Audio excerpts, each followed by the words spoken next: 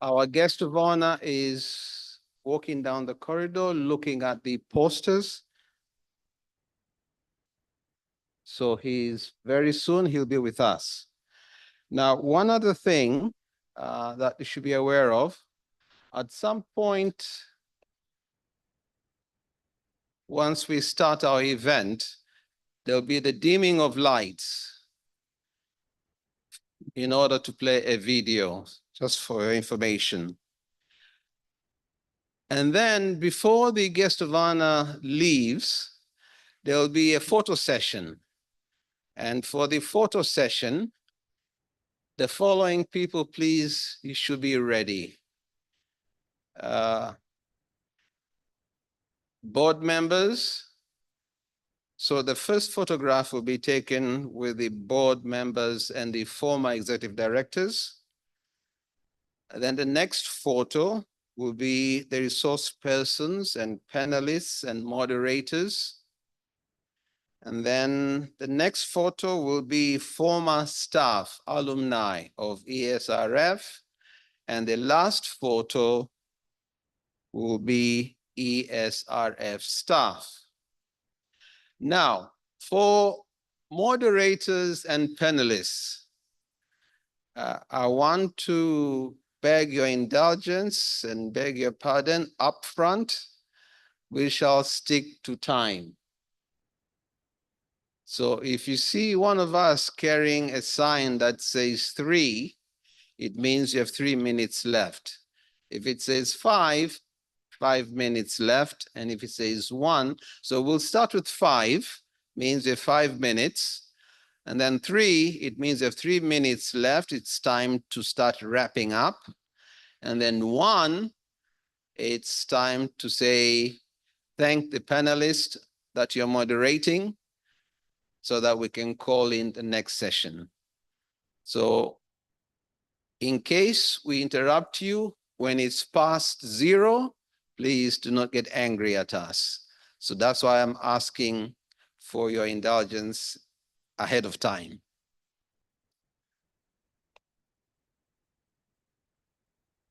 Someone asked me to, while we wait, yeah.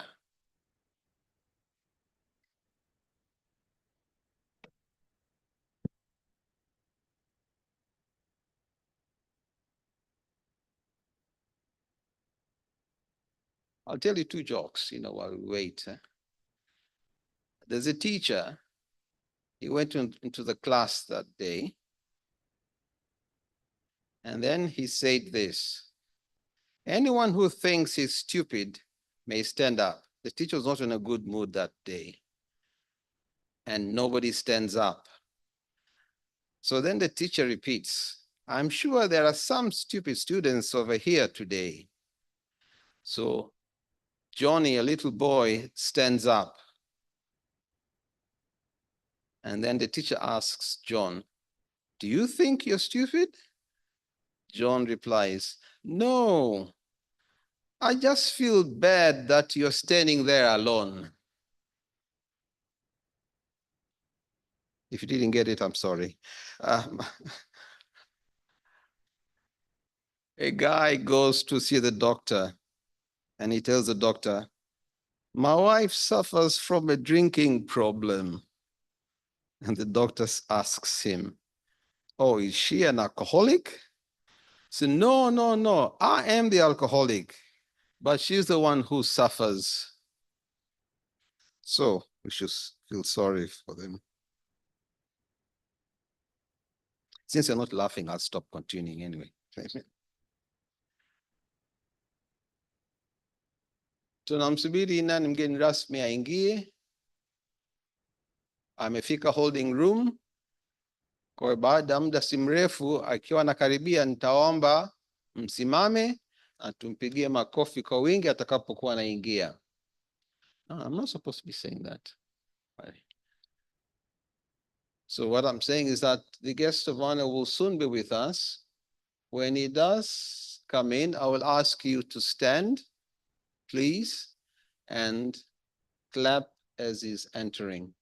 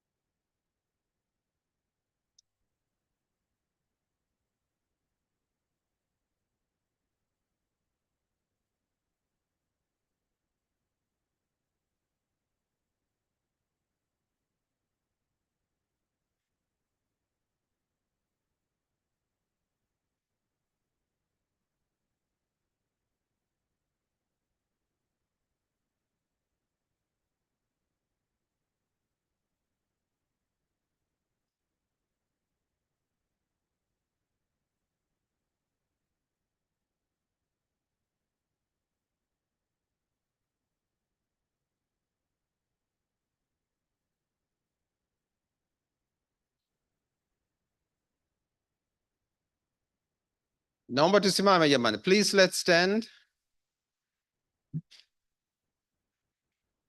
Our guest of honor is about to arrive. Please, a big hand.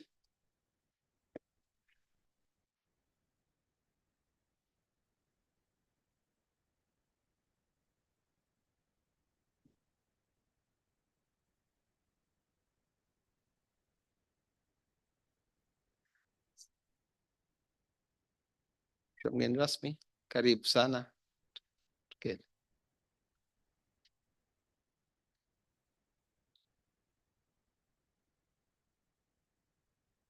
Mheshimiwa mgeni rasmi, mbele yako hapa ni washereheshaji MCs.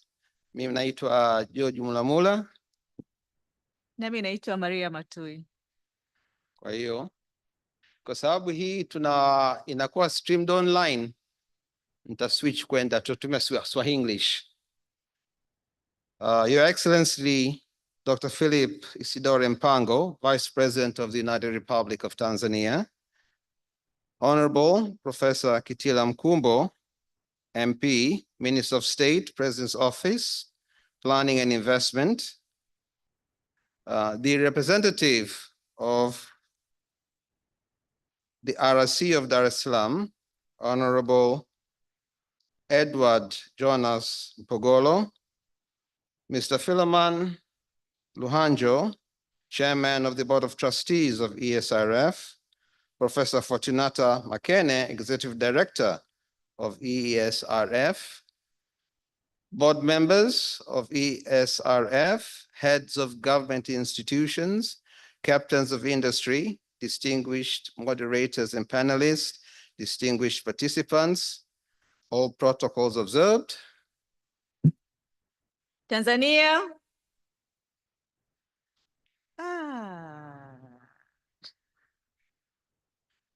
Tunaanza na moja alafu tunakuja na ya pili. Haya. Jamhuri ya Muungano wa Tanzania.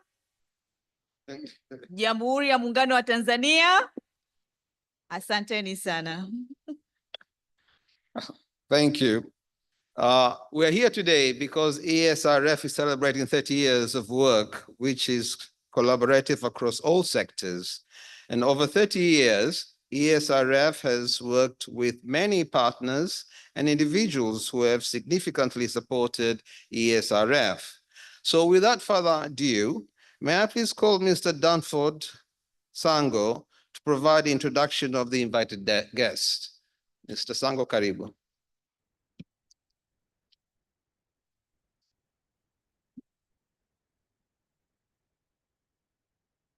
Asante sana, Bwana Mulamula.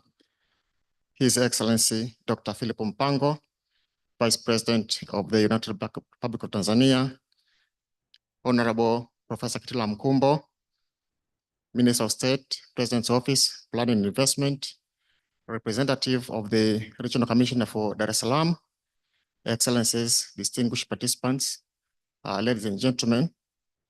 As you can see in the program, my role this morning is to introduce the audience so that we can get to know who are in the room. So in the room, we have our partners and stakeholders of ESRF. These are the individuals and institutions that we've been collaborating with, and we continue to collaborate in our work. We are supposed to be 150 people or so. And because of that, I'd like to introduce the people in terms of groups. The first group that I'd like to recognize and introduce should be the current and former executive directors of ESRF. Wherever you are, if you can wave, please, so that people can see you. Let's put our hand together for directors. Asante sana, our directors. I also like to recognize and introduce members of the Board of Trustees of ESRF, led by Mr. Philemon Luhanjo, our board chair, please. Asante sana, wajumbe wa bodi. We also have a number of former staff of ESRF because ESRF has generated a lot of people, and they've moved on. They're working for different institutions at different capacities. So we have our alumni who are also with us. So former staff of ESRF, please, if you can stand up, wherever you are. I can see Johnny. Oh, thank you very much. Thank you very much. Thank you very much. Yes. We also have a current staff of ESRF, please, wherever you are. If you can, yes, current staff of ESRF. Asante sana, including myself. We also like to recognize and appreciate the presence of officials of the government of the United Republic of Tanzania. Please, I can see Laura Madete and others, please. Oh, Juni Walanga as well. Asante sana, thank you very much. But you also have delegates from Zanzibar representing the government, revolutionary government of Zanzibar, please, Zanzibar. Thank you very much. Oh, asante sana, Zanzibar. ESRF as a think tank works very closely with academia and some fellow researchers. Members of academia and researchers, please. Oh, I can see one, please. Yeah, thank you very much. I think some other there, maybe they jumped, they've been in the traffic. But we also have our friends from Development Partners Group, which includes UN agencies, embassies, etc. Please, wherever you are. Thank you very much. Thank you very much. Our friends and colleagues from Development Partners Group. Civil society and NGOs, please. Thank you very much. I can see Smart Daniel Helpage and others. Asanteni sana. Private sector, we work with everybody. ESRF. Maybe not yet. I also like to, yes, I also like to recognize panelists and moderators, resource persons who are going to be serving in the program today. We are going to tap on their wisdom. Please, resource persons, panelists, please, if I can rise up. Thank you very much. Thank you very much. Any former board members? I don't really, no, we don't have. Yes, and towards the end, I'd like to recognize our partners, IPA, Innovation for Poverty Action. IPA, thank you very much. And last but not least, I should also recognize members of the media who are covering the event to inform the general public. Waandishi wa habari, please, if you can also stand up. Thank you very much.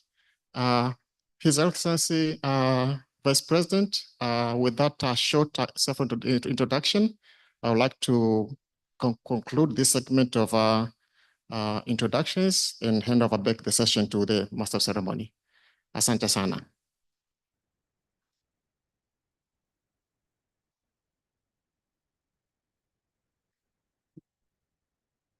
And then I have to tighten it. Asante sana Bwana Danford Sanga, mgeni rasmi. Wakati huu tunapenda kumkaribisha mwakilishi wa mkuu wa mkoa wa Dar es Salaam ambaye ni mkuu wa wilaya Mheshimiwa Edward Jonas Mpogolo. Karibu.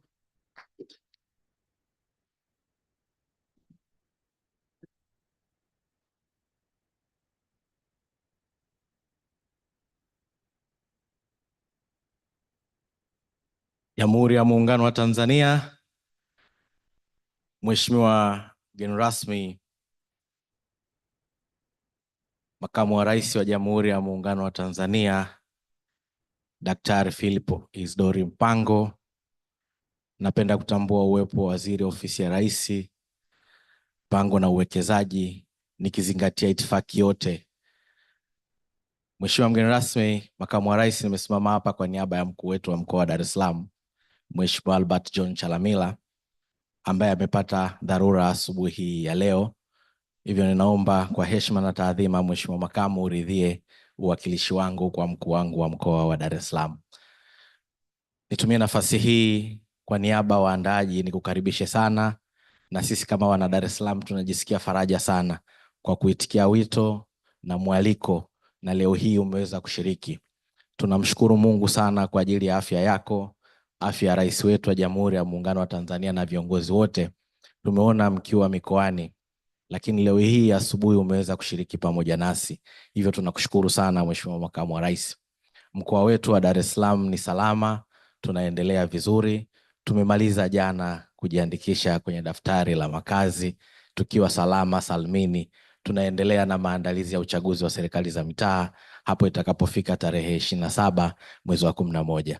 Baada ya kusema hayo, ni wakaribisheni wote katika mkoa wa Dar es Salaam na katika eneo hili, wilaya yetu hii ya Ilala. Baada ya kusema hayo, nawashukuruni sana kwa nafasi. Karibu sana mgeni rasmi na makamu wetu wa rais. Asante sana.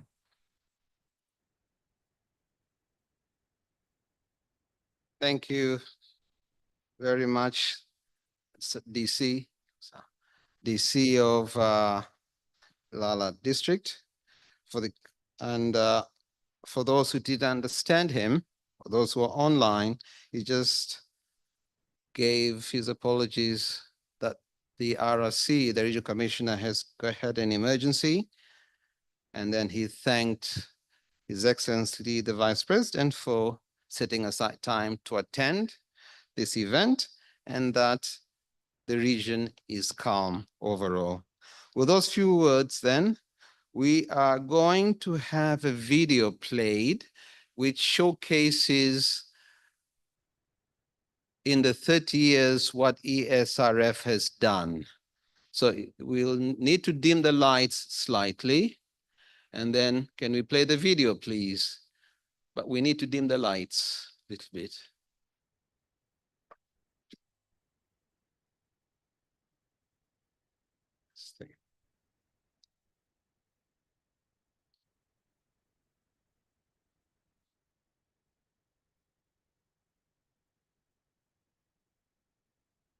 Lights. These lights here.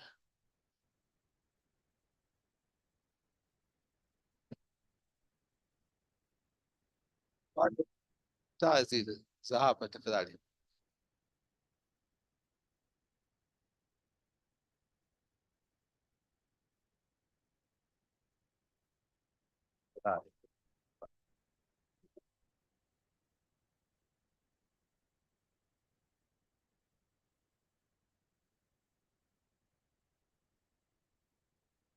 For 30 years, the Economic and Social Research Foundation, ESRF, has been at the heart of Tanzania's transformation. The idea of ESRF came from the Ministry of Planning. They needed an institution which would be outside government, but which would help government to undertake assignments on a very objective manner. They put up a team of 4 experts, 2 from the Planning Commission and 2 from academia. Now, I was one of those from academia, myself and Professor Vanakani. So we wrote a paper and submitted to the Ministry of the Planning Commission. Then they formed ESRF in 1993, which was registered outside government as an NGO. I was selected the first executive director in April 1994. So that's how it actually started.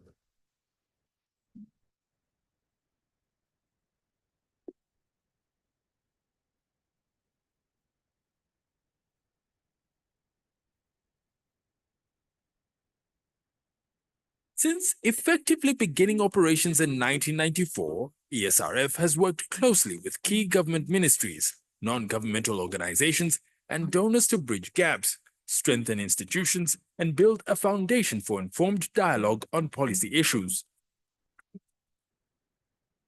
If you mention any policy, any strategy, ESRF has a footprint on it. An institution which is entrusted to be part of the Secretariat for designing Tanzania Vision 2025. And again, last year, given the responsibility to identify which core areas should be taken into consideration as we prepare the new Vision 2050 and beyond, as they call it. In area of agriculture, we have done a number of assignments supporting the Ministry of Agriculture and related ministries under RARIS. For instance, we supported SDP2 implementation, where we conducted more than 87 analytical studies to support the implementation of SDP2. But also we developed a program called Mobile Kilimo, hosted by the Ministry of Agriculture. And Mobile Kilimo actually was able to register all extension officers in Tanzania. We were able to help change policy. For instance, cage fishing. In our country, it was not allowed. So we did a demonstration, and eventually we were able to convince the government to change that policy of cage fishing in Lake Victoria.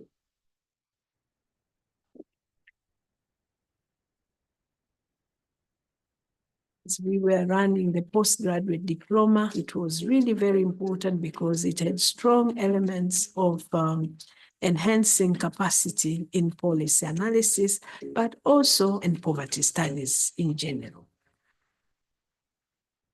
Through ESRF undertakings of research, we came up with a paper, which later on became a program, which saved or helped to free most of the Tanzanians from poverty. I remember we participated in most of the public expenditure review studies, particularly in the social sector. Not only in the formulation of the policy, in the capacity building of those formulating the policies and implementing them is also achieved by ESRF through the training programs. ESRF has been involved in building capacity for ministers, parliamentary members, permanent secretaries, even up to the lower level. And now we have so many personals that are really working in the government that we can claim as part of the ESRF capacity building, and I being one of them. From 2017 to 2020, the foundation supported 25 regions of Tanzania mainland in identifying priority investment opportunities and preparing regional investment guides to enhance local development. But also we embarked in this process to have the regional investment guides. And this was a very important exercise, as in each region of Tanzania, we were able to map the investment potentials that are there, but also to profile the region on its potential, come to trade or come to investment. When we had that pandemic outbreak, COVID-19, ESRF was the first institution that was able to carry out socio-economic impact of COVID-19. And we were able to show how we've been impacted in economic activities. Major challenges of SRF at the moment is mobilization of financial sources. We don't have adequate permanent employed staff. You find that those areas need to be looked into very seriously. From humble beginnings to becoming a respected thought leader, ESRF is focused on promoting data-driven policies, empowering local stakeholders, and supporting inclusive growth. As Tanzania faces new challenges and opportunities, the legacy of ESRF's 3 decades of research excellence will continue to guide the nation toward a prosperous future for all. Together, we build a stronger tomorrow.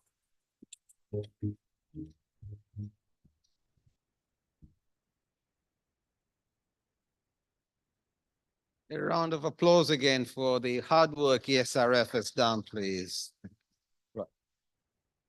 With that video now, the lights can come back on now. May I please call upon the Executive Director of ESRF, Professor Fortunata Makene, to give her welcome remarks. Karibu sana.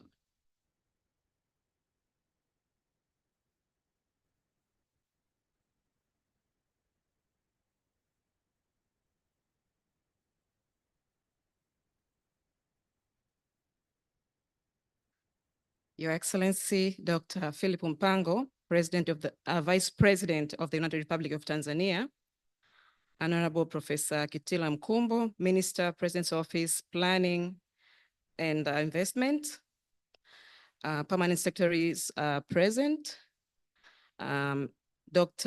Rahma Mahfoudh, Executive Director, Planning Commission Zanzibar, Dr. Laura Madete, Deputy Executive Secretary, Planning Commission Tanzania, Mr. Philemon Luhanjo, ESRF Board Chair, and ESRF Board Chairs and Trustees present, Professor Samuel Wangwe and Dr. Osana Lunagelo, former Executive Directors of ESRF, representatives from the international organizations, Diplomatic Corps, distinguished scholars, members of the press, distinguished guests, ladies and gentlemen, good morning.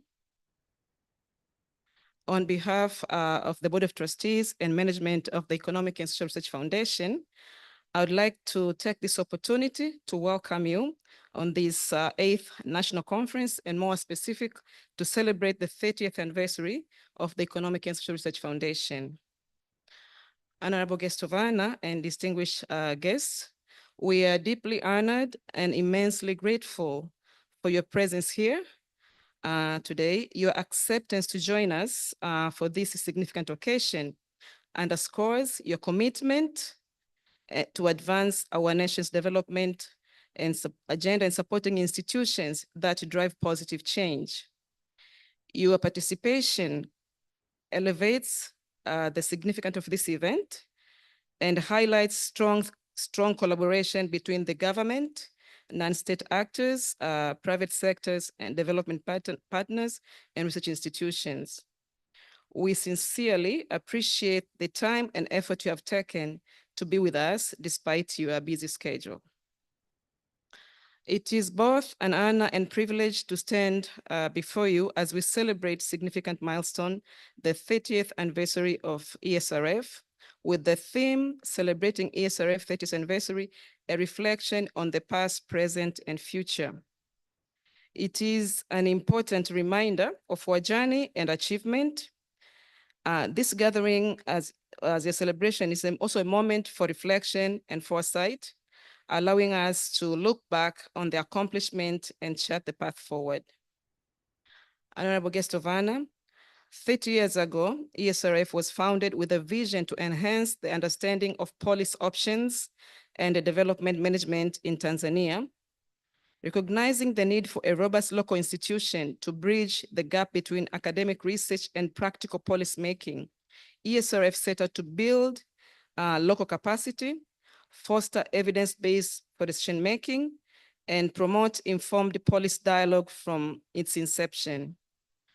Reflecting on these decades, we take immense pride in the role ESRF has played in shaping Tanzania development landscape. Our early efforts address the challenges of macroeconomic stabilization, the structural adjustment programs, laying the foundation for a more resilient national policy framework. Over 30 years, we have done research, reviewed both national and sectoral policies, including we support the Tanzania Development Vision 2025 and the 5-year development plan, but also we reviewed the vision and also recommended areas for the 2050 vision. Our journey has been marked by a commitment to excellency and profound understanding of development complexities. We have consistently strived to be at the forefront of research, policy dialogue, and capacity building.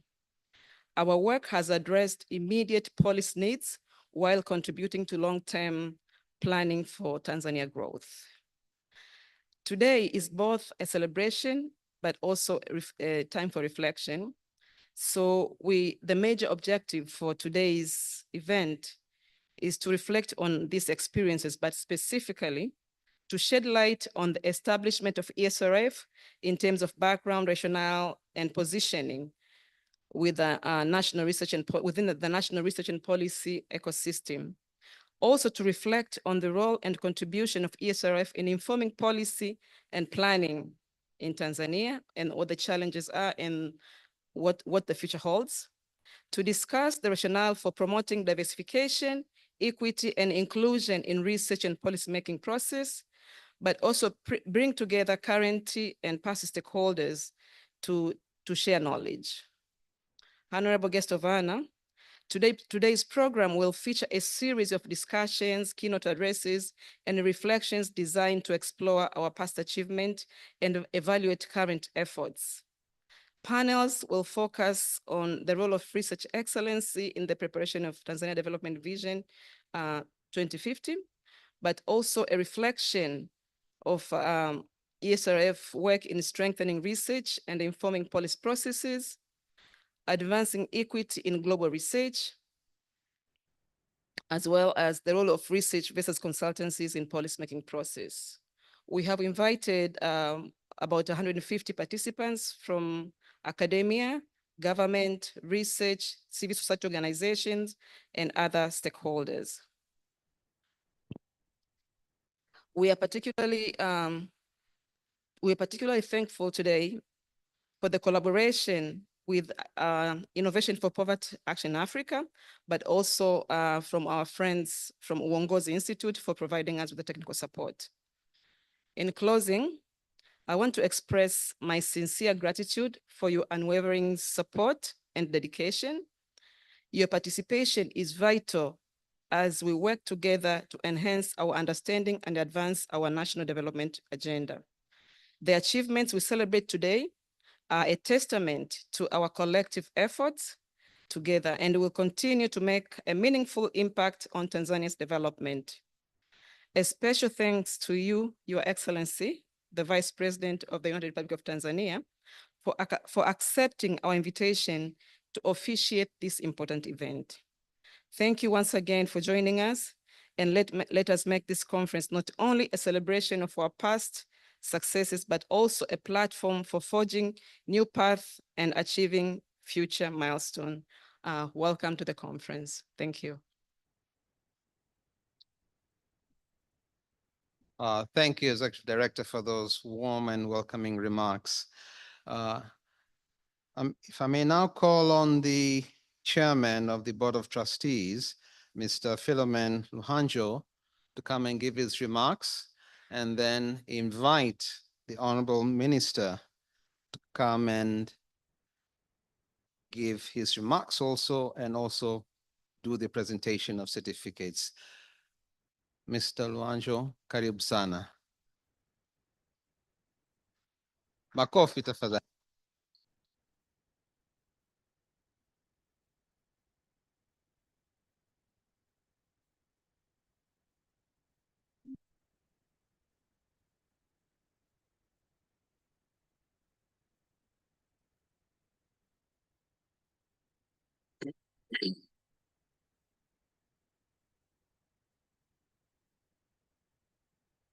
Your Excellency, Dr. Philip Isdori Mpango, Vice President of the United Republic of Tanzania.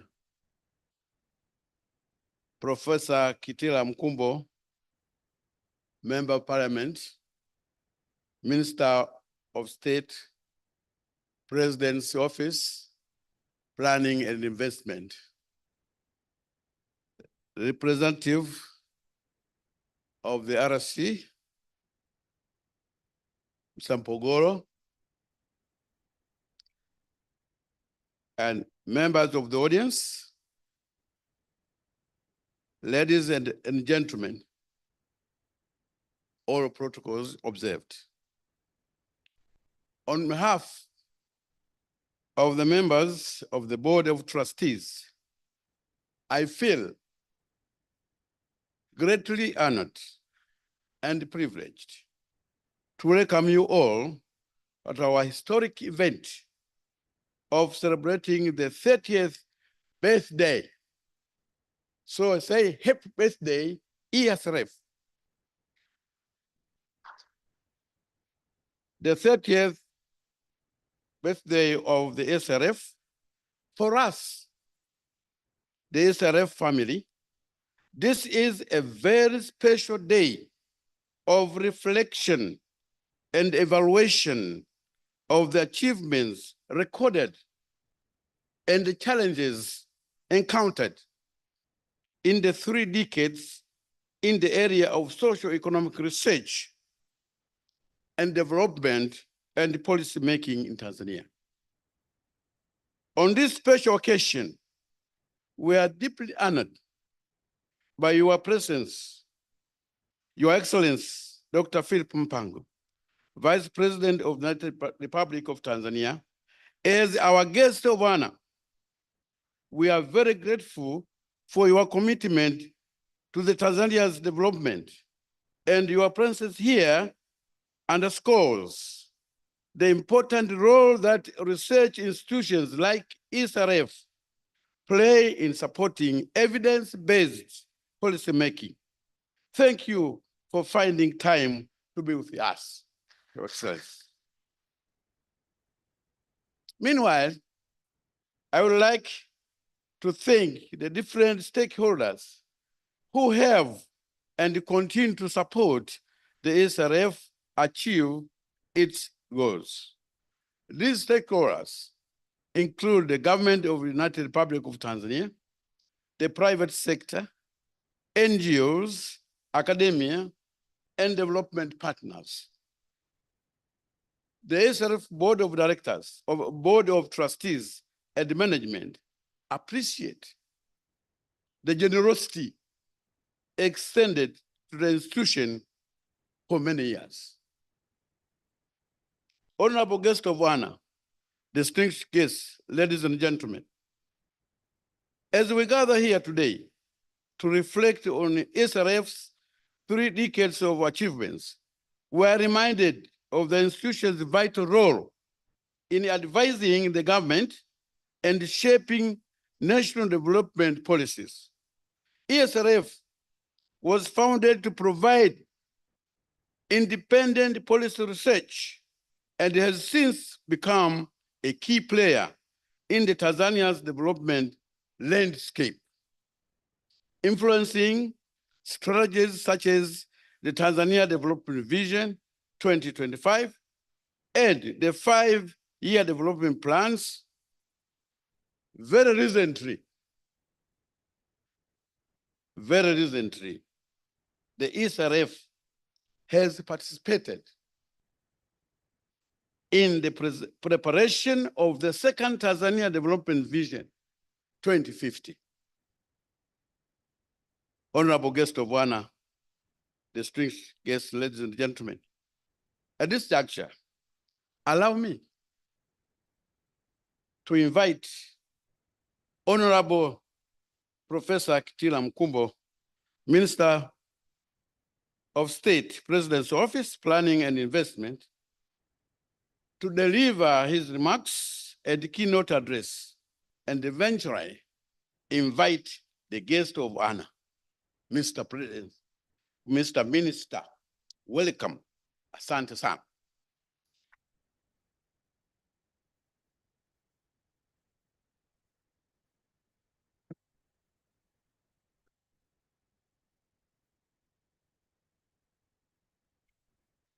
Your Excellency, Dr. Philip Isdori Mpango, the Vice President of the United Republic of Tanzania, Mr. Philemon Luhanjo, the Chairman of the Board of Trustees, ESRF, also the former Chief Secretary,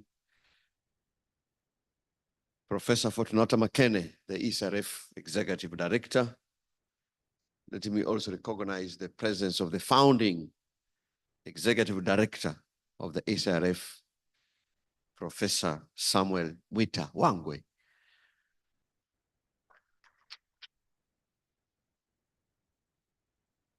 Honorable Edward Mpogolo, the District Commissioner for Ilala, where we are, who is also representing our Regional Commissioner, Mr. Albert Chalamila.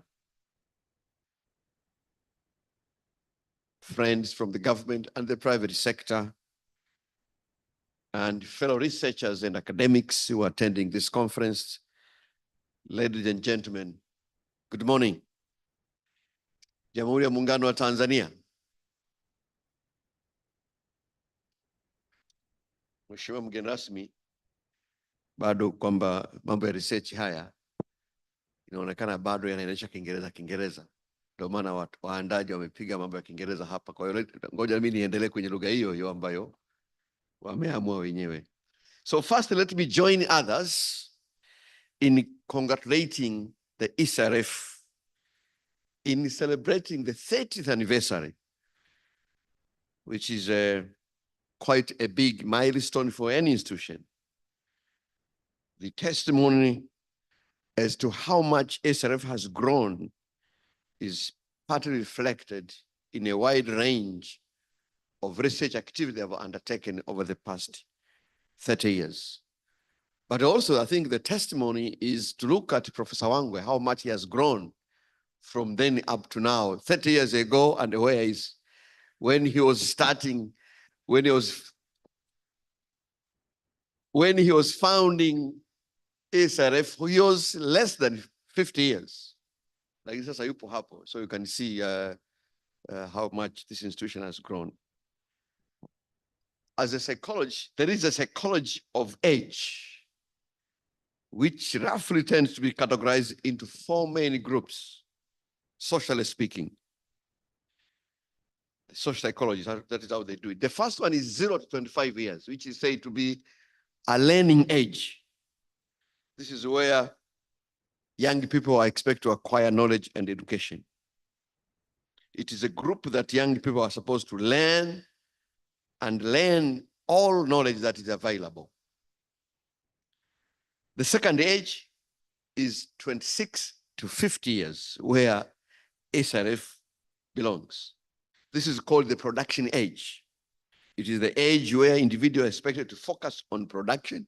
It is the time to produce wealth, time to produce knowledge, time to produce services, and more importantly, time to produce family. So if we are to assess ESRF, we have to look at how much wealth has it produced, how much knowledge, how much services, and even how much family has it produced.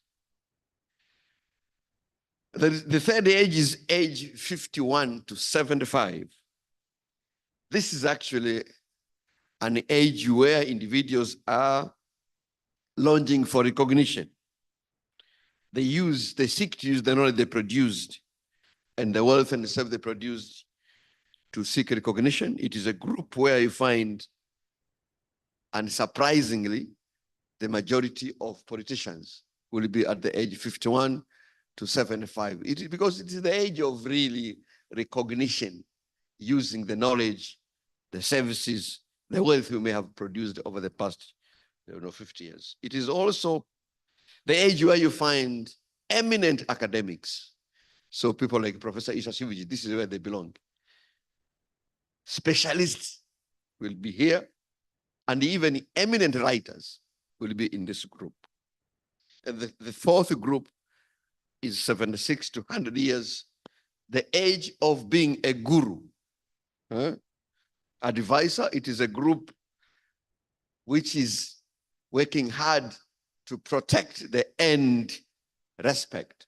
It is a group which is afraid of making mistakes, because at this level, if you make a mistake, your many years end respect may be ruined. It is the age of blessing others rather than seeking to be blessed. So there is no doubt, if SRF were to be a human being, it has done a lot.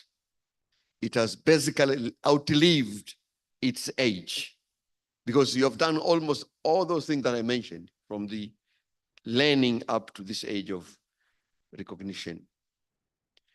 In summary, over the past 30 years, SRS have been a critical source of knowledge important for effective decision-making, which is why it is difficult in this country to trace any effective decision-making in the economy as well as in the social aspect generally without mentioning SRF.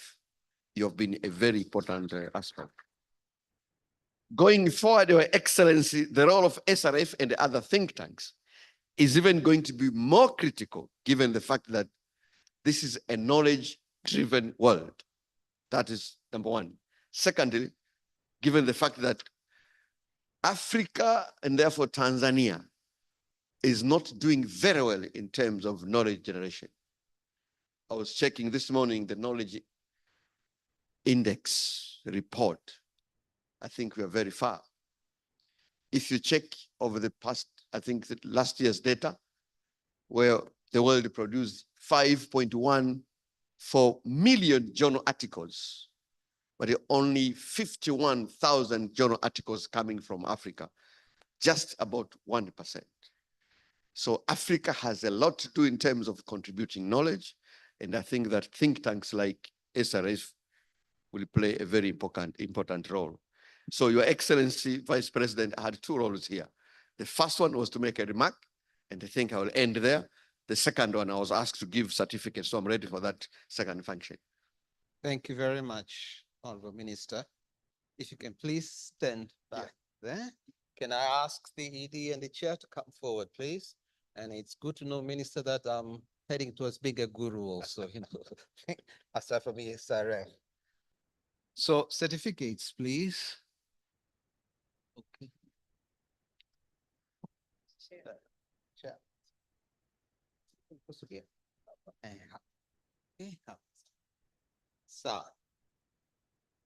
So we start with certificates. These go to the former staff of ESRF. Can I please ask Ambassador John Olanga to come forward?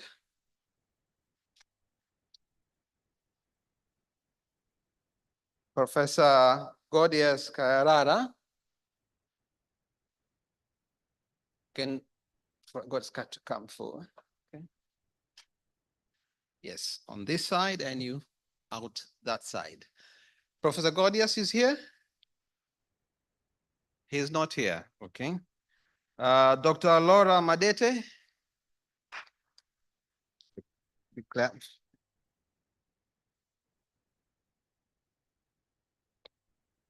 Dr. Monica Hangi.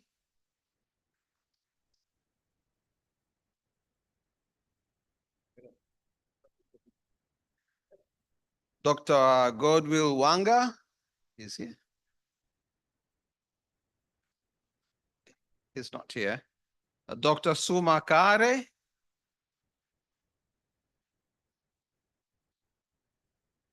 Dr. Josephat Kweka.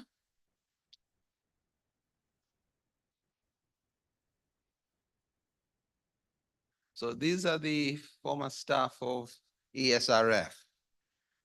We now go to those who have worked 20 years. Oh, Dr. Godu Wanga, good to know you're young and joining.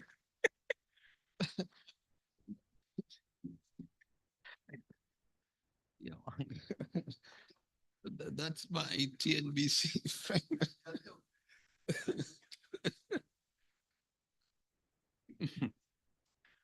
Now for staff who've worked for over 20 years, Mr. John Kajiba, Mrs. Vivian Kazi, Ms. Jacqueline Mwijage, Mr. Libena, Ms. Priska Mgamba, Mr. Mtega, Theo Mtega,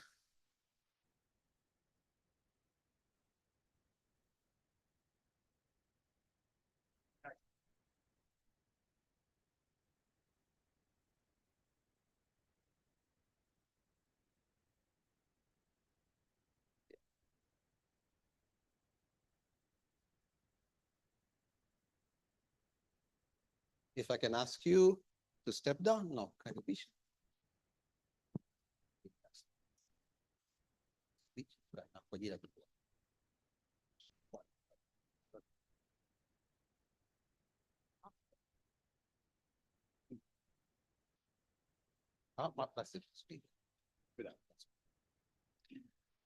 Your Excellency, let me now go to my third role that I was supposed to be performing here, which is divided into two parts to ask the audience to kindly join me in welcoming His Excellency, Dr. Philip Mpango, the Vice President, to please join us on the stage for two roles. First, he will give a trophy to the person that I don't know. And then secondly, we'll ask him to please deliver his official opening address. Mheshimiwa Makamu wa Rais, karibu sana.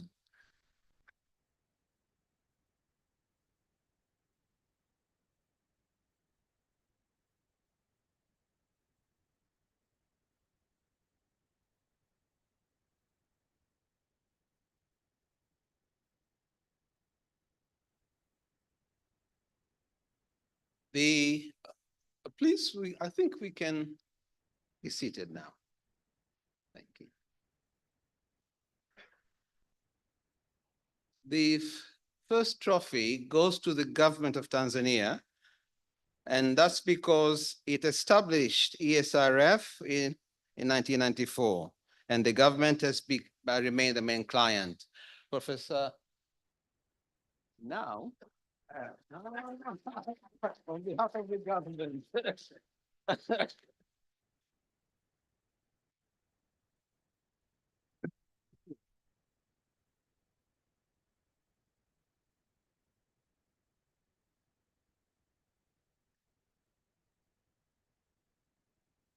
May I call on UNDP to come forward, please?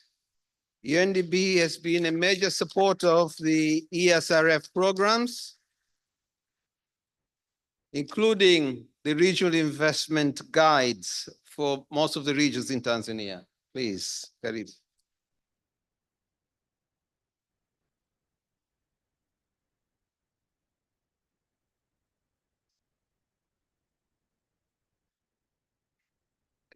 Step through that side. Yes, on that side. Can I call on UNICEF, please, to come forward?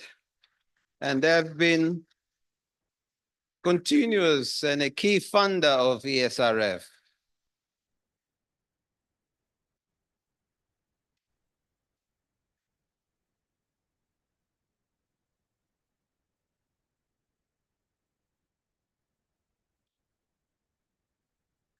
And now we want to recognize the former executive directors. Could we ask the esteemed Professor Samuel Wange come forward, please? The first executive director of ESRF.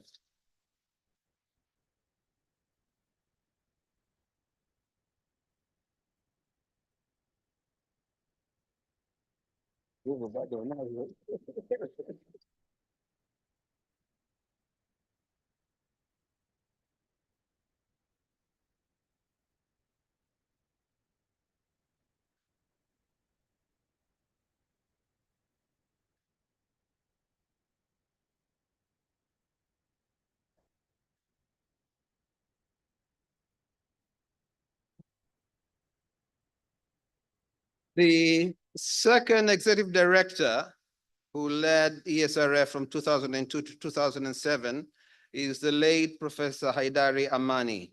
I believe his daughter is here to come and receive the award on behalf of the family. Can she please step up? Oh, yes. Okay.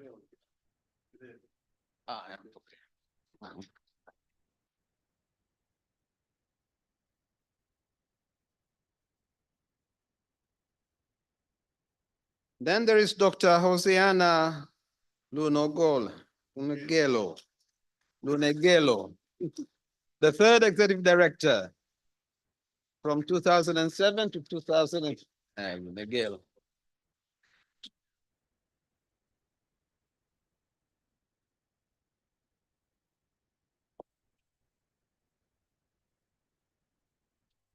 And last but not least, the ESRF has been led by strategies that were looked at the board level and by the Board of Trustees. So on behalf of all the board members in the Board of Trustees, the next one goes to them through the chairman, Mr. Luanjo. This.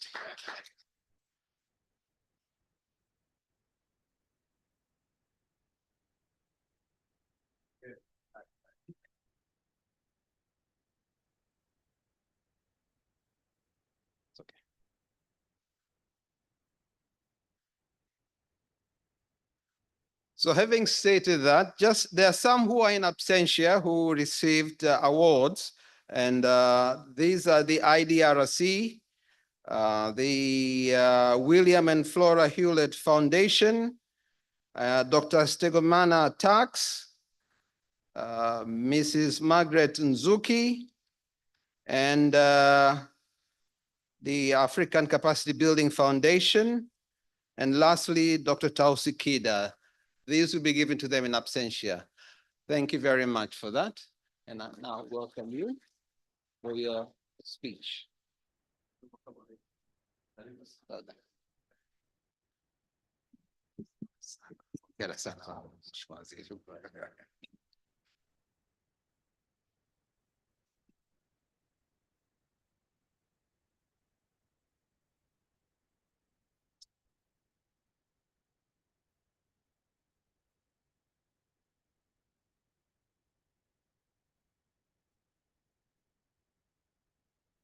I will also follow the footsteps of the preceding speakers.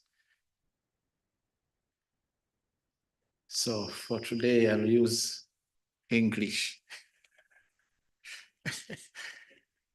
Honorable Professor Itila Mkumbo, Member of Parliament, Minister of State, President's Office, Planning and Investment, Mr. Philemon Luhanjo, Chairperson of the ESRF Board of Trustees and former Chief Secretary, Honorable Edward Mpogolo, the Ilala District Commissioner representing the Dar es Salaam Regional Commissioner, Professor Fortunata Makene, Executive Director, ESRF, Professor Samuel Wangwe, Founder and first Executive Director of ESRF. I also recognize Dr. Oceana Lunogelo, former Executive Director of ESRF, the government officials present from the United Republic of Tanzania and the Revolutionary Government of Zanzibar, development partners and members of the diplomatic corps, private sector representatives, distinguished keynote speakers, members of the media fraternity, and our two moderators, invited guests, ladies and gentlemen, good morning.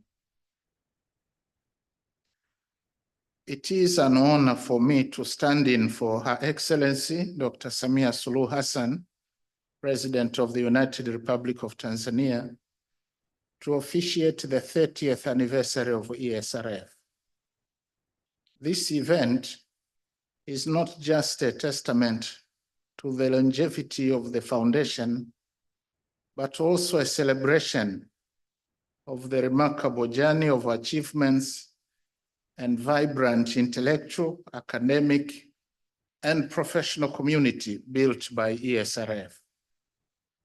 I commend the Board of Trustees under the able leadership of Mr. Philemon Luhanjo, as well as ESRF staff led by the Executive Director, Professor Fortunata Makene, for steering ESRF and making this event a success. I am also delighted to meet the pioneers of ESRF, particularly Professor Samuel Wangwe, the founder and first Executive Director of ESRF, who was and has been a torchbearer and a beacon of economic research and policy analysis in Tanzania. I also commend Dr. Oceana Lonogelo, Dr. Tausi Mbaga Kida, and the late Professor Haidari Amani, may his soul rest in peace, who led the ESRF at different times. We indeed value and cherish their commitment and contributions in bringing ESRF to a fully fledged research institution. And I'm delighted to have this opportunity to interact again with the ESRF family, which I joined way back in 1996.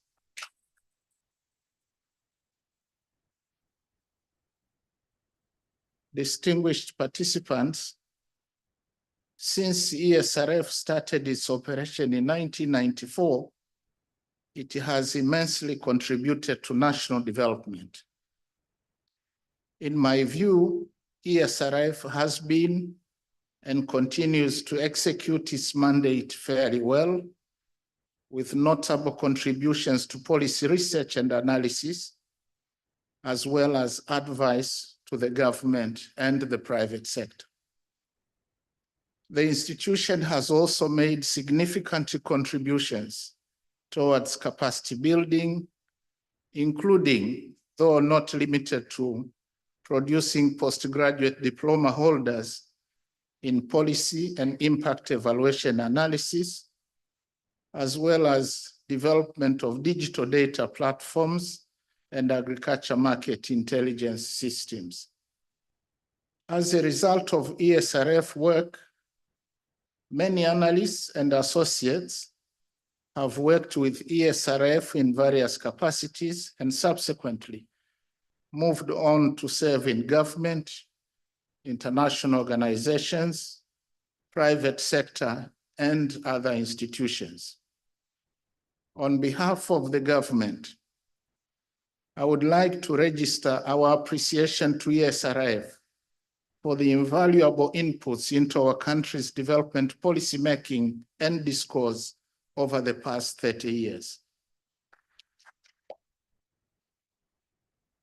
Some of the most important inputs into national planning by ESRF include a review of implementation of the Tanzania Development Vision 2025, which was undertaken in 2020 in partnership with the Planning Commission, but also preparation of the long-term perspective plan running from 2015-16 to 2025-26, and its constituent first, second, and third five-year development plans, as well as sectoral plans and policies.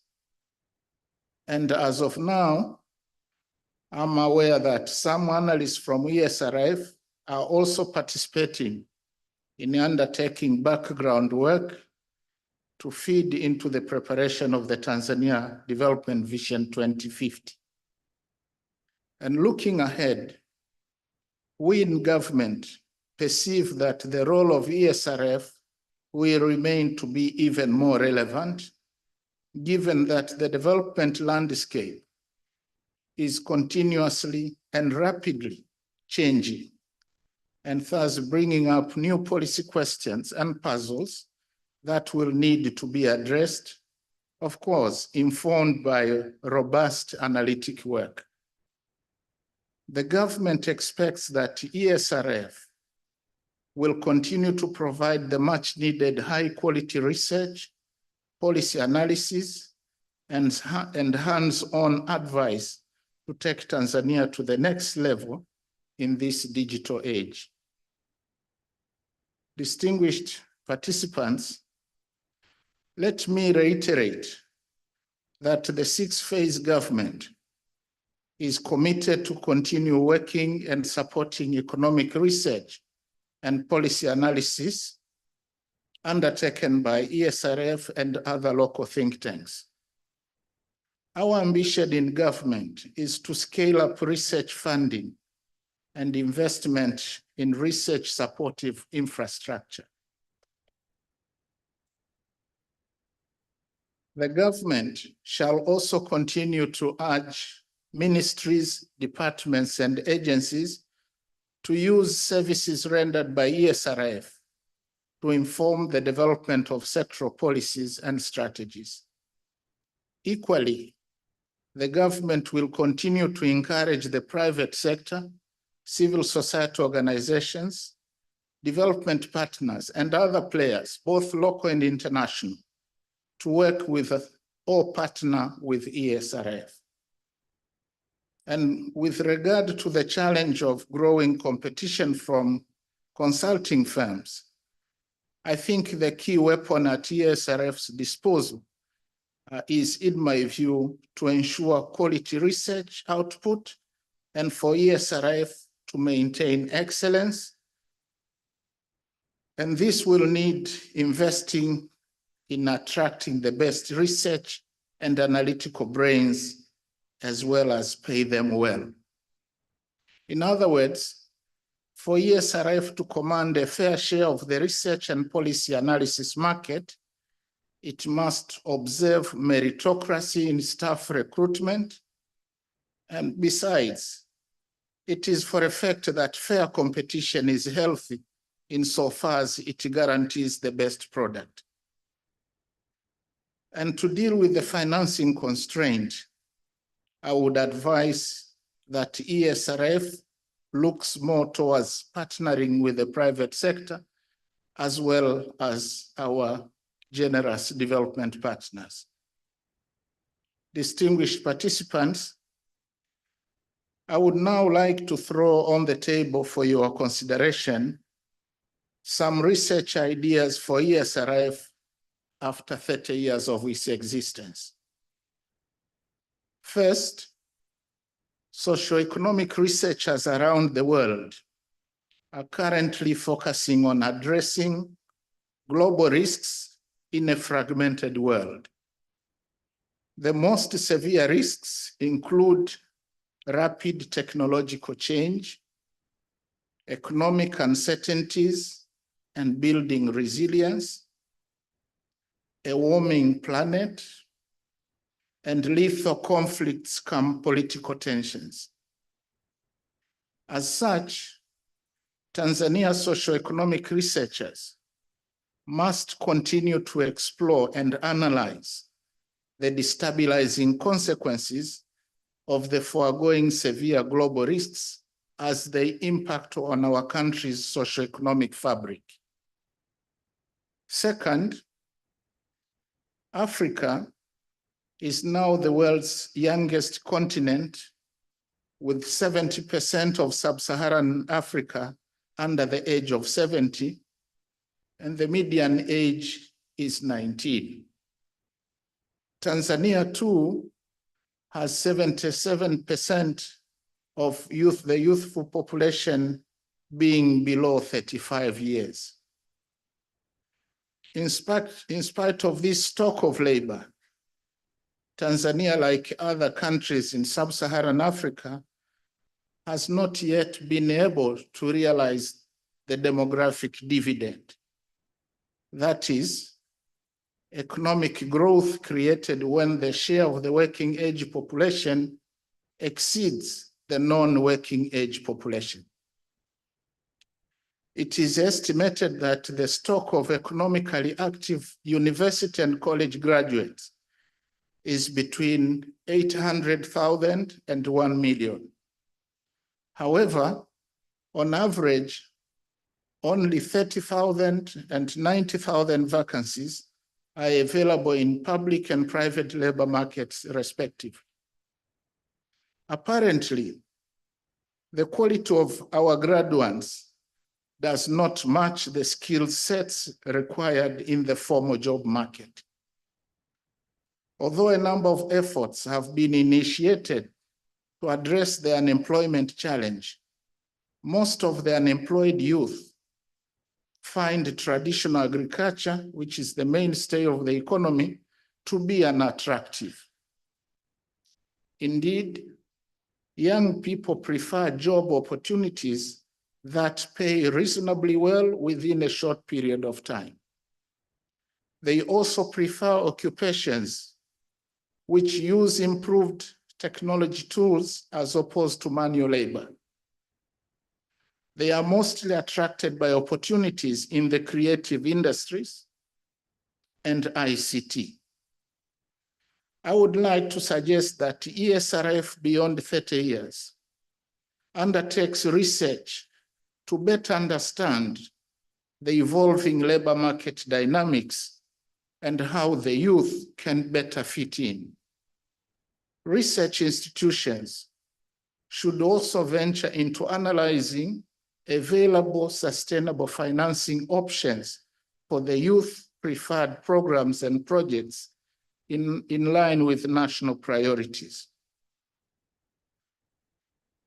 I say this because there is need to unleash and nurture young Tanzanian talents.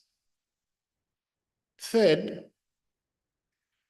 with all the mineral endowments that our country has, I think we need to raise the level of mining profitability through better management of mineral wealth, especially strategic and rare earth elements. We should not only attract and export raw materials, but also add value domestically. Research institutions ought to identify economic growth niches and strategies to harness mining sector opportunities, which can be exploited to propel Tanzania to an upper income country status by 2050. Fourth, I think is research to inform resolution of land use conflicts sustainably. And the conflicts include the needs of man versus wildlife, the needs of smallholder farmers versus pastoralists, the needs of smallholder farmers and pastoralists versus conserved areas and forests, as well as urban settlements versus farmlands, and beaches versus urban settlements. Fifth, I think is research aiming at transforming semi-arid regions of Tanzania into opportunities or new growth areas. We have hitherto been brought to believe that semi-arid areas are unproductive or wasteland. However, experiences from other parts of the world like Israel, UAE, and the US prove beyond doubt that they have the potential to be very productive by cultivation of new crops other than the traditional crops grown in semi-arid areas and deserts. But this will occur if substantive research is undertaken. Research geared towards agricultural development by tapping underground water aquifers and rainwater harvesting, among others, could usher in agricultural transformation in the so-called arid regions. Besides, in the case of Tanzania, some of the semi-arid regions like Dodoma, Singida, Shinyanga, and the like also hold substantial mineral wealth, including strategic minerals and rare earth elements, which form the basis of high-tech industries. Mineral exploration and exploitation of such resources, including mineral beneficiation, could turn these areas into new growth poles. Transformation of the so-called marginal land has also the potential to help reduce conflicts around land use. Furthermore, rainwater harvesting in these areas can increase their potential for modern livestock farming. Lastly, as I observe our society today, I realize that there has evolved a culture that is not conducive to rapid development. And I see this in a number of areas. They include an entrenched behavior of not valuing time as an important resource. As such, lack of punctuality at workplaces, meetings, and other occasions is very common. Dishonesty and unfaithfulness at workplaces continues to persist. Hard work and diligence have been eroded and are being replaced by unscrupulous means to earn a living. A large number of our youth in urban areas are idle and spend most of their time hanging out, vijiweni, or gambling. Furthermore, there are widespread beliefs that irrespective of one's qualifications and experience, one cannot secure a job in the formal sector unless you know someone influential. Employment on merit is considered to be rare. It is also worrisome that a growing number of our young men are entering into marital relationships with older women, wanaitwa mashangazi, who are better off, and they do this as an easy way to make ends meet. There is also an entrenched habit of discarding empty bottles or plastics and other waste materials irresponsibly, even in places where there are designated dustbins, and this is in spite of mass education and calls from environmentalists and political leaders to stop that behavior. Similarly, careless burning of grassland and forests on the pretext of giving room for fresh animal grazing land or clearance of farmland continues unabated. Collaborative and cooperative behavior are now seemingly less preferred to individualistic behavior. And this is unlike the Oriental culture, which promotes the proper thy neighbor philosophy. There is also an apparent preference to luxurious spending and less on savings. And for example, our people tend to contribute generously to ceremonies, be it weddings, religious festivals, and funerals, but not so much on shouldering educational costs of children from low-income families or medical expenses.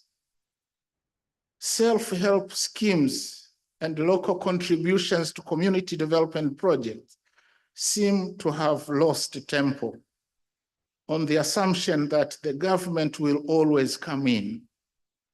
And the dependency syndrome, which remains with us, with a good number of our people continuing to depend on handouts and grants from relatively better off family relatives or friends.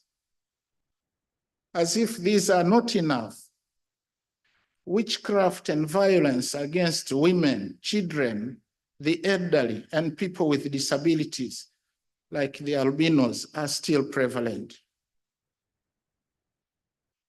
Ladies and gentlemen, it is my humble view that we, as a country, need a cultural revolution to reverse such behaviors and practices.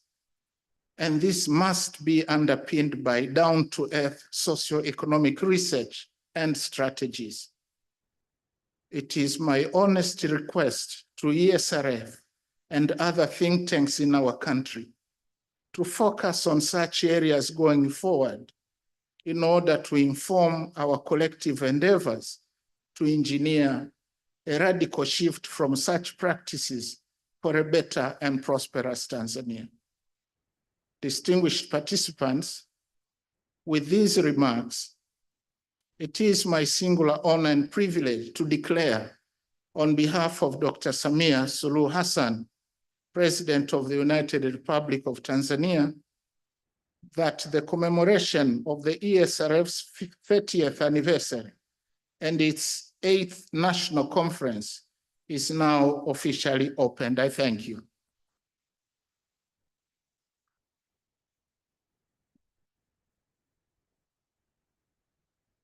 Thank you, Your Excellency.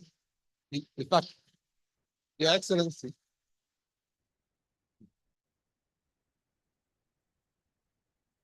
Naomba viti vije huku juu. Okay. Naomba viti. Your Excellency, thank you for your remarks. If I can please ask you to come back up front. We are now having, sogeza mbele kidogo hapa, for a picture session.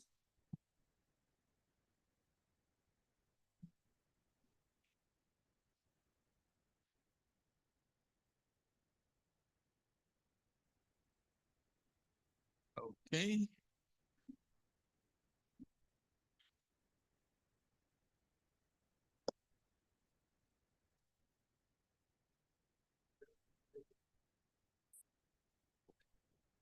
So if I may ask the high-level officers of the government, can I ask Dr. Afua Mohammed to come forward? This Commissioner for Zanzibar Planning, ZPC. Yeah. Dr. Laura Madete, Deputy Executive Secretary Planning, Mr. Abdulrahman Sekela, if he's here. Can you please come up forward?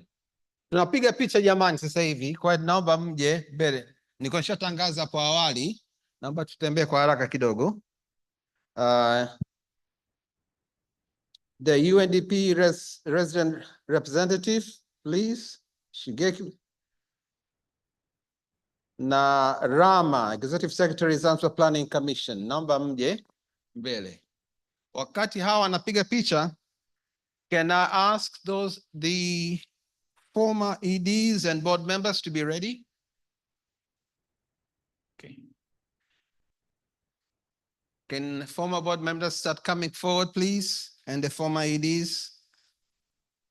Board members, former board members, and former EDs, can you please come forward? Well, wawili tu. Aya, sawa. Resource persons, can you please come up, get ready, come up here? Panelists and moderators. Board members, mnasubiri kwanza. Board members, the panelists, can you please wait? Can you wait? Board members.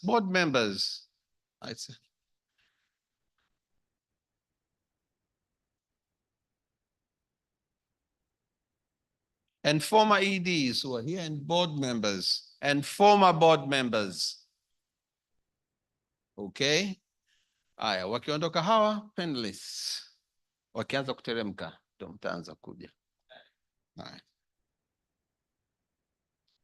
Panelist moderators, tafadhali. MC pia, unatakiwa uje. Na wewe pia upige picha hapa. Nonge. Alafu baada ya hapa, former staff of ESRF and alumni. Tungesogea hivi kidogo.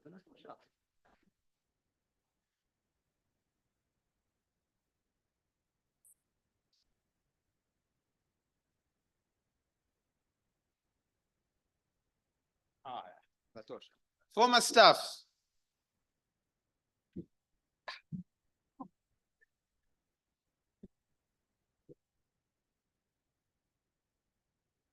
Former staff, please. Alumni of ESRF.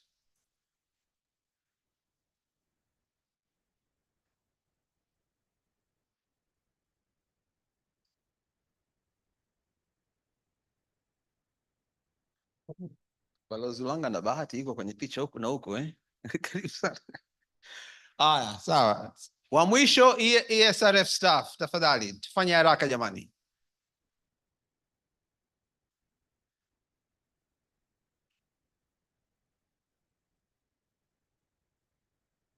Hii ndio picha ya mwisho.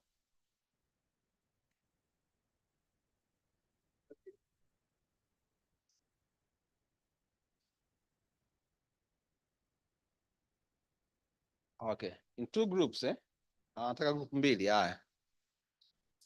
Two group. Sogeni kiuko kidogo huku wanabana nao.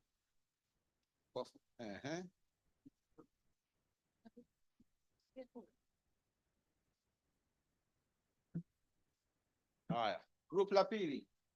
Karibuni. Mnatushikia.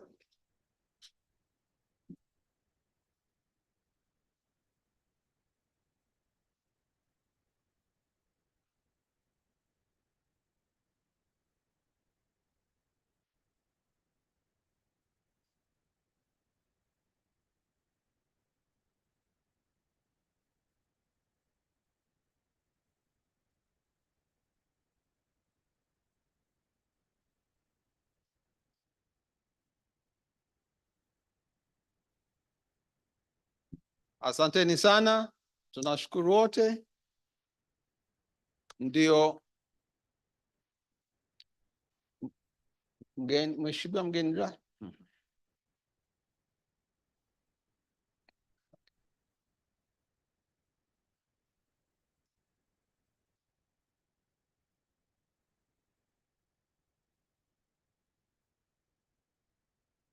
We now come to the end of this first session.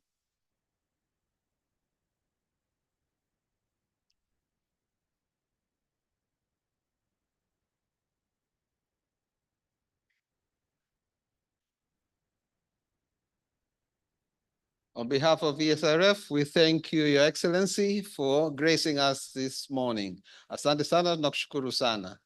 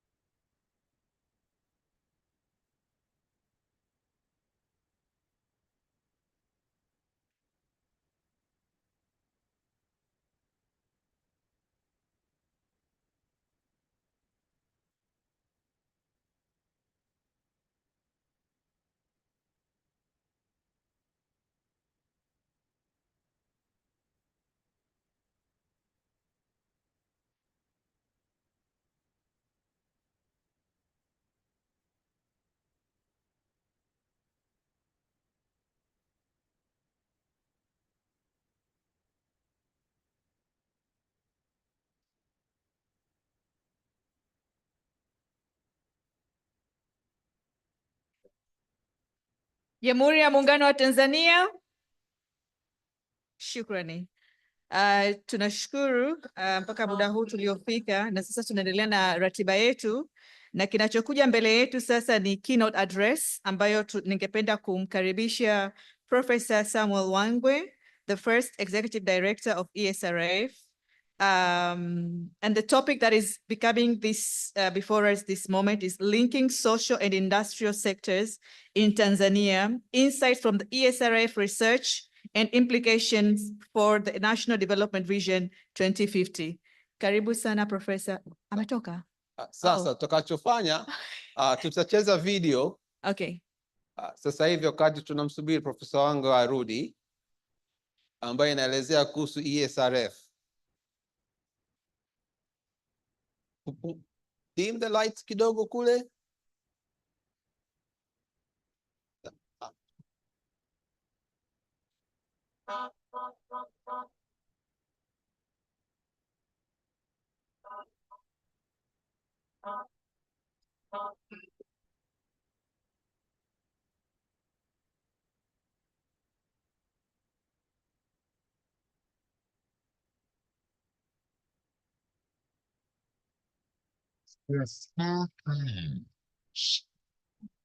Economic and social research funding.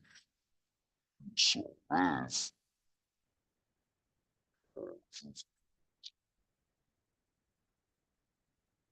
Naona Profesa wangu, karibu sana, umekuja?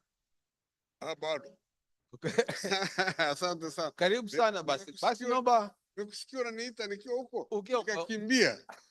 Asante sana kwa kuja. Basi tuwashe taa tuendelee na ratiba yetu basi. Hii nini? Screen can be sent up, switch on the lights. We're back on schedule. Ana dakika ngapi? 20 eh? Wamekupa dakika 20 Prof. Inatosha. Asante sana.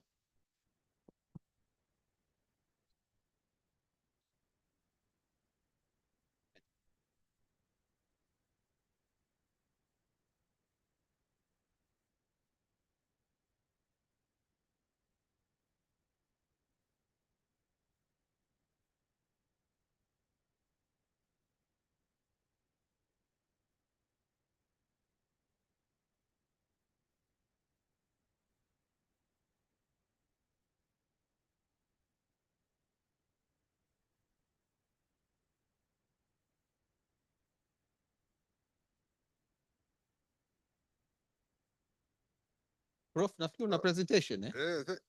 Una presentation? Naitafuta. Ya Thank you very PPT. much. Okay. Yes, let me go Kuna straight wa and- PPT kule. Kuna? Si una nini PowerPoint au? Hapana. Huna PowerPoint. Naongea tu. Oh, fantastic. Thank you. Sawa basi. Yeah. I'll give them the speech later. Let me start by contextualizing ESRF in the broader context of Africa and the global economy. Policy think tanks increased at a greater pace in Africa since the 1990s. An indication of the growing importance associated with democratization processes and the complexities in articulating interests of a variety of social groups in the policy making processes.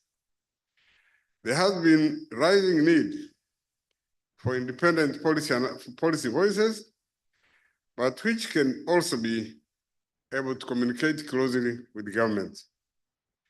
The proliferation of think tanks is an indication of increasing complexity of decision-making processes and increasing demand for information from interest groups. The rise of think tanks in Africa started with the establishment of universities in post-independence period, in which a combination of academic and applied research was pursued in varying degrees. However, the performance of most university-based think tanks was adversely affected by the economic crisis of the late 1970s and 1980s that took a toll in higher education and universities in Africa. The weakened policy capacity left a vacuum that was felt most after the first generation of policy reforms, which was completed, and it revealed the importance of local capacity in policy analysis. It was being realized towards the end of the decade of the 1980s. Initiatives were taken to try to fill the vacuum in policy research. Support of policy think tanks was seen as a workable alternative. Preference was given to the creation of new institutions, mainly in the form of independent policy think tanks. It is in this context that ESRF was created. The rise of policy think tanks is explained by developments in both supply side and demand side factors. On the supply side, the concept of capacity building was beginning to shift from conventional technical assistance towards building the capacity of local human resources and institutions. There was a shift of view of capacity building that favored institutional capacity building instead of technical assistance from abroad. In particular, World Bank report of 1989 called Sustainable Development in Sub-Saharan Africa revealed major capacity gaps in Africa and set the stage for recognizing human and institutional capacity gaps as a central development challenge. This resulted in making funds available through the African Capacity Building Foundation, ACBF, to fund policy think tanks such as ESRF as a way of contributing to capacity building in policy analysis. And SBF, by the way, was the major contributors were World Bank, UNDP, but also African governments themselves. So it's a fund set up and placed in Zimbabwe, in Harare. On the demand side, there was increasing realization that the policy process was more complex than the early approach of macroeconomic stabilization and structural adjustment programs starting in the mid-80s to allow various groups in society to express their interest and have such interest accommodated in the policy process. In the 1980s, the Tanzanian economy went into a crisis with all macroeconomic variables having having gone out of balance. During 84 to 86, the government was negotiating with the Bretton Woods institutions, IMF and World Bank, and many donors had suspended aid pending agreement between the government and the Bretton Woods institutions.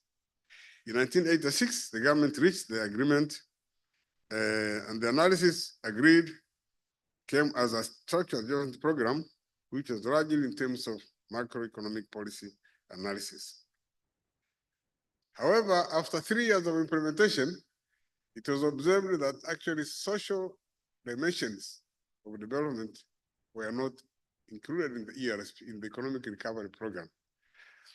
Pressure from the UNICEF, thanks to UNICEF and others, actually resulted in what was called Economic and Social Action Program, trying to take on board the social dimensions. So the early 90s, the government decided to take action to address the policy analysis capacity gap. Because at that time, it was one economic recovery program to another, 3 years, 3 years, 3 years. And that was seen as not the best way of developing country to look long term. So 5-year plans had been suspended, long-term year plans had been suspended, and the government now came back to thinking of that as a possible way forward. So the process of democratization and the political liberalization under the new multi-party politics, various political parties were free to articulate their positions on various issues, and freedom of the media facilitated an increase in media involvement in the process of bringing political issues on issues which were reflecting policy performance. It was becoming politically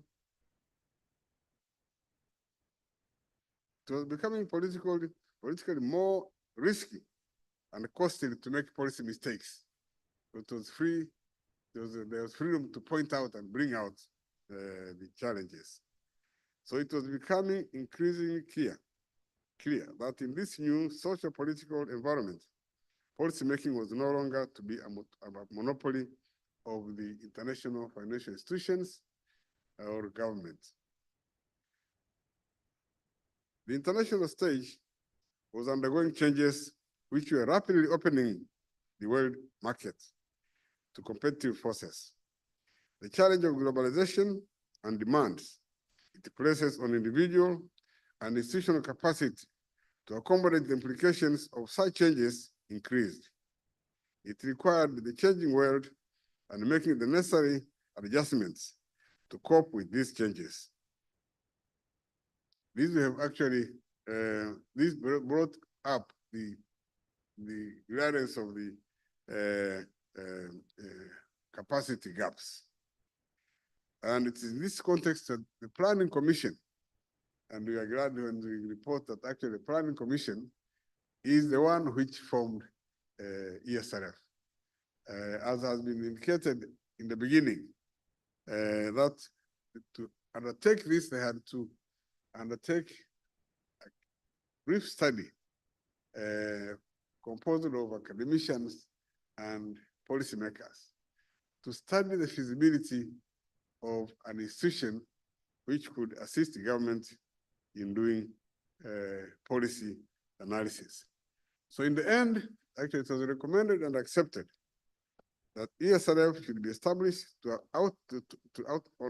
be outside government so that they can be objective in the analysis, but they still work closely with government. You people who you have experience with the how objective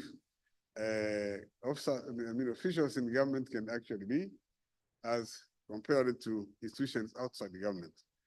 So it was the preference of the Ministry of Planning themselves that stay out, be independent and objective, but work closely with us. And that is the context in which ESRF was established. So the name Economic and Social Research Foundation has a special meaning.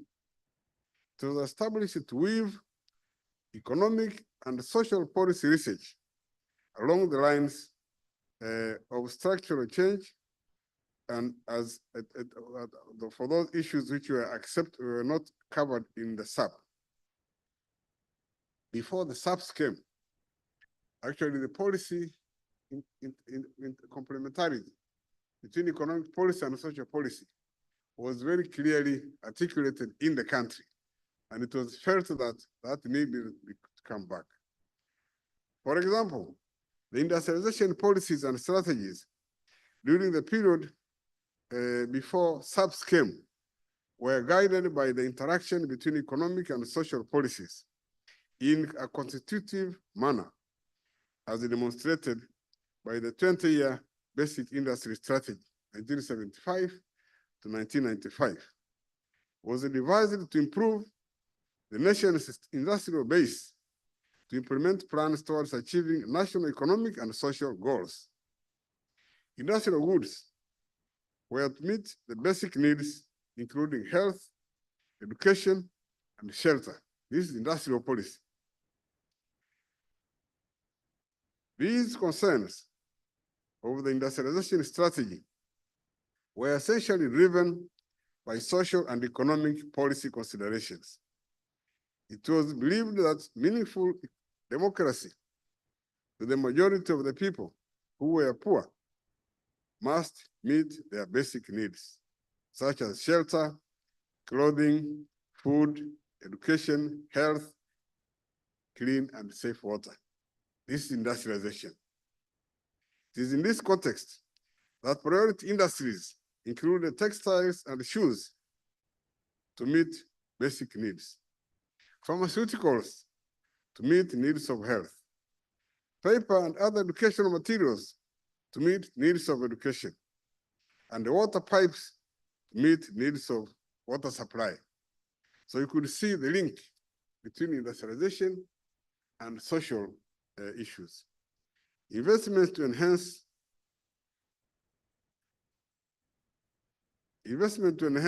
this access were largely driven by government investment programs, underpinned by the people-centered approach, and facilitated by considerable inflows of aid being used in the national interest. As a foundation, why it was called a foundation, ESRF was receiving a budget from government through ACBF for funding researchers, not only inside ESRF, but researchers outside ESRF, in order to utilize the capacity which was existing more effectively. So all researchers from inside and outside were able to implement the ESRF research program. It was believed that research capacity that existed was underutilized and their work was not coordinated in a priority policy research program.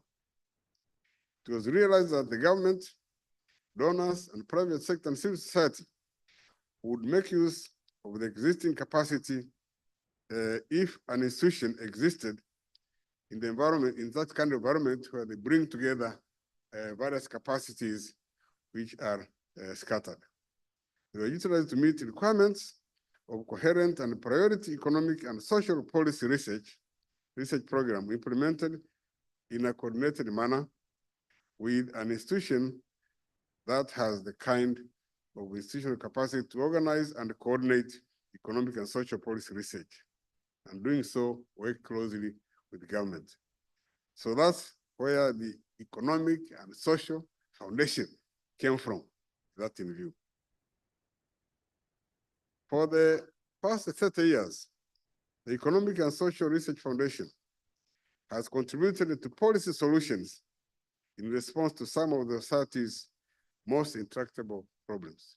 These have been mentioned and they are listed in publications, so I do not need to go through them even in summary form. Except I would like to emphasize the most important early occupation of ESRF was in the preparation of Vision 2025.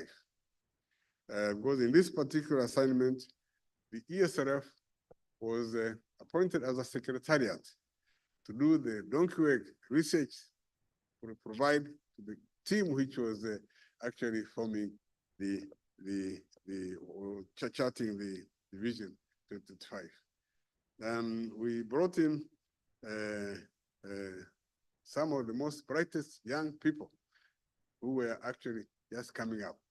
And some of those young people, I can see Dr. Wanga there, I can see the current executive director, Professor McKenna, I can see the deputy executive secretary, Laura Madete. These are young people just coming in, and they came in at the right time. So no wonder now they are where they are. The other areas I don't need to mention, but basically the key word is ESRF was working very closely with the government and addressing certain issues, some of them very urgent, which required no funding, where we had produced within 1 week, produced results. And they knew our institution is there. So they reached us very fast and we reached them in time. So the issue of saying, the procurement procedures, which institution should actually help us, this is coming from some of the people who were not there at that time. So they see, some of them see ESRF as just another institution there, compete with others in every assignment. And you know how long the procurement procedures take. But it's good to remind ourselves that actually ESRF is an institution which was formed deliberately by the government, knowing that however good government officials may be, they cannot substitute researchers. And secondly, however objective they want to be, there are limits to which you can actually address issues objectively and put them on the table. So I'd like to move to the area where I would say an important element of many of the activities of ESRF is its relationship to long-term vision of becoming self-sustaining. ESRF can raise its own funds. SBF, I told you, they funded us actually from the beginning, almost 100%. But after 5 years, they already beginning to tell us that you should now graduate so you can support new institutions. Some of us were strongly arguing that you cannot graduate as a policy research institute. You can graduate as a consultancy firm, but not a research policy institute. So that's why we kept on surviving, getting support until 2017. Then it was cut. And that is a situation in which you cannot reproduce the same policy institutes which were supported the core budget from institutions like SBF. So the challenges now in maintaining the important features which were narrated very well by the executive director of features what ESRF is. First, the relevance of the initial mandate of ESRF is at risk. That is to improve public policy making for realization of national development goals, primarily through economic forecasting, policy analysis, and research formulation of medium and long-term strategic perspectives. These were stated in the beginning. But if you say now, graduate, this is at risk. Remember that study which actually showed the case for an independent institute, revealed a situation where the government had increasingly been resorting to ad hoc committees, task forces, instead of research. A task force cannot be a researcher. A task force cannot replace research. Now we see those characteristics beginning to emerge of task forces, ad hoc committees. Funds are available, but for an institution which is well set out, funds are a challenge. Secondly, augmenting the capacity for policy analysis in government. Government can see it increasingly beginning to do inside research. That is not sustainable. But third, sustainability of ESRF is critically important, but is facing challenges which I have actually mentioned. Finally, just 3 points on what could be implications for Vision 2050. The first one is the initial conditions which were identified in the early 60s and have been included in the Vision 2025. Those three enemies, poverty, ignorance, disease. Forms are changing, but the essence of those issues are still valid. And this time round, they should be addressed more aggressively, taking into account changes in the new situation which has emerged. Secondly, we need to define and implement self-reliance and national interest.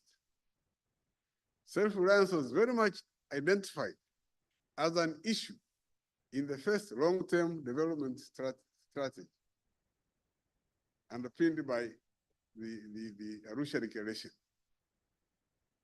That problem has not gone away.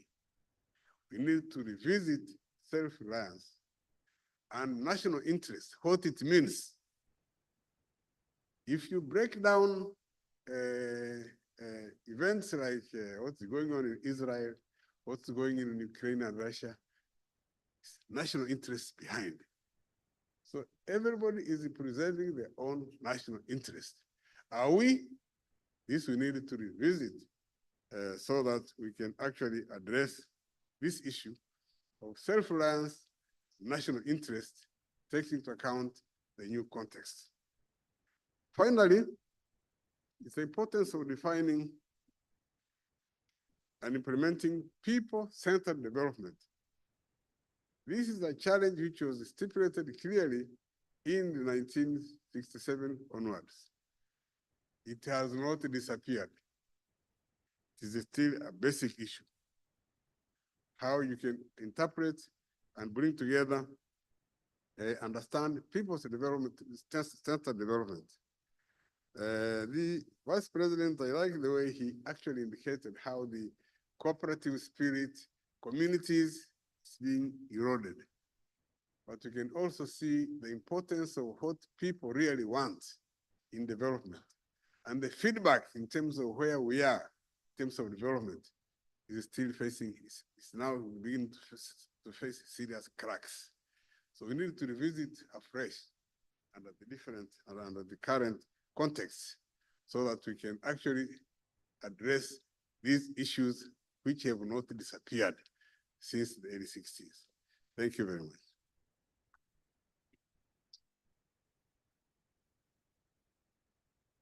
Thank you very much, Professor Wangwe, for those insights and letting us know what is ahead for us. I now humbly call upon the Honorable Professor Kitilia Mkumbo to give us another keynote address that with the theme, the role of think tanks in policy and planning process in Tanzania. Karibu Mheshimiwa Waziri. A big hand for him, please.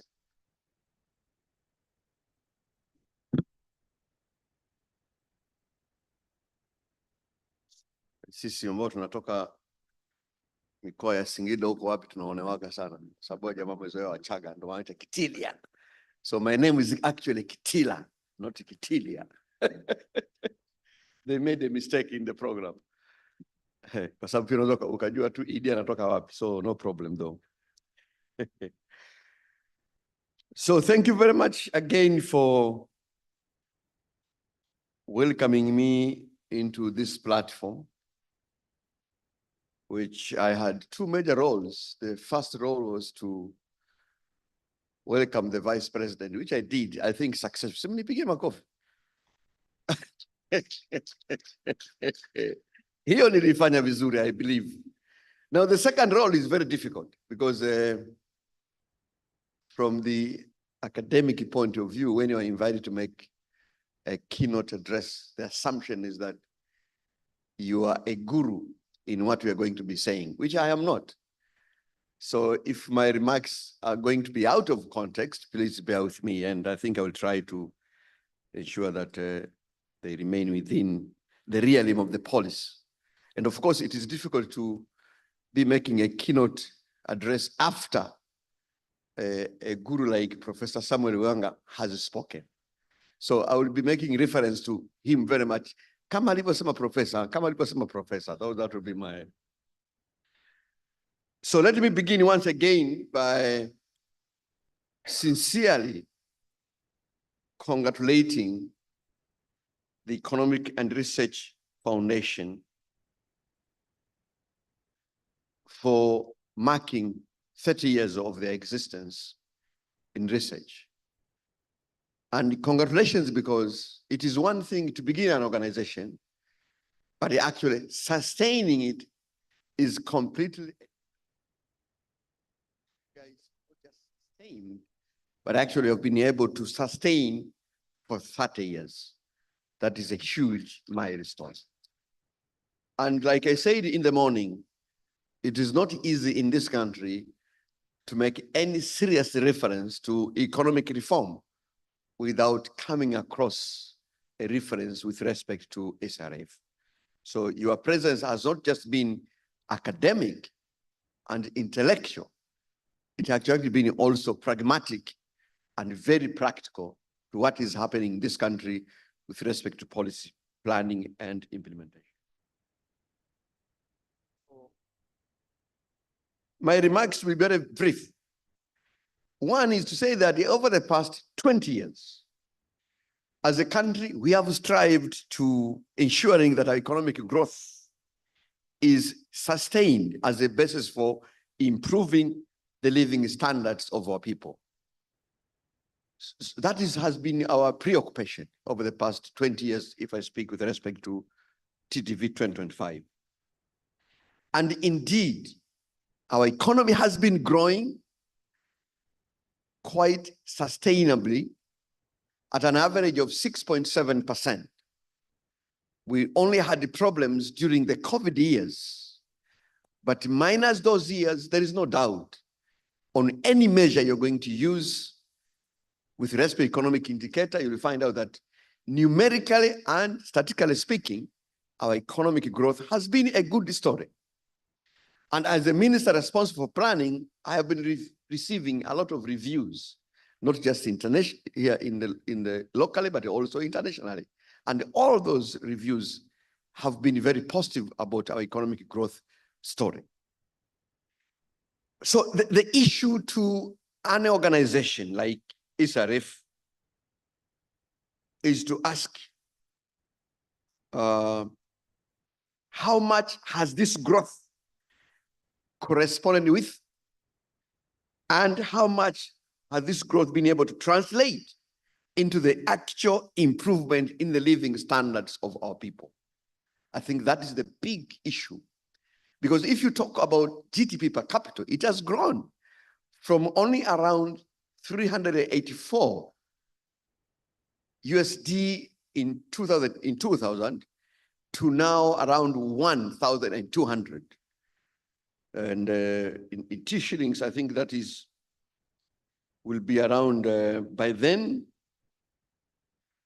around like 30 plus to now 3-point-something million.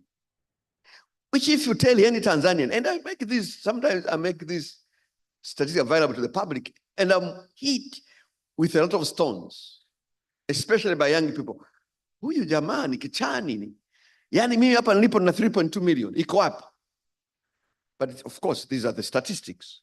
We are talking about from Baheresa, who is a billionaire, to somebody who's born today with zero income, on average, that's the figure we are getting. But it remains a big issue to our think tanks like yours to really be able to engage with this data. How much have they translated into actual improvement in the living standards? And of course, we know that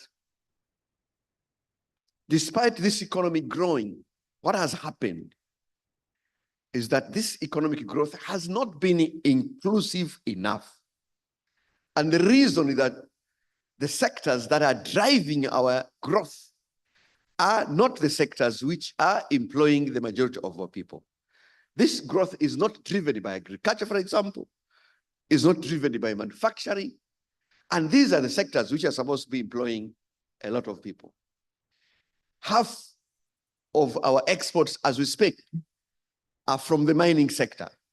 But who is actually in the mining sector? A lot of growth is from the tourism. But how many Tanzanians are in the tourism sector? So these are the issues that we expect to be raised and even answered by think tanks like yours.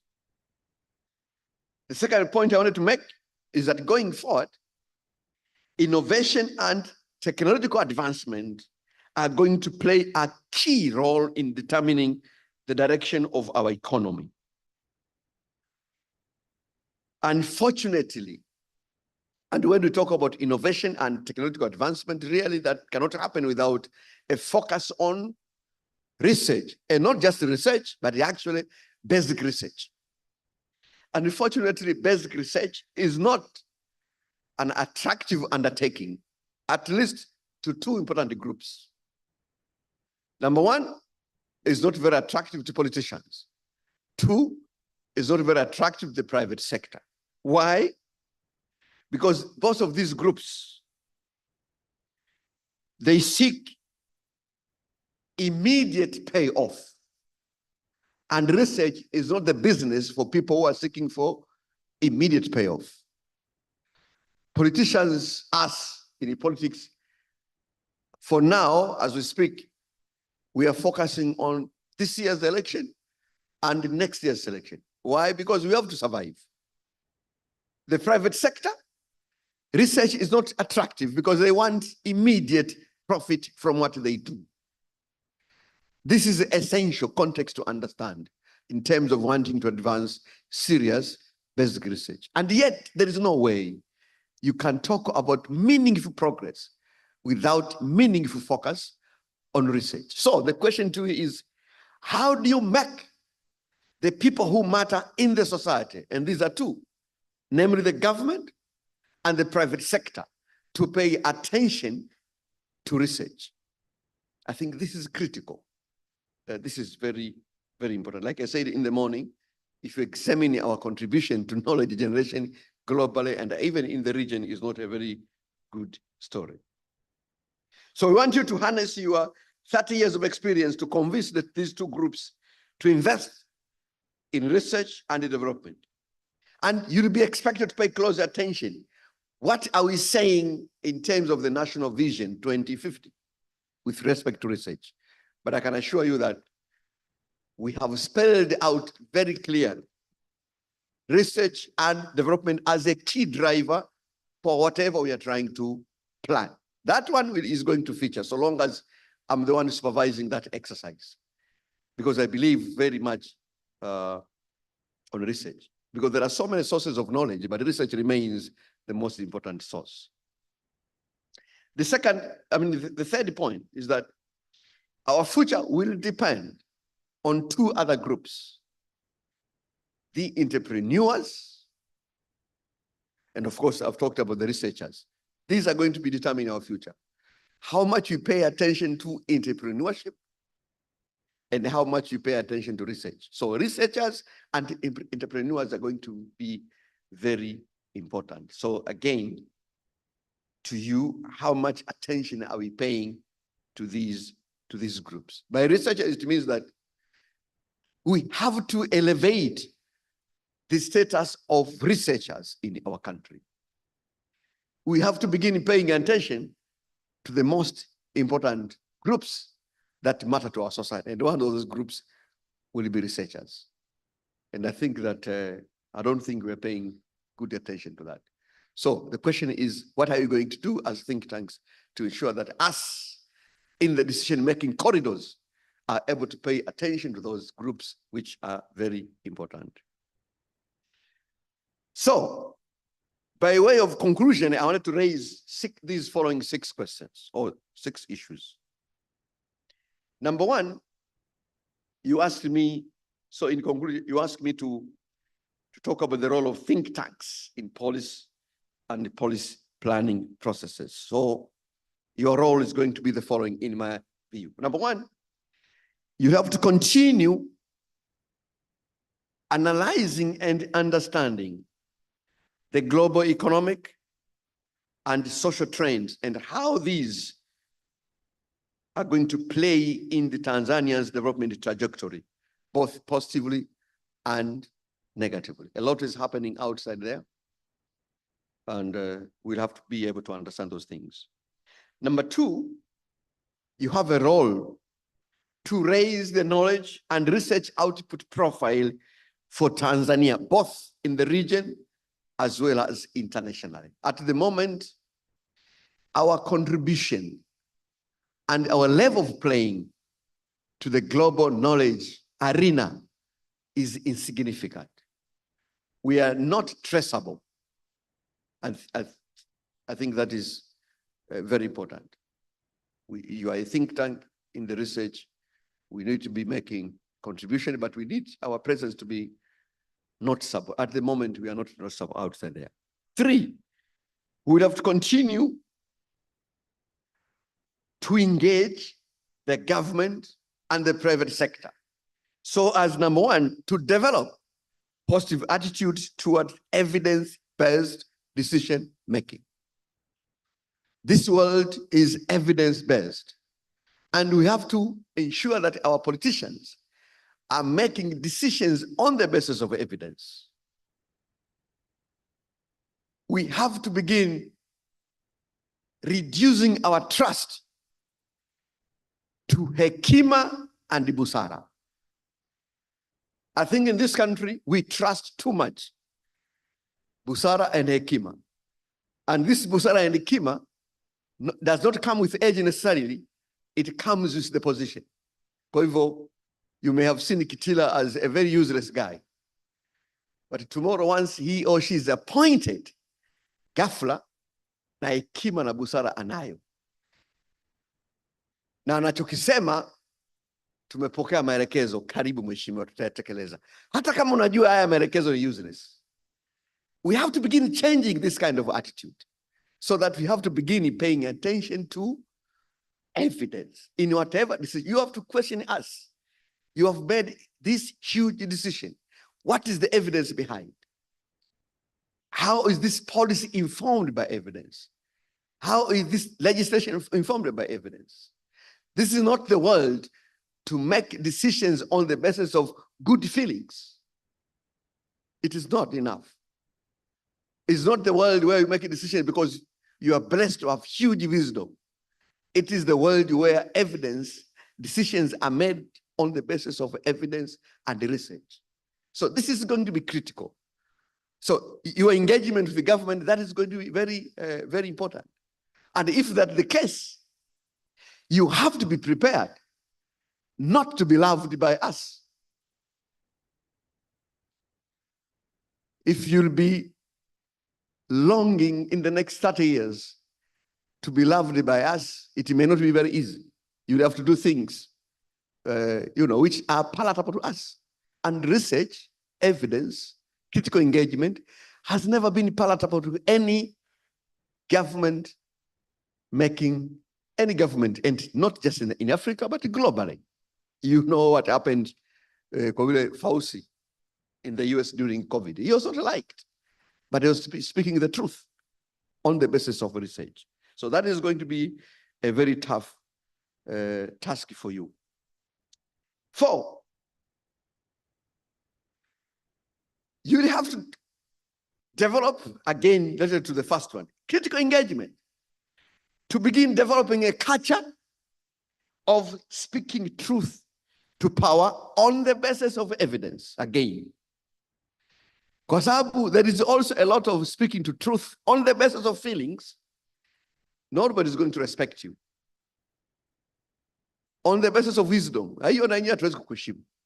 But speaking truth to the power on the basis of evidence, that we have this evidence saying 1 and 2, and what you are saying, what you are doing is not supported by evidence. Because I also listen to our friends in the civil society who are trying to criticize the government. But when I listen to them, when I engage into analysis of what they are saying, there is also a lot of hot air. It's not informed by any evidence. So it has to be both ways. You want to engage the government critically, you have to do it on the basis of evidence. So not just because you are able to have a very loud voice. It is not enough. You'll just be making noise. So it is both ways. You have to come up with critical evidence. And you should also be prepared to be engaged by people on the other side. So because there is also a tendency of thinking that people who have evidence, who have truth, they know those guys who are outside the government. So long as you're in government, you don't have anything. No, it's not true. The government has changed. There are people there who have also come from where you are. I think if you listen to Vice President's speech, you can confirm that. What you're saying there, that is more than a politician, my friend speaking. That was a fellow think tanker speaking. Is that true or not true? Hey, you have to be prepared. Don't think because somebody is in government and therefore you ni mwanasiasa tusio kweli. Kwa hiyo you have to engage each other. Again, the key word is evidence is going to be very important. And I'm saying that because it is becoming rare for government officials to be engaged in a manner that is uncomfortable. On the basis of evidence again. It is becoming very rare in this country. Ukienda kule, sometimes you're not invited to prepare yourself properly because, ukienda kule, utamwagiwa masifa ya kutosha na nini. Kwa hiyo, ile invitation to get prepared to engage a critical thinking like this one, if you meet, you know that you are not meeting a group of critical friends, then why should I prepare? But that critical engagement, it means that I'm meeting ESRF hapa lazima nijiandae. I think that is going to be critical. Number 5, I think you continue being proactively engaged in the planning processes, in the implementation, and independent evaluation of our national plans beyond consultancies. What is increasingly becoming common here is that you guys, you will wait for us to invite you able to fanya evaluation here, which really becomes a consultancy rather than a research. But I think that an active think tank will engage into a government national plan, regardless whether we have asked you or not. And if you do it independently, that is when you're going to produce a critical piece. So that when I read, I can see. If you wait for us to give you an assignment, that is going to be a consultants. And you know what it means by consultants? By consultants, you pay, I become a client, you become a supplier. And therefore, if I'm a client, you have to do to the best attention and the liking of the client. And therefore, all noxious and annoying stuff are like to be removed by the client at the end of the day. So you'll be reading a report coming from a very serious think tank, but ukisoma unasema mbona hata mimi kuna kitu sivioni mundani. So I'm insisting having that culture of independently engaging a government policy work without necessarily being asked by the government to do it. You can share with us about it. We undertook this research, we are sharing with you. Whether they will use it or not, that is not your business, but actually you have done it. Number 6, forge collaboration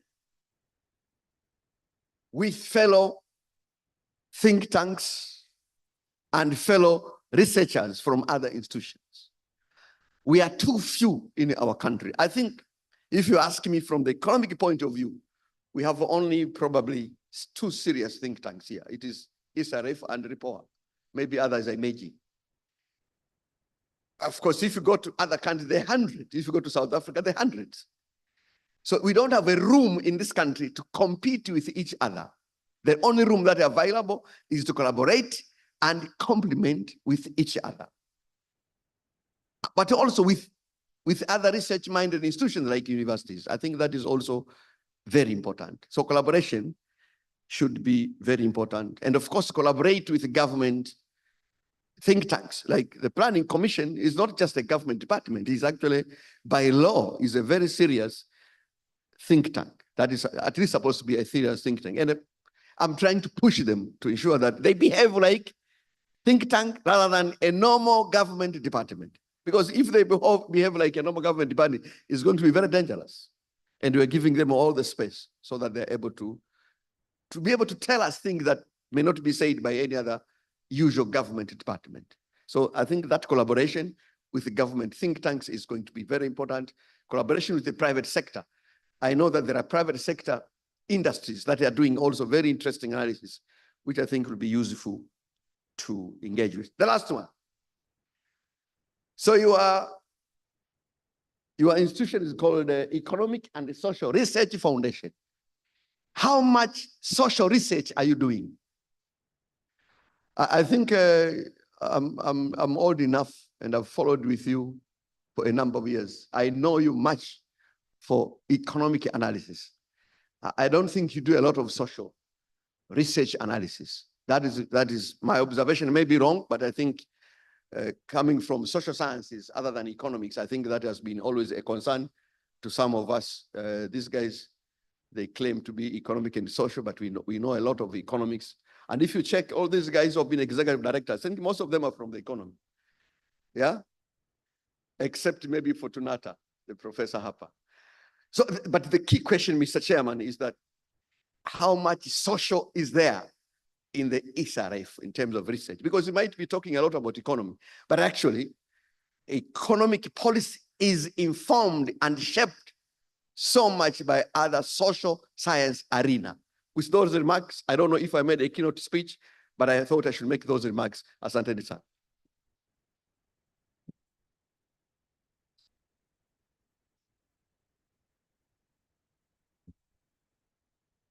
Thank you very much, Honorable Minister.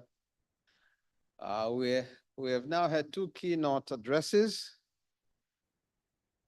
And now it's time to dissect what we have. And we're going to start with a panel discussion. This next panel discussion is a reflection of ESRF, what it has done, the past, present, and future. So the moderator for this session is Dr. Suma Kare. Please, can you come up? Alafu nakuachia waite panelists wako. Au ni waite mimi sijui. The panelists are Professor Samuel Wangwe, Dr. Hosiana Lunagelo, and Professor Fortunata Makene. Dr. Kare, karibu, a hand for her.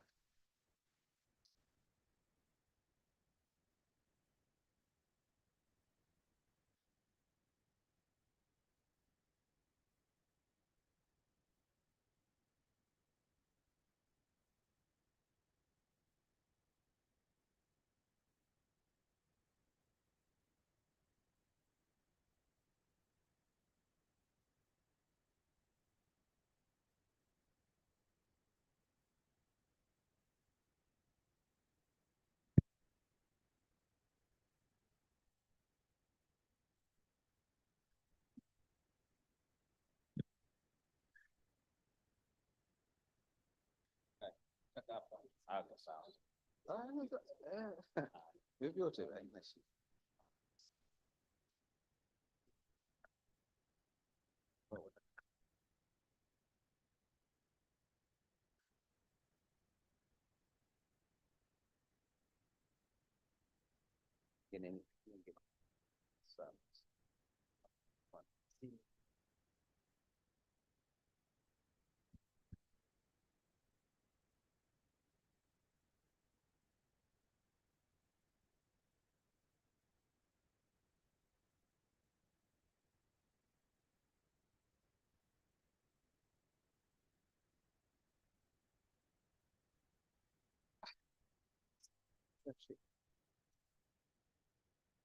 Asante sana MC kwa sababu ya kufuata utaratibu wa mkutano, na mimi nitaongea Kiingereza. My name is Suma Kare. I'm the Gender Technical Advisor in the Ministry of Community Development, Gender and Special Groups. I have 30 years of experience in policy research, academia, and development consultants. As all of you had seen, I was privileged to be one of the senior staff at ESRF. Today, my role is to moderate this panel of very eminent executive directors of ESRF. They will be sharing with us their reflections on the past, present, and the future, specifically highlighting on the achievements, lessons learned, and the individual CEO's contribution to the role of ESRF. But finally, they will share with us their insights on the future of ESRF. We are all very much aware, all the keynote speakers and the speakers have highlighted some of the areas that they are convinced that ESRF should be focusing on going forward. With me, I have 3 panelists. The details on their bios have been shared, I believe. But without much ado, let me give a bit of insight of who they are and what they will be speaking about. I have here my first panelist is Professor Samuel Wangwe, a renowned professor of economics, economic policy advisor to the government of Tanzania in the region and international public institutions. Professor Wangwe has authored 8 books and 40 articles, drawing his experiences from his work as a senior and principal researcher at ESRF, but also as an academic in various universities.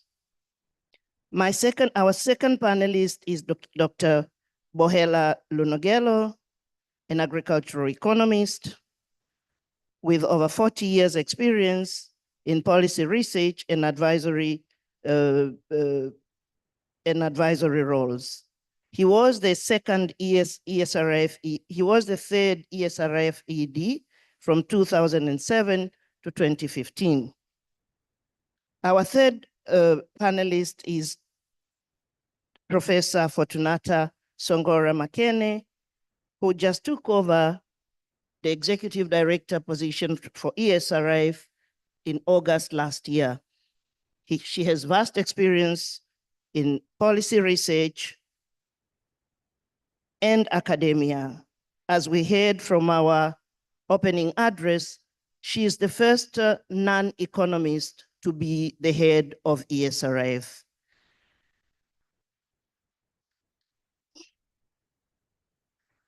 Our audience, I'm inviting you to give our panelists a big round of applause. To the panelists, we have 1 hour, and I will allocate you 10 minutes each. And thereafter, we will hear from all the 3 of you, and then we'll move to questions, where we'll give our audience an opportunity to ask a question or share your insights. That will be 15 minutes, so we will be time constrained. Whoever will have an opportunity to speak, please be conscious of time. And then we'll have an answer time. And our panelists will have opportunity to respond to our audience. And then we'll wrap up. Now, moving to the discussion, Professor Wangwe, since we started this commemoration in the morning, we have had a lot. And you particularly, you have been at the center of the discussion, having been instrumental in the establishment of the ESRF, but also the first ED from 1994 to 2002. In your opinion, and you have shared some of these reflections, but it doesn't harm if you can repeat some of those things that you have already shared with us. But in your opinion, what were the expectations of ESRF at the time of its formulation? And to what extent do you think ESRF has been able to meet the expectations? As Professor Kitila Mkumbo has said, this is a space for a candid reflection. My second question to you, Professor Wangwe, you have witnessed ESRF working on policy research and informing government policies and plans for 3 decades. This is a long period of time. And in your opinion, do you think the policy research questions that were then done in 1994, are they still the same, or we have new policy questions? And I think since we started this morning, there's obvious a number of new research areas that have been thrown to ESRF or suggested to ESRF from our panelists. But in your opinion, Professor Wangwe, given these changes and new policy questions, do you think ESRF is still fit for the purpose? Thank you. Karibu, Prof.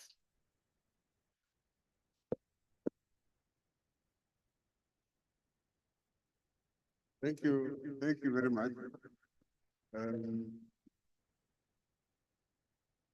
As I indicated in the beginning, ESRF, the idea of ESRF actually came from government. At a time when the government was literally giving up on the domination of what was going in Tanzania by the international financial institutions and partly by some donors. Tanzania felt that it was time now to begin going back to long-term view of development issues. And actually believing, and I think rightly so, that not all research can be done from within government. People within government are faced by very important but short-term pressures. And they are not set up to be think tanks. There are jobs which can be done by think tanks in a very complementary manner. So the government itself, which had signed into structured adjustment programs, after implementation of about 5-6 years, they began to show actually need for building capacity to do research. So from the word go, they were really committed to doing research.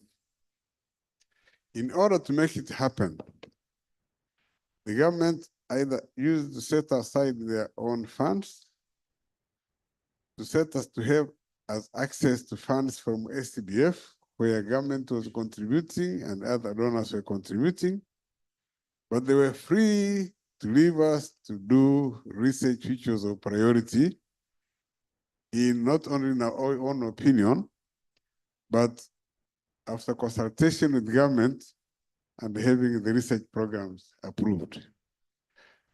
So the demand side came from government. Now, as we proceeded over time, we began to face some pressures. We saw changes. As I said in the beginning, SBF itself was beginning to tell us we should graduate. They formed us, now graduates, they can support others. The leadership there did not have a sense of what it takes to build a substantial, a sustainable policy think tank. We had long debates about why we didn't think we would grow into a serious research institution if we were left to live as if we were, I think, a consultancy firm. That thinking is still not consolidated yet. In Tanzania, we have governments have been changing, and the views of what research can be of use to government have been changing from one phase to another. There is even one phase where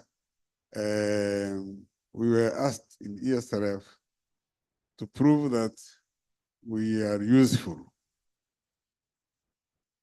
When we are producing all that work, and the belief that work done in government is enough. But fortunately, that did not last long. The following phase actually recognized the importance of policy, research, and serious work from a think tank. And what has been said by the Vice President and by the Minister actually underscores that point, that you need research think tanks to complement, not replace, to complement what the government is doing, and to be able to be objective on what they are doing.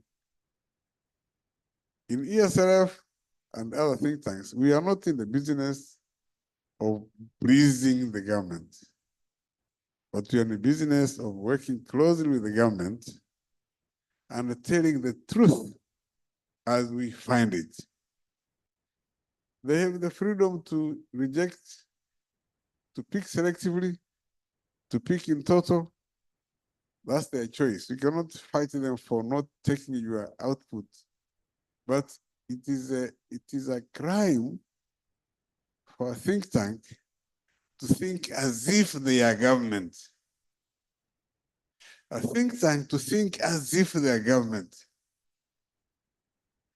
And if that is to be maintained, support of funding has to reflect national interest. We did several times very good work, which was accepted by government, really praised, but it was supported by donors. And in some places, actually, they even wrote support letters to donors to support us. But as soon as donor programs shift, and now we ask the government, now that's a good thing which you supported. Donors have shifted. Can you fund it? That's where now we found a big challenge. They say, very good, very good. Thank you, donor, for supporting these people. These things are now after shifting interest. Now, government come in. That became a very big challenge. I'm very much pleased to hear what the Vice President and the Minister said. I think that will be a frustration of the past. We are now moving into the direction which is really encouraging. So I would say the national interest, as I said, to be defined in such a way that you actually support what is in the interest of this country. We did good work with the UNDP, including looking at the human development reports. You have both a social and economic challenging, balancing them very well. But we came to a point where UNDP shifted its way of supporting from ESRF. We told the government, now, can you come in? That was a big challenge. UNICEF worked them with very well on various aspects, which the government really liked. When interest shifted and their programs changed, we said, no, government, can you help? So it's very difficult. World Bank, we worked with them, the programs in which actually government signed for us to be supported. When World Bank shifted interest, we said, now, government, can you help? It was not possible to come in. So government has really to define national interest in ways in which are permanent. We need very useful work, which government supported very well, but as soon as the interest of funders changed, they hesitated to come in. So we cannot rely on funding by others. When national interest and the donor interest coincide, that's fine, but they will not always coincide. And government has been supporting us, giving us actually the opportunities to do consultancy jobs for them. But more recently, we have seen government actually giving us what they call a steering committee or technical committee to oversee what we are doing. And the worst one I faced, the one I was leading, is where we're told now we are spending the 1 week, we alone as a technical committee, to edit and improve your report. When I saw the report, the final report, I was very close to saying in public that I'm disowning that report. But I said, no, we still have room for negotiation. But the point is, you cannot, through a consultancy, even when it's given by government, and I'm glad Minister Kitikitira actually put it very well, that the one who pays you controls what you actually say. So when a consultancy is given even by government, it's properly edited so as to not to look so bad. But bad may mean objective and may mean right and good. So where we are going, I can see this risk of saying get support, but we must look at the final product and actually change it before it is published. And for all publications, you cannot publish from consultancy works. You can perform quality work, produce quality papers if you have core funding, which you can rely on to actually do such work. In fact, core funding is what made us respond to government requirements very fast. It's too long to show the list, but they would say, bring it in 1 week, work on it in 1 week, we present in the way we see it. And how it is used inside there is not something which you can continue to negotiate, but they actually use it in those reports. So to me, it seems the challenge we are facing is the objectivity and continued support by government based on the national interest, based on the plans which we have agreed. So a way out, it seems to have a long-term vision, but it should be cast in such a way that a single president or group of politicians cannot just change the direction as they wish. We should be able, when we talk about 2050, we should be able to cast it almost in stone, that every politician should fit into what we have agreed and not change post anytime as they feel.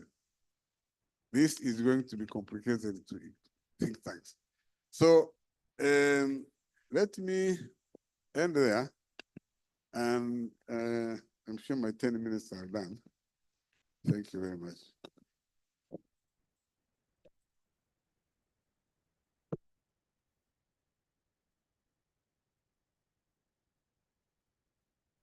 This seems to be challenging me.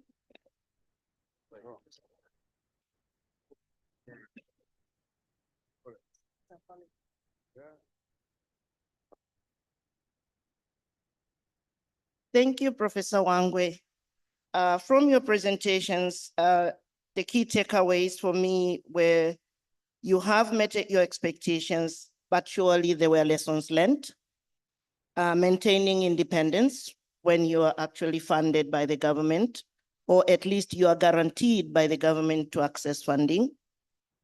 But there was an issue of a research agenda that was somehow relevant to the national issues, but to some extent, because of the sources of funding, was also somehow limiting your independence to the extent that some of your research findings were not all uptaken because of your dependence on funding from the government and donors.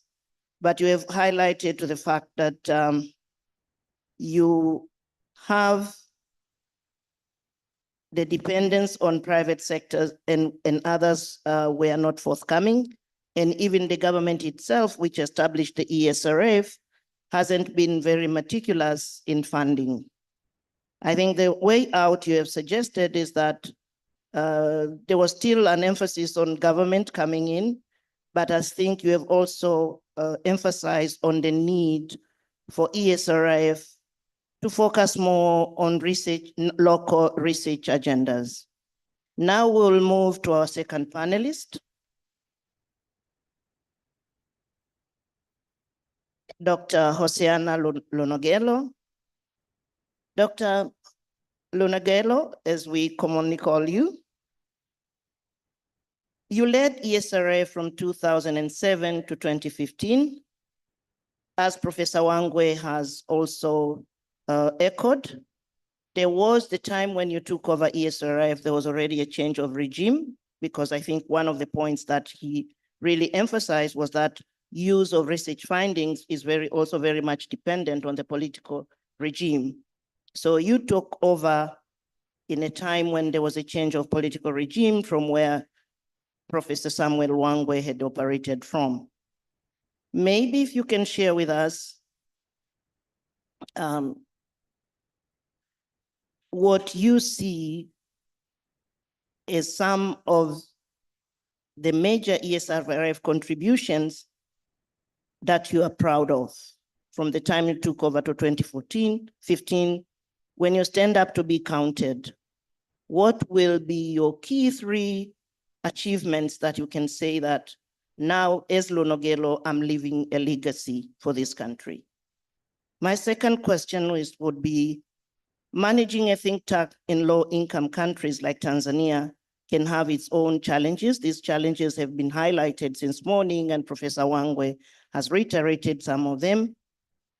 Maybe if you can share with us some of the challenges, at least those ones which have not been mentioned by Professor Wangwe and other presenters, the challenges of leading think tanks in the Global South and how you have mitigated them, and if you have few words for moving forward. Karibu. Asante sana, Suma. When I came to ESRF, I was actually sourced. I was one of the exception also, because the previous executive directors were professors from university. So it was the board by then saw the wisdom of changing a bit and taking someone from the private sector to come and lead this think tank. I'm an agricultural economist, of course. And the main challenge the board was facing by then was actually coping with the success of ESRF in building a cream of experts within ESRF, which actually became a hunting ground, a poaching ground for international, internationally funded programs. They had already poached all the key researchers. They were remaining with only one, Dr. Bashindano. So I came, she had also, left, yes. I heard there was one famous Dr. Suma also had left, gone to, I don't know, UK or Australia. So when I came in, my main challenge or task the board assigned me was actually to restore the confidence and making sure that we rebuild again a team of skilled experts. So that we did closely. It was a collaborative work with the board and the remaining staff there. So I think that one, it can't say it's my own effort, but I think it was one of the biggest challenges because I thought I'm coming to a think tank. Of course, I sacrificed my salary by $1,000 from where I was working.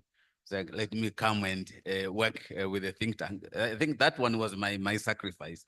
But you come there and then you are told you are remaining with only one researcher and you are supposed to make an impact to the society. So I talked to Mama Nzuki because by then it means we did not have much research to show. I remember I came to see you, if you remember. What do I do now? How do I run a think tank which is supposed to generate some knowledge, research, and disseminate such information? You told me, I think, Luno, it's your chance now to build a new team, which to your liking. Actually, John also, I was told John had just left also to New Langa. So we worked now with the few researchers, staff remaining there. We came with a strategy of recruiting highly qualified young graduates from universities. We had the first try. We realized that no, our screening process was not that articulate.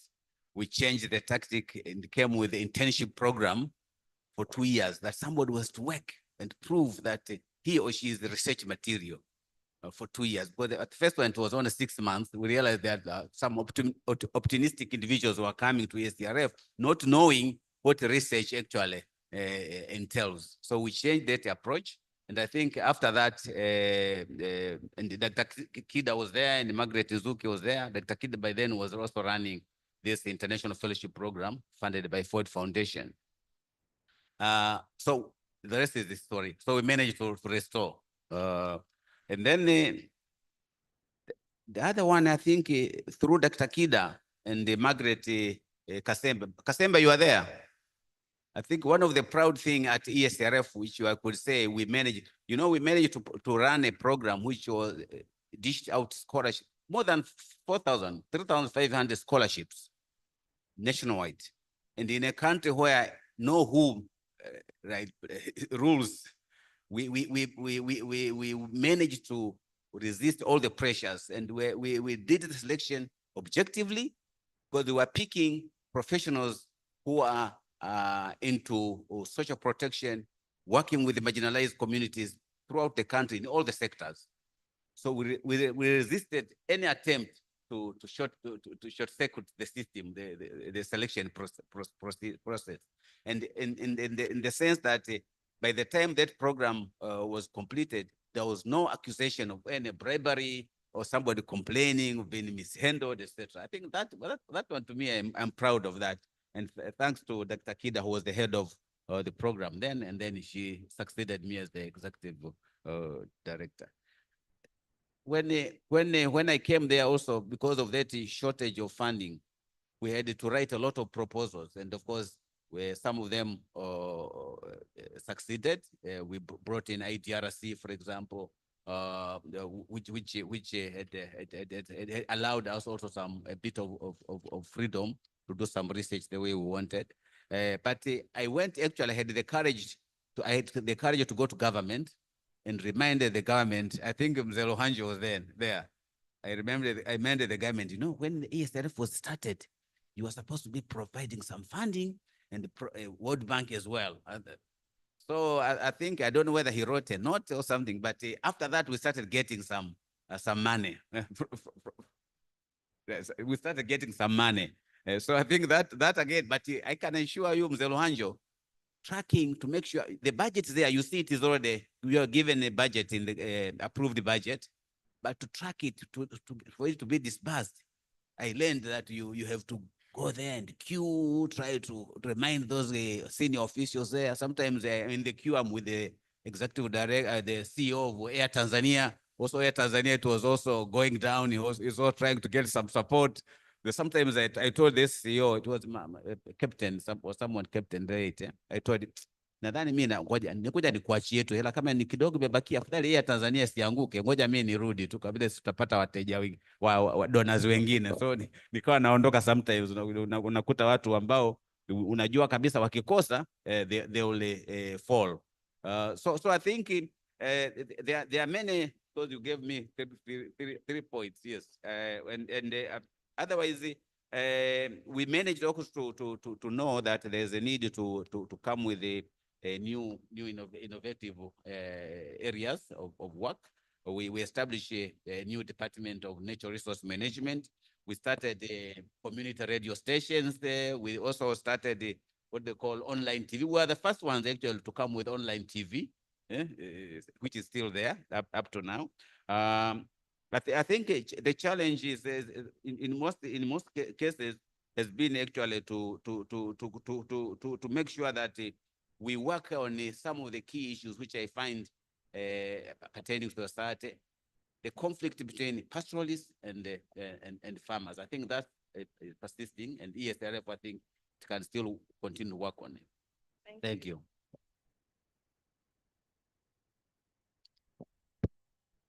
You will have opportunity to respond or to give more insights during the question and hour time, if there will be any question of that sort from the audience.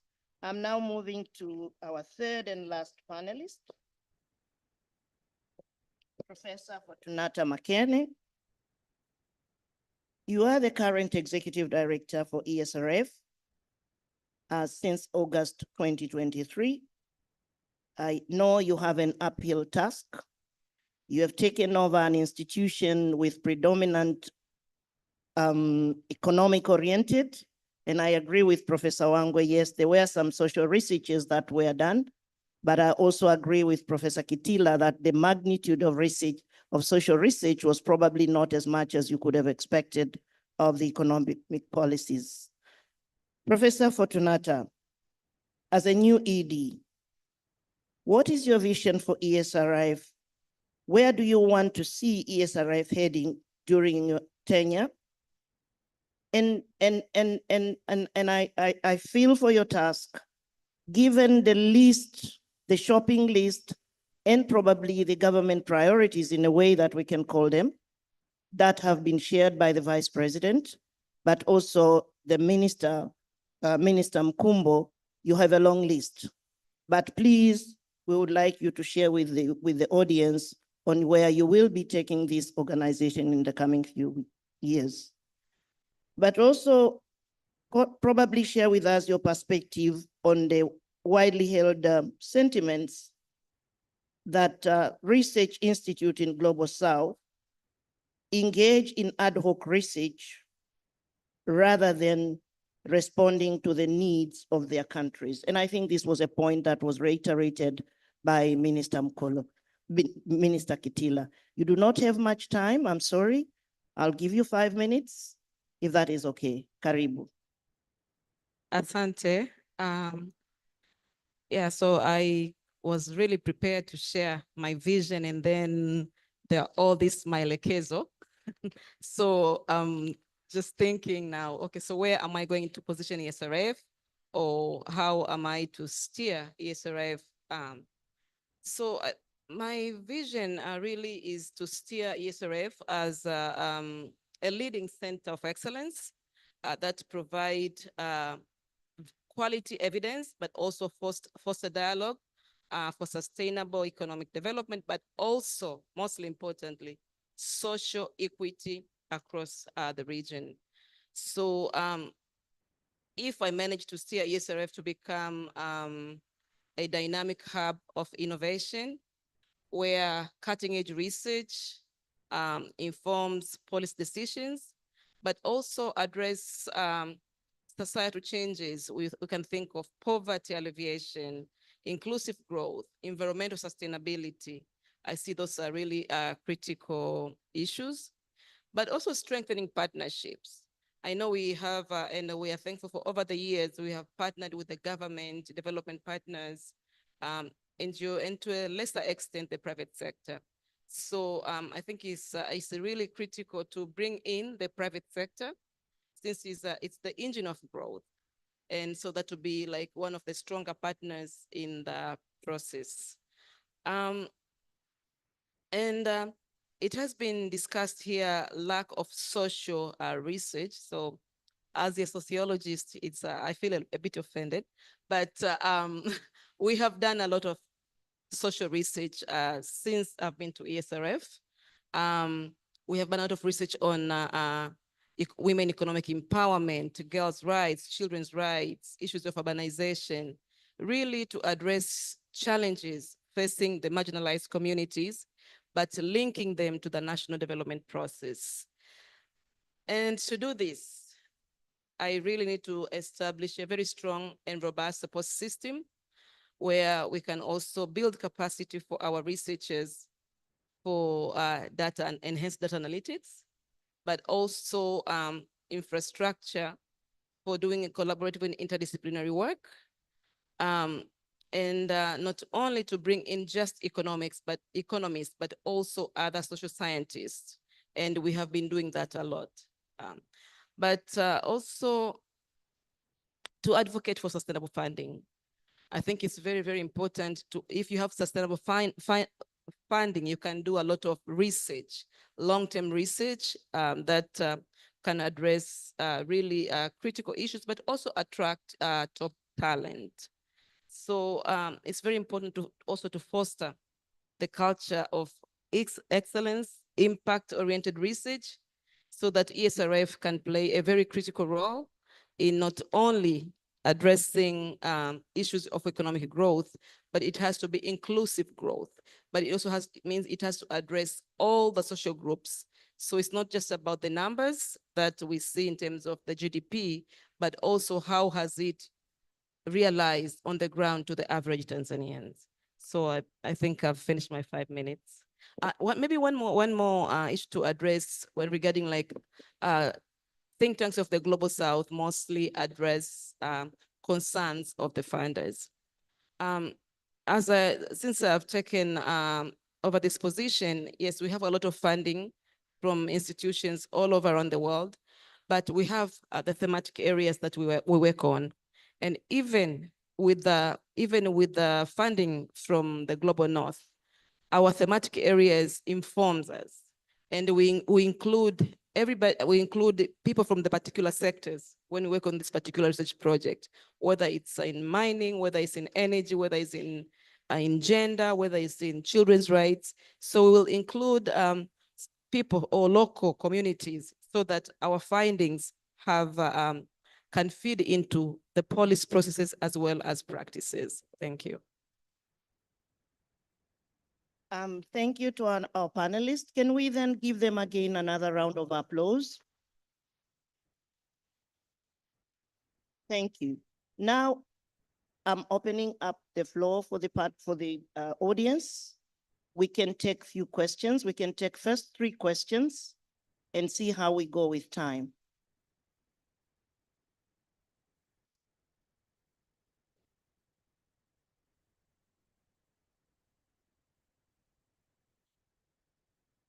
Our dear audience, we have opened up space for you also to participate effectively and engaged in this conversation. Do we have any questions, comments? Yes, sir.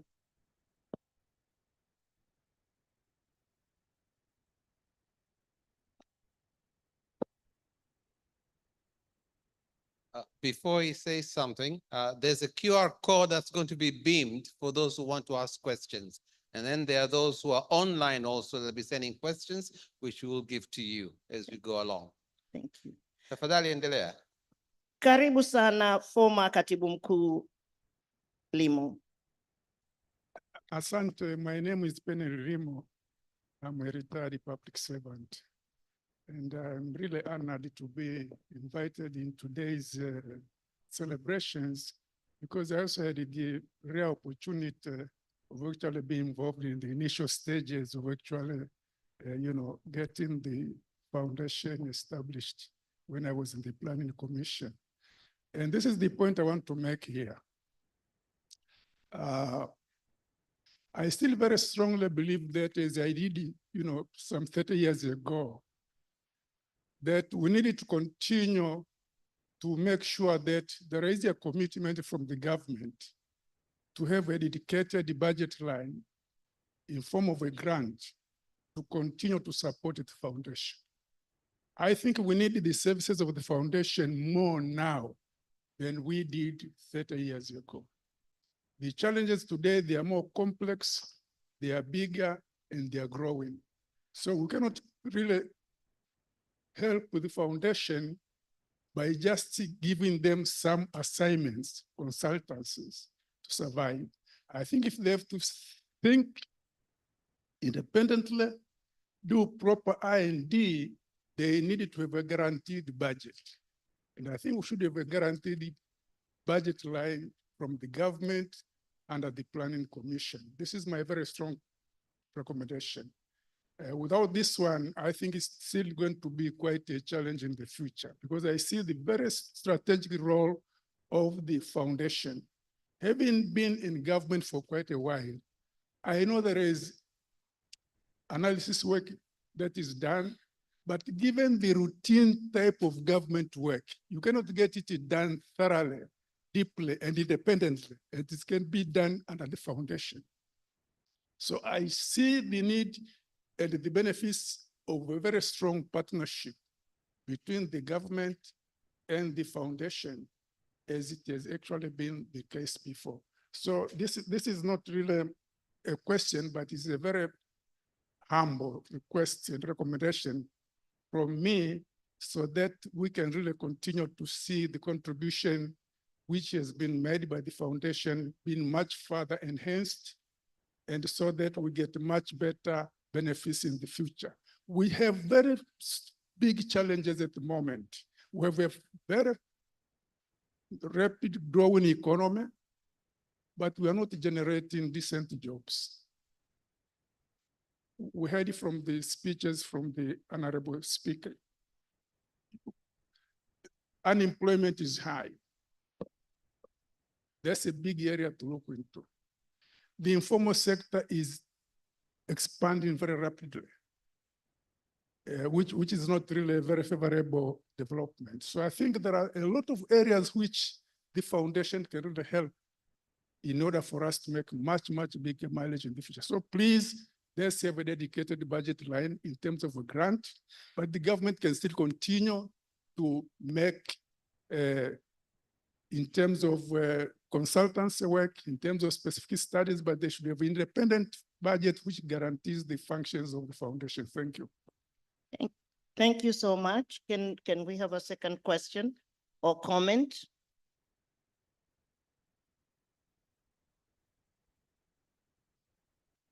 Kuna mkono kule nyuma.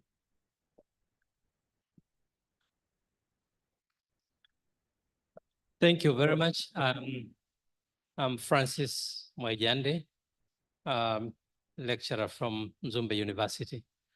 I'm also thankful to be invited to be part of this forum. As we celebrate the 30 years of ESRF, and we have learned from the principal speakers, and particularly Professor Wangwe, that the journey that you have gone through brings us to what we may call it the dilemma of consultants. And of course, consultants are researchers who have to remain objective in consulting, researching, and providing the evidence that informed the policy making. But listening to what you have gone through the journey, that this dilemma reduces the researcher's objectivity. And being ESRF being a think tank that needs to be objective in the research and the findings that are informed policy making. Now, my curiosity is to learn from your journey and from your experience, how researchers could remain objective in places where donors, including government, you are saying would have upper hand in decisions or research findings. So being that we have gone through 30 years, but we need to remain objective. So what is your suggestion so that we remain objective in our research and we keep on contributing to informed policy making? Thank you. Thank you so much, Mr. Mwaijande. I'm sorry if you're Dr. Mwaijande, I didn't hear from the first part. The question that you have asked will be addressed by the second panelist. So if you don't mind, can we skip that question when the panelists are responding? It will be responded to.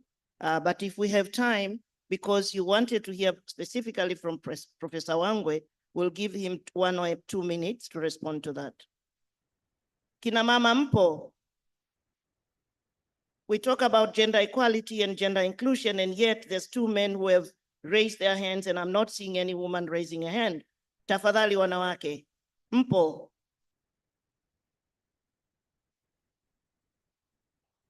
Mkono uko wapi? Thank you.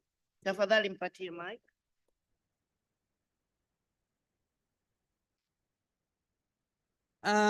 Thank you. First of, my name is Dr. Afua Mohammed, working with Zanzibar Planning Commission as a commissioner for research. First of all, I would like to congratulate ESRF for their 30th anniversary, but also for a good work which have been doing by them and contribution to the government and the world in general. My question is, among the challenge raised since morning, here is engagement of private sectors in supporting research and development, but also in application of the research results. I would like now to know which strategies do you think as a researchers or research collaborators, do you think you are going to enhance in order to engage the private sectors in supporting research and development, but also understanding and utilizing the evidences from research for the development of their products and so on? Thank you. Asante sana. Do we have any other question? Because one was a comment, a very good comment, and the second, and we have now two questions. Any last question for this round? Okay. Yes, sir.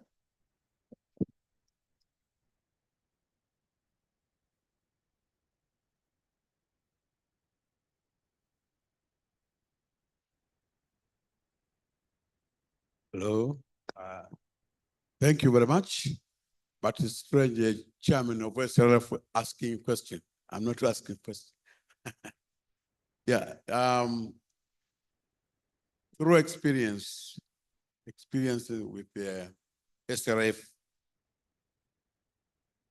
I'm almost 11 years old in ESRF.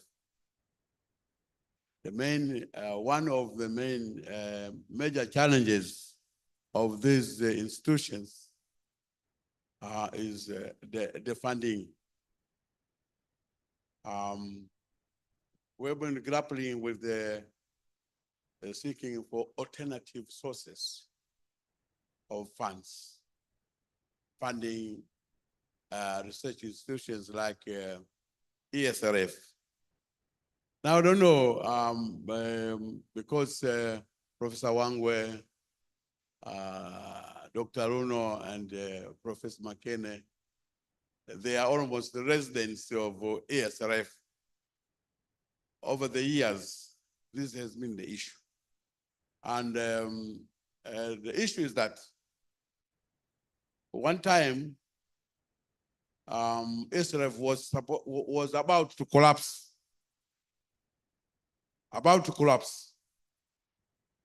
Because of depending on one source, the government. Now, the challenge has been to us in the ESRF is what should be the alternative sources of funding ESRF in order to make ESRF sustainable. Now, I don't have the answer, but I'm asking my colleagues and the floor that ESRF needs alternative sources of funding. Because if we continue the way we are doing now, you are liable to collapse anytime. Because your survival is dependent upon a number of factors. And those factors are external, which is very dangerous. So we have to think through to get only the panelists, but all of us, what should be, or if we have suggested, what should be the alternative sources of financing? Without doing that, you are liable to collapse. Because I don't know what percentage Professor McKenna, as of now, we get from government percentage. We are running ESRF, but the funds from government, what percentage? How? 50? 15%. 15%, yeah. Which is very good. And now, what about the 85? From other, and not those others, not from internal sources, from donors. This ESRF is donor-dependent think tank. That is a big challenge. So we have to think. We have to look for alternative sources of financing ESRF. Otherwise, we are going to collapse. And you have donor fatigue nowadays. Those people have their own problems back home. There is a time when they were going to call off. So what, as panelists, we think will be, you have had this experience running the ESRF. What on reflection now is upon us all to look and seek for new alternative sources of funding ESRF. Asante sana, Chair. I am now going back to our panelists, giving you at least 1.5 minutes. I think the big question that has come from the audience is thinking critically and deeply on alternative funding for ESRF. Professor Wangwe, what do you think would be the best possible alternatives for funding ESRF? But there was a question specifically to you, if you can address it, and I'll give you 2 minutes. I think it came from Waijande from Zumba University. How do you remain objective in a context of donor or government dependent funding? If there are any tips that you can give to researchers and others who are in the audience. Karibuni sana. You have 2 minutes for that, and the rest of the panel, if you can give your insight on alternative sources of funding. Thank you very much. I think the diversification of funds here is but don't diversify towards consultants. You can go diversify towards quality of work. Can be appealing to many sources, outside, inside, quality of work. So when you are supported financially, if co-funding can be supported up to 40%, that will make you stand. For 60 you can get from other sources. But 15% from government is still very low. But also governments defining national interest, I think is extremely important. If they say it's not in our interest to fund this think tank, then there's a problem with the government itself. I know one government which actually crippled it and think tank because it was critical to government. And this president was saying, you know, how can I feed the one who bites my hand? Now, if you think in those terms, then you are the problem. Because biting your hand may be useful to you if you take it positively. So, or a government saying, we need this institution at all. There's a problem with that guy. So to me, it seems in government, we need to create a culture of accepting objective analysis. If we don't do that, then actually through any time we can collapse. Dr. Lunagelo. No, Dr. Mzee, I was still thinking about this question of trying to diversify away from government co-funding. We tried during my time to come with a different, to research, see how do other think tanks survive globally. And we realized that in the other countries, they have some very interested individuals or private companies who create what they call endowment funds. So we tried to write some proposals to try also to get hold of those endowment funds. And endowment funds is the one which they can give you maybe 2 billion. Then you put it in a fixed account for a given period, and then you take that interest, but the principal money you turn back to the owner. Unfortunately, East Africa hatuna. We don't have that in East Africa. And those endowment funds operating in Europe and America, they're interested in financing think tanks in their countries, not outside their country. So when the ASBF, the African Capacity Building Foundation, which actually was like a co-founder of ESRF with the Minister of Finance, they asked me, I think you should now become independent. I said, you know, I've been in consultants for 15 years. So you want me to turn ESRF into consultants? I can do that. But the ESRF is not about doing consultancy work. It's about actually generating answers to questions even before you are asked by the client. It's supply-led type of research we're supposed to be doing. If we continue with the demand-driven type of research type of work, it means we are responding on an ad hoc, not consistently trying to think long-term. So my answer to SBF was that you must find money for us, because if we have to be self-sufficient on our own, we just start our own companies and do it. But here we are here to think on behalf of Tanzania as thinkers.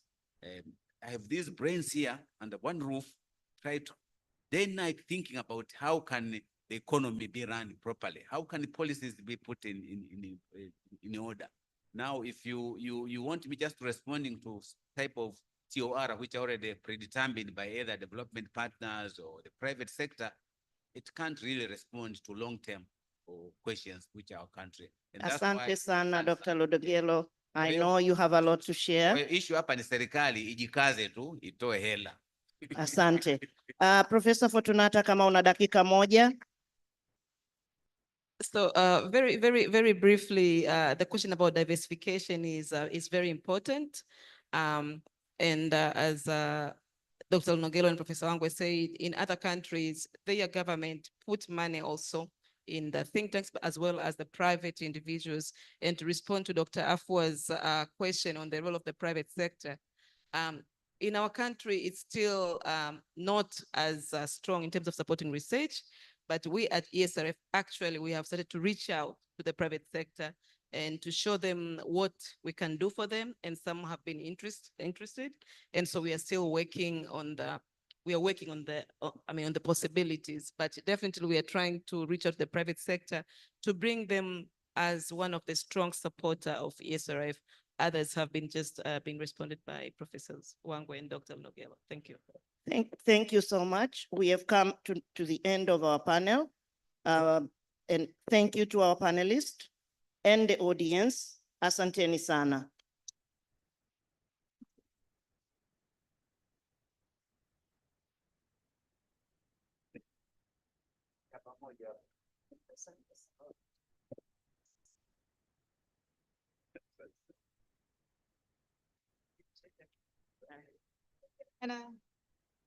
Asante sana Dr. Suma pamoja na panelist wetu ambao umemaliza session yenu, na sasa napenda kukaribisha moderator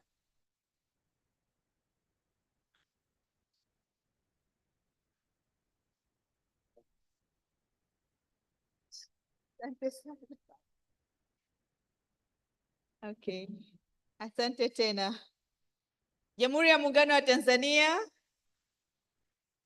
Shukrani. Ninapenda kumkaribisha moderator wetu wa session inayofuata, Dr. Josephat Kweka. Karibu sana. Ambayo session yako ni the role of research excellence and leadership in the preparation of Tanzania Development Vision 2050, a moderated panel discussion with Q&A. You'll have 60 minutes and then 10 to 15 minutes for question and answer session, and then you can proceed. Karibu sana. Asante sana, MC. Maybe to make a difference, I will sit on the other side from the previous.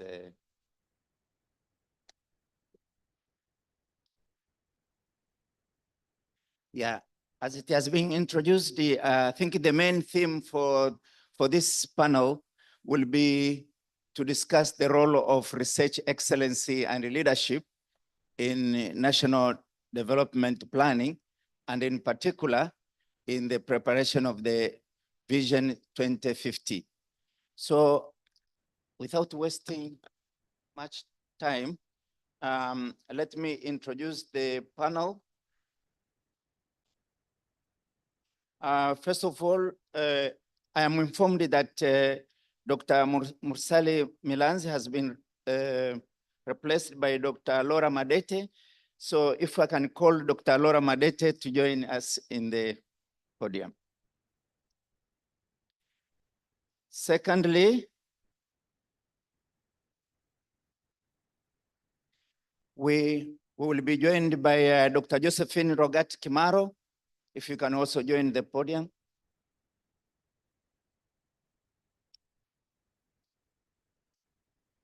And thirdly, Madam Monica Hangi, please. Last but not least, Dr. Flora Myamba.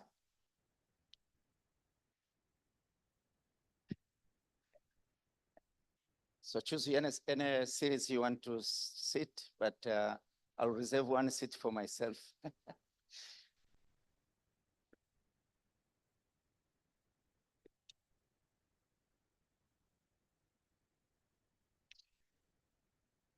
So first of all, I'm very grateful to ESRF for having me moderate this session, and also congratulate ESRF for this annual conference, but also 30th anniversary. And I understand some of the individuals in the room, including myself, we are secretly celebrating also our 30th year of professional growth. So, under the mentorship of Professor Samuel Wangwe.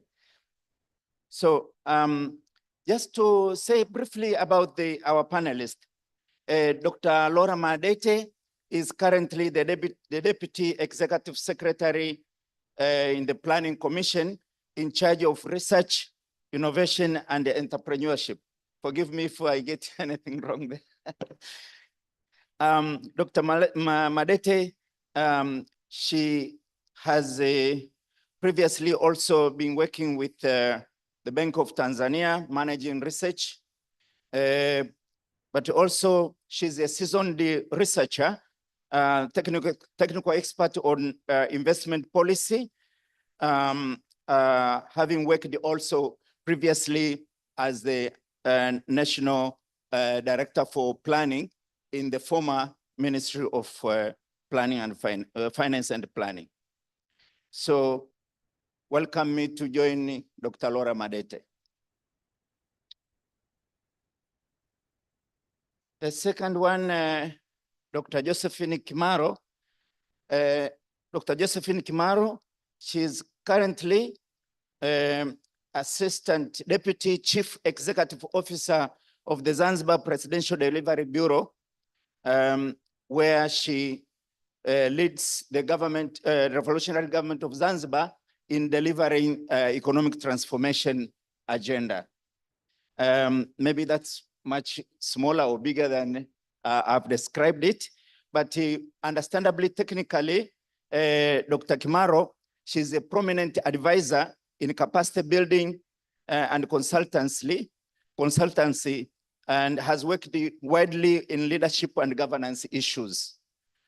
She also chairs and sits in a number of boards, including one in which we are fellow board members. So join me in welcoming Dr. Josephine Kimaro. Then our own Ms. Monica Hangi, she's currently the Regional Director for Trademark Africa.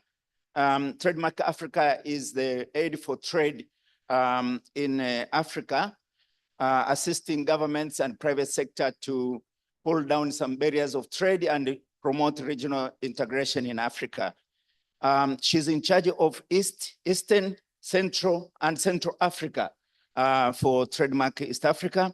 She's also an expert on program delivery, and we understand that she's also result-driven, innovative thinker, and she has worked technically on trade and regional integration, women and economic empowerment. Please join me to welcome Madam Monica Hangi. Our last panelist, Dr. Flora Miamba, she's a guru on social protection and gender. She's currently the founding director of Women and Social Protection Tanzania. And she has worked and led several works in social protection, gender, over 17 years, with over 17 years of experience. So we have immense insights here to share with us on the social aspect of our agenda today. So join me to welcome Dr. Flora Muyamba. So our first question goes to Dr. Laura Madete.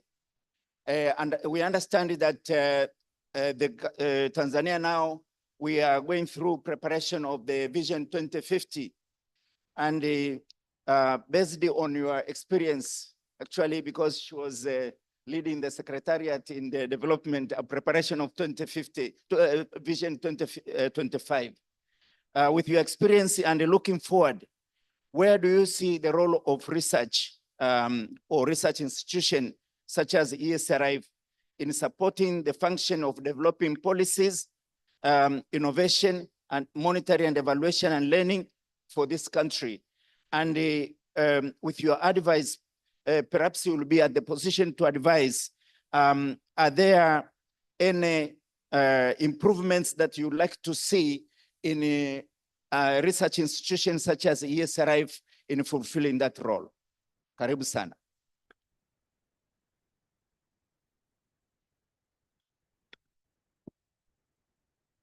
Asante, moderator.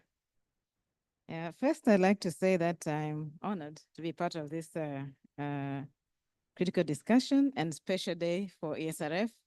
As most of you noted that I'm one of the alumni, and I strongly believe that ESRF is the one that sort of made me professionally.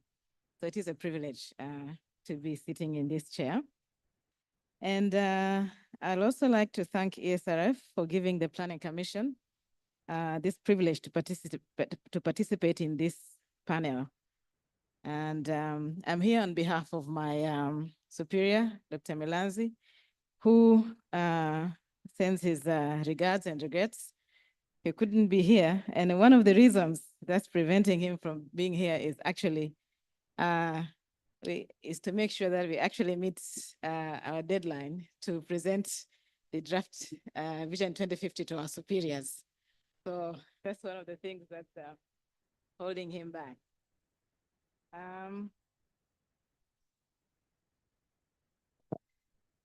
I wanted to refer to, is it the adage they call, that they say a picture is worth a thousand words.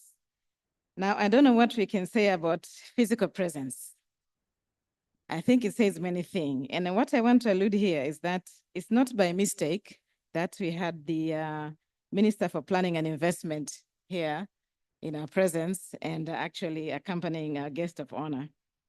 And I want to underline the planning part, although investment is also an important part of development. But one of the reasons that he was here is the really important link between planning and research. And talking about Tanzania Development Vision 2050, this is an ambitious framework that seeks to drive the country towards sustainable economic transformation. It builds on the successes and lessons learned from Vision 2025. But moving from Vision 2025 to Vision 2050 is not just an extension of time, but it's really a leap into the future where innovation, inclusivity, and resilience form the bedrock of national progress. And now, to say the least, the environment in which this vision is being prepared is very different from the one we are in now. And I am sort of privileged to have participated in both. Although the moderator gave me titles that I don't really deserve. I didn't lead the secretariat. I was part of the secretariat, so I was doing all the running around. I was not leading anybody. But one thing that is common for both processes was the importance of research. And when the previous vision was being formulated, I was in the research part. I was in ESRF providing the backstopping support. And in this particular process, I happen to be in the commission, now looking to ensure that all the research input that we get is actually fit for purpose for the work. But what I'd like to mention is that the preparation of the vision has been, at least the Vision 2050, has been informed by a number of research works. This has involved a review of futuristic policy studies, and it has also been underpinned by studies which have helped to do some benchmarking for maybe we have countries that have done well in some areas. Just for example, Botswana in managing natural resources, Egypt in irrigation. So a number of studies and research has gone into actually formulating the draft that is being worked on. And this is because research is important in providing statistical backstopping.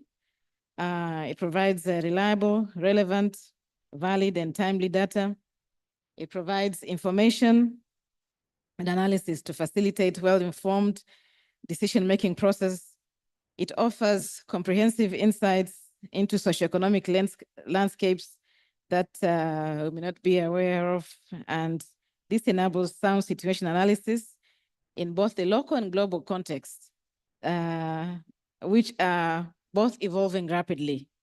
And it helps to facilitate informed and effective prioritization in a dynamic manner, and to help solve what we termed as the wicked problems that require huge coordination and collaborations to solve. Things like the risk and impact of climate change, the data and technology revolution, population dynamics, the persistent poverty that we are grappling with, and the like. So research remains important for long, medium, and short-term planning for development, because it is crucial for providing us with actionable insights that inform national policies and planning processes. So as it has been said, we still need to promote and nurture research competencies, both within and without the government. We need to find suitable and sustainable funding. And I want to end that it is important that we do it collaboratively. I'd like to explain that as the years have gone, even in the government, they have realized that the importance of research. And I had an office that has research and innovation in one of the dockets. And most of the ministries and government agencies now have assistant directors for research. But to get the best out of research, we still need to work collaboratively. So to collaborate with researchers in the government and outside the government. So I really commend this session, and I hope that we'll see more of that as we proceed. Thank you.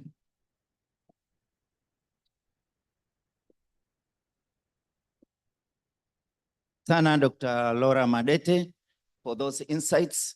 I think you have underscored that research is increasingly getting important, but as well, collaboration is important with the government, because that underlies the KYC, know your customer. But also you have emphasized the role of research actually in setting priorities right.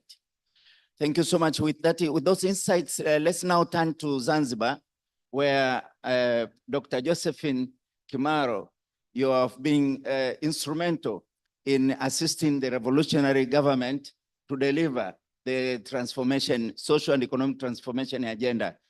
Maybe you can give us some insights, given that knowledge and experience. What public sector reforms you find it to be quite critical now that we are preparing Vision 2050? And related to that, perhaps there is a need to actually enhance monitoring and evaluation, because I understand the monitoring and evaluation function in the government has been now streamlined or centralized. Perhaps you can also shed light on how effective that will be in actually delivering Vision 2050. Karibu. Thank you, Dr. Josephat Kweka. It's such an honor to be here today. I was 23 years old when I first walked in at ESRF. When I just finished my first degree, that was in June. And then in the same month, I was at ESRF working as a research assistant. And I appreciate all the opportunities that have been given by ESRF from working there in research, but also from the capacity building initiatives that took place there through the postgraduate diploma in poverty analysis, impact evaluation, and all those opportunities. In South Africa, they have this famous saying, they say, Ubuntu, I am because you are. I am like this because of what ESRF offered it to me as opportunities for work and knowledge. Thank you. Before I go to the question that you asked, I think on the public sector reforms, I'll speak generally, not specifically related to Zanzibar, but also given the experience I've had working with the public service management of the Ministry of the United Republic of Tanzania. I think the first thing that we need to do as government, we need to make a decision whether we want to embark into comprehensive all or cross-sectoral reforms, or we want to go into sectoral, addressing some key issues and gaps that exist in the sectors. So we need to first decide, make a decision on that, and looking at the globally and the interest of various partners and stakeholders, if they are still interested with the comprehensive reforms vis-a-vis sectoral reforms or specific reforms that address particular issues in the public sector.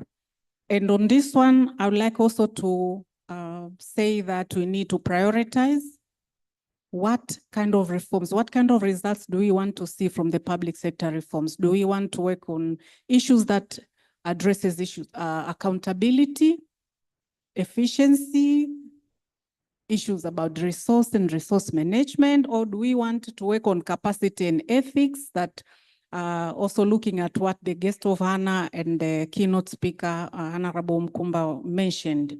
So we need to prioritize. And then after prioritizing, we need to decide on the type of reforms that we want in the public sector. But going to the specific of the question asked, what are kind of things that I feel are important? First, we need to look at how can we enhance efficiency and allow and make the government to be more responsive to citizens. One area that I would mention that is important is digitization of services, digitization of public services for efficiency and responsiveness. This is very important. If you look at the TCRA report of the first quarter of this financial year, it talks about the increase of connectivity. For example, people are connecting with 3G, 4G, and 5G. Comparing to the last financial year, it is almost 5% increase of people connecting. So there's a lot of people connecting, and they can connect and get services, e-services. They can connect it digitally. And if you look at our neighbors, for example, Rwanda and Kenya, they have progressed in terms of provision of digital services, where you have paperless, no movement services. You can get services electronically, which is also more efficient and good.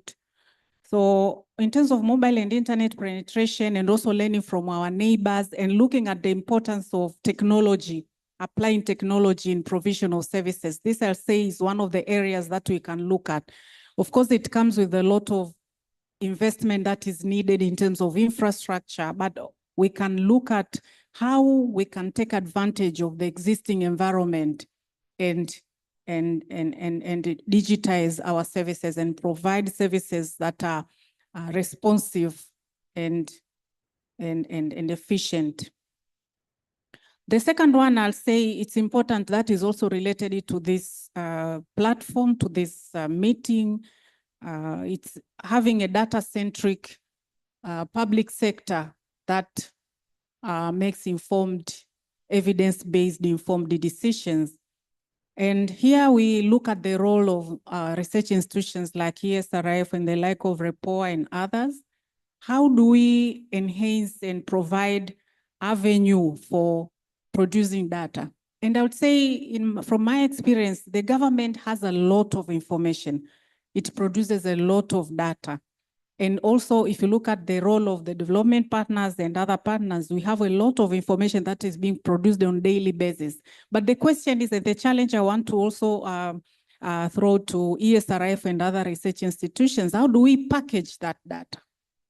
How do we package that data to reach the targeted audiences? Because if you look at for example, if you take a report to the Minister of Planning and Investment today, or if you take them, any minister, any politician, anybody who is to make a decision based on the data that you are providing, how do you package that data so that it can inform, so that it can be easily synthesized and the decisions can be made? That's very important. Producing 90, 100 pages report is fine, but packaging it and disseminating it so that you can have, you can inform the targeted audience, you can inform citizens, because there's two sides of data and information, demand side and supply side. We also have to look at how can the supply side receive this information and be able to make decisions out of that. So that's very important in terms of having a data-centric public service, but we also have to look at the structures. It's good. I want to appreciate the revolutionary government of Zanzibar, where they have the departments of policy, planning, and research. And we also appreciate the fact that in the mainland, there are also units, or I believe it's also under the Directorate of Planning and MNE, where we talk about research. But the question is, how much is budgeted for that? When you're talking about data centering, you're also talking about financing for research. Let's talk about what is the percentage of our budget, of the ministry's budget, of the Planning Commission's budget, of everyone, even development partners, how much does it go to for research? When we talk about enhancing the use of research and data, having a data-centric public sector, we're talking about financing part, that is also important and critical. And also creating space and platforms for demand and use of data generated from within government and stakeholders. And I would like to say, of course, every time we talk about some reform, we talk about also looking at the regulatory frameworks. When we develop the annual budgets, when we develop the reports, how much is that informed with the data? How much is that? Is there any regulatory framework that requires, that maybe force the planning commissions, the ministries to say, you made this decision, how do you back it up with data and information that has come from research?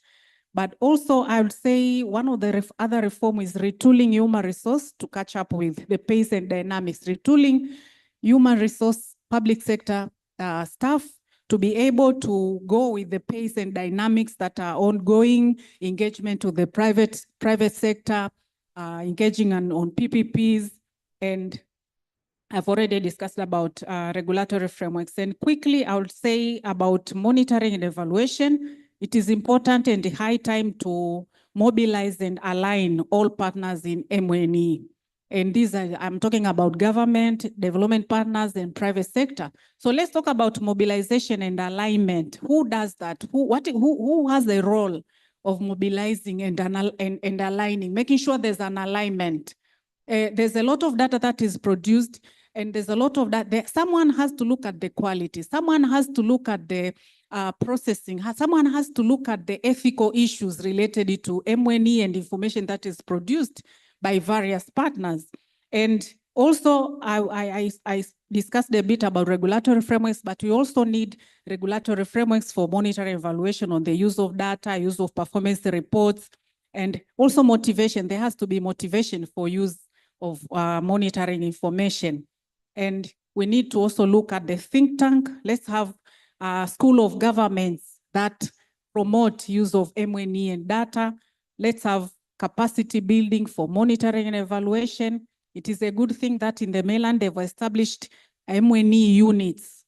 MNE units as part of the management to promote MNE and to also make sure that it is being used.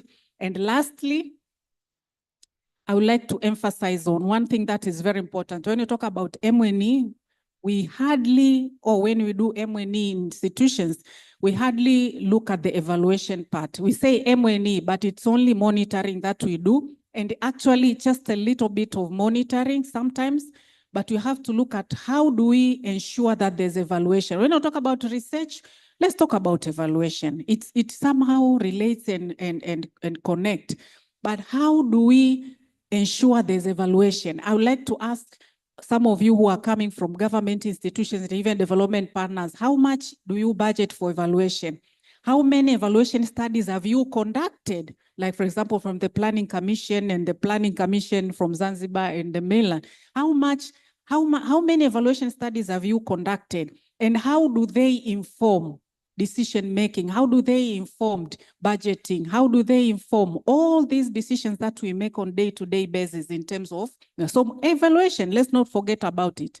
It's very important. It needs to be funded and it needs to be promoted if we are to progress on public sector reforms and monetary evaluation in specific. Thank you.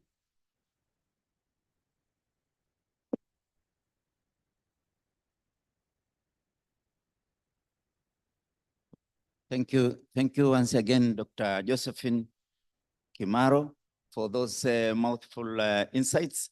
I'm sure we have captured a lot more, but just to highlight a bit in terms of reforms, priority reforms, we are being advised to leverage technology, in particular digital transformation. We are being advised to promote data-centric reforms, in particular looking at how actually the researchers do package their data so that the data can provide useful insights, but also retooling our HR in order to be able to support the monitoring and evaluation. And the evaluation is the key word that Dr. Kimaro has underlined because it is in the territory of the researchers.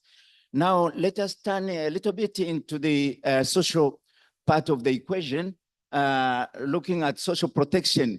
Now that we have an expert in the room, Dr. Flora Muyamba, please let us know in terms of the social protection framework in Tanzania, where do you see the gaps? And please, if you can advise how those gaps can be filled to ensure that we have an inclusive and equitable society by 2050. Also, you can perhaps comment a little bit on gender. I understand the former moderator talked a bit about gender, but if you don't mind, you can also comment a bit in terms of the wider agenda of inclusivity and equity. Thank you. Okay, thank you so much. I think I should also start by congratulating ESRF for all the successful stories and where you have gotten to date. I have to say, as a lead of a small women's rights organization, I've worked on multiple projects with ESRF, and your role in strengthening capacities for, if I may, like say, small or growing organizations is very important and should be highlighted, because I remember for one project, a donor mentioned very clearly that we cannot finance small organizations, but you can form a consortium and work with a large organization like ESRF. So we ended up working with the ESRF. And with that, I think it's very important, not only growing young or junior researchers, but also organizations that can become at a certain level, maybe in your levels, is very important. Back to the question.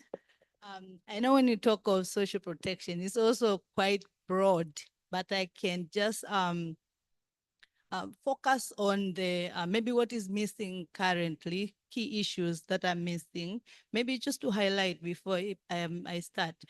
At some point, the nation was, we were developing a national social protection framework, but then that changed into a national social protection policy, which took a long time to develop. But last year in November, luckily, it was approved. So as I speak, we do have a national social protection policy. Luckily, I was part of the facilitation team.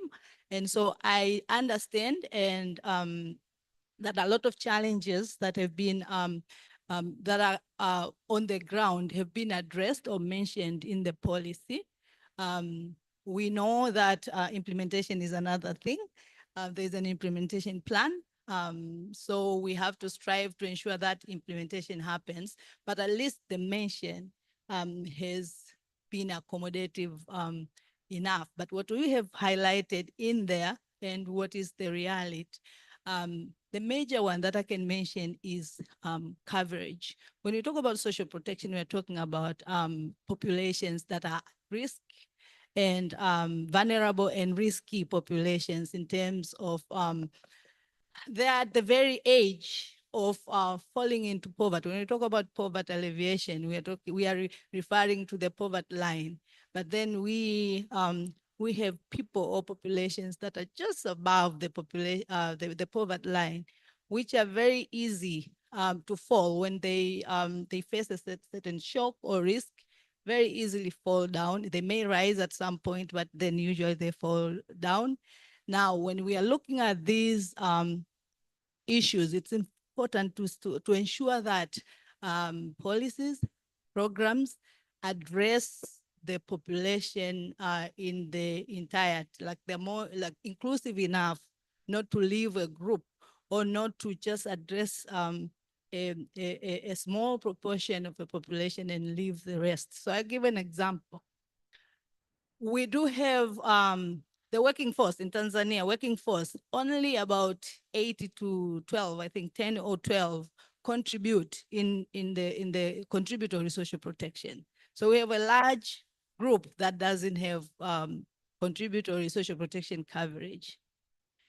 Looking at the social assistance, the population that could be or is supposed to be addressed by taxes by the government, we only have maybe 10 going to 15% of the extreme poor population that is largely addressed by the productive social safety net, TASAF, and other small programs.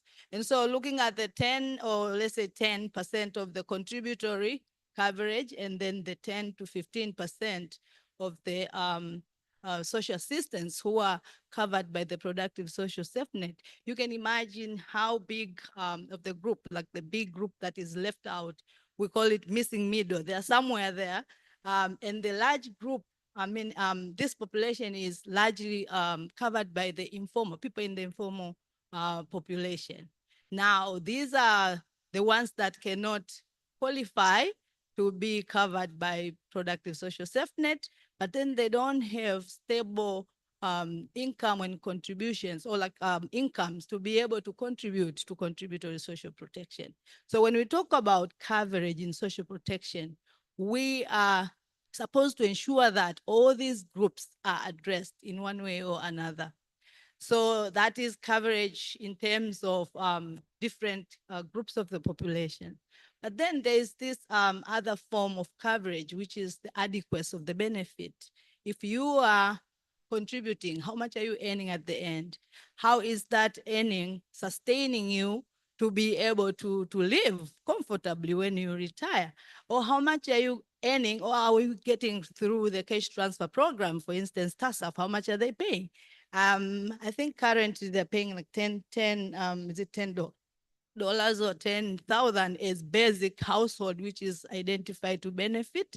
And then they have increments of amounts if you have children in school and all that, up to like 38,000 shillings a month, a household. But this household, which we know they're large households. So if you think about how much this person or household is earning, enough to be able to graduate out of poverty, this is an issue that needs to be addressed. So coverage in terms of population, coverage in terms of the adequacy of benefit to enable them to graduate becomes very important. But what is the issue? Where are we falling short?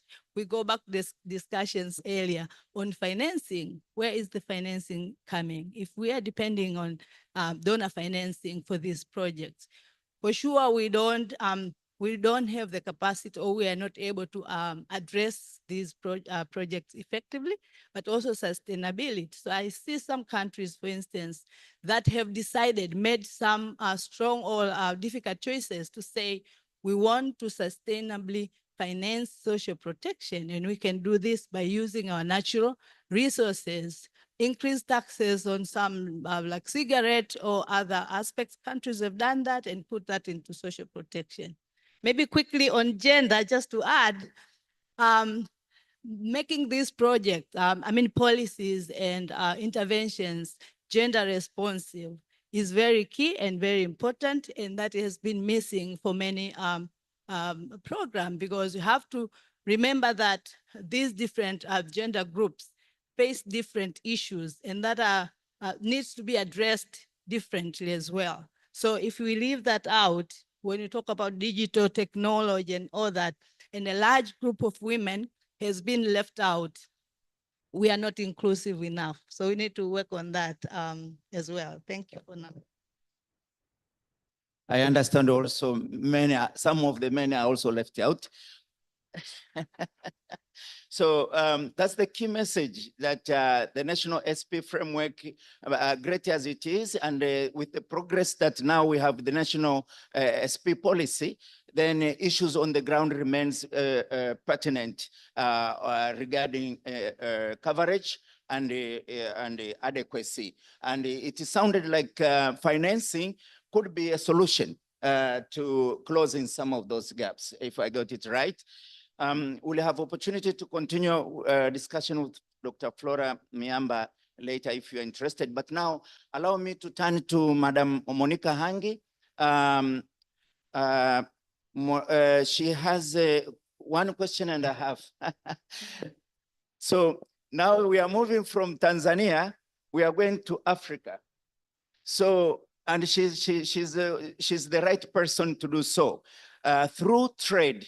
And the question is, what can Tanzania enhance trade relations in Africa to achieve Vision 2050 goals? And what research insight can support those efforts? And what kind of trade facilitation reforms you think are critical to achieving that goal? We are asking this question, I understand and I recognize presence of Ambassador John Ulanga in the room, who is, I'm sure this is his baby. So basically, perhaps we'll have some follow-up interesting questions.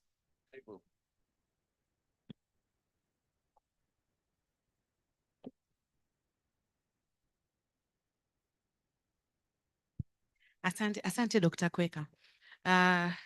Good afternoon, everyone. And allow me to also thank Professor and the team at ESRF for having me in this critical conversation.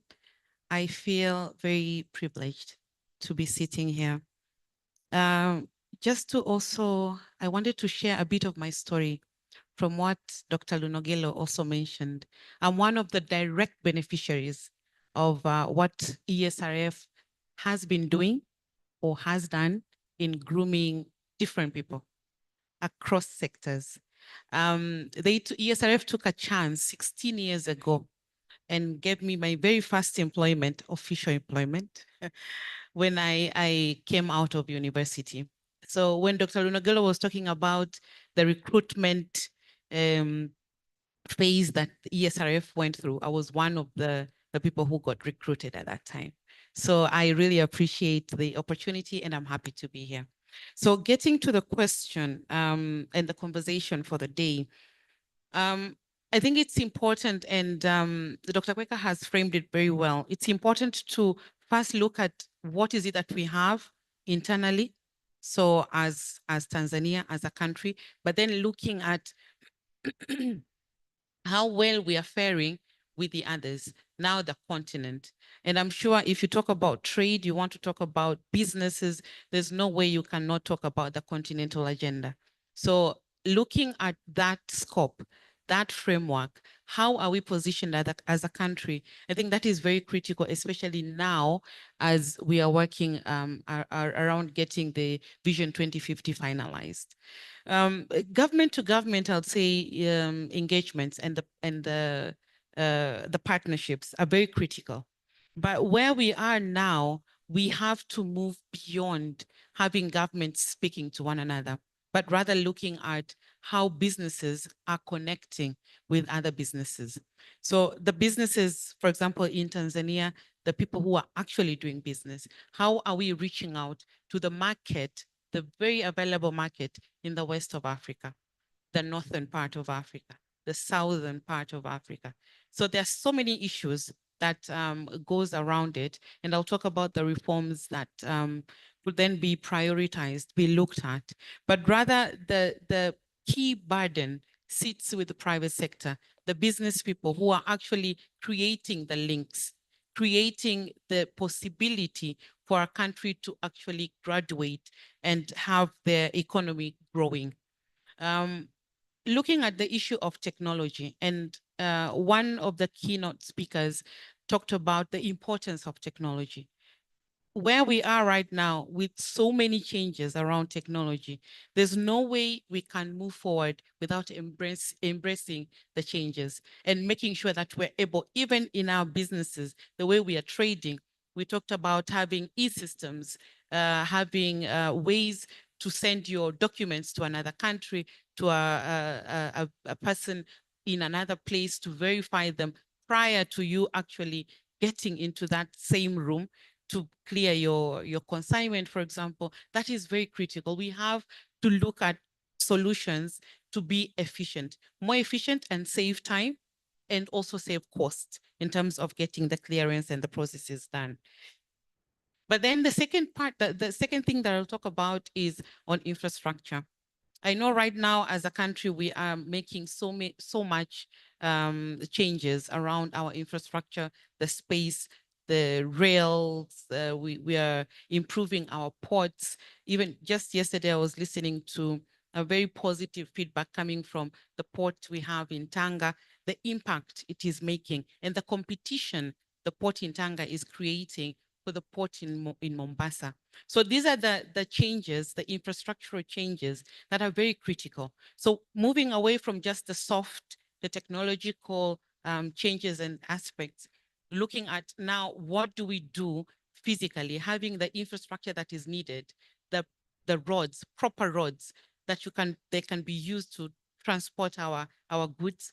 But then we must also have cost-efficient solutions like railways, where you're able to use to transport your consignment cheaply compared to when you're using the road.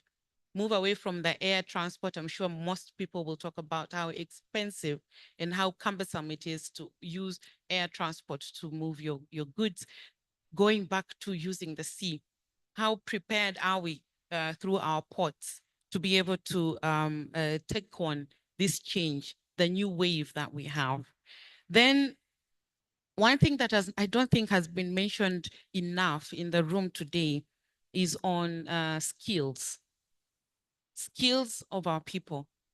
And this is something that comes across each and every time we're talking about pulling in, attracting investment into the country. We have to look at, do we have the right people with the right skills in Tanzania to be able to benefit from these opportunities, these investments? So development of skills is another thing. And this can be done in specific sectors.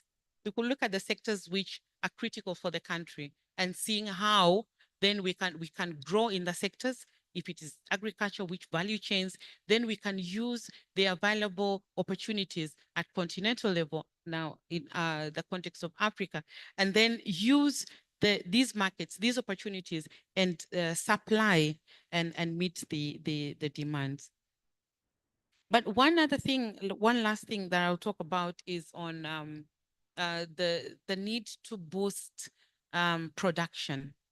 So we've talked about technology, we've talked about the importance of this infrastructure, we've talked about the importance of having properly skilled people in the room, in the country, in the continent for us to be able to actually make a difference. But then with all that, what are we going to do with it? How are we going to boost production for the country for us to meet the demands? Because if we're opening up to get into the opportunities at Africa level, at continental level, then the demand is massive.